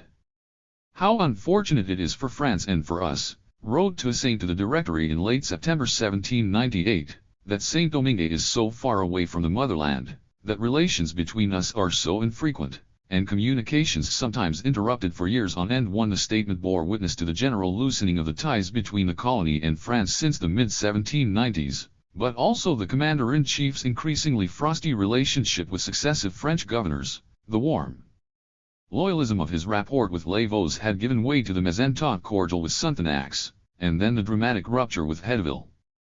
At the same time Toussaint was being rather disingenuous, for this separation was also an opportunity. He was convinced that Saint-Domingue needed to preserve a strong bond with France, but also develop its autonomy, in order to forge new relationships with neighboring islands and regional powers around the Caribbean. It is easy enough to understand why he had come to this conclusion. By the mid-1790s, after years of revolutionary turmoil, the colony was economically in ruins, the plantations were devastated, with the capital stock, especially the factories and sophisticated irrigation systems, in a state of complete abandon. Tens of thousands of laborers had died during the conflict. The scale of the collapse in commodity production can be gauged by these simple figures. If the year 1789 is assigned the index of 100, by 1795 coffee exports had fallen to 2.8, sugar to 1.2, cotton to 0.7 and indigo to 0.5.2. Toussaint was therefore desperate to reopen the colony's trading relations with nearby countries, especially the United States, which had become a vital source of Saint-Domingue's flour, salted fish, and beef, lumber and horses since the 1770s. This goal, in turn, could not be achieved without some further understandings with the British, who were entrenched in Jamaica and commanded the seas. In his agreement with Maitland in August 1798, Toussaint had obtained an assurance that provisions would be allowed into Saint-Domingue without British interference. But this was only meant to be the prelude to the restoration of full commercial links with regional powers, the necessity of which was widely recognized by Saint-Domingue's economic elites as well as informed observers in France. The point was made emphatically by the parliamentarian Louis Rallier, one of Toussaint's allies in Paris. The greatest disaster which could befall the colony of Saint-Domingue would be that plantations are turned away from production because of the impossibility of generating profits, and cultivation abandoned altogether. It is therefore indispensable that the colony maintains outside commercial relations not only with France, but also with her enemies, as well as with neutral powers. He concluded that Saint-Domingue needed to be given great latitude by France in determining her industrial, agricultural, and taxation levels, as well as her trading relations. 3. Such an outcome had long been desired by Saint-Domingue's white colons, both before the revolution and in its immediate aftermath.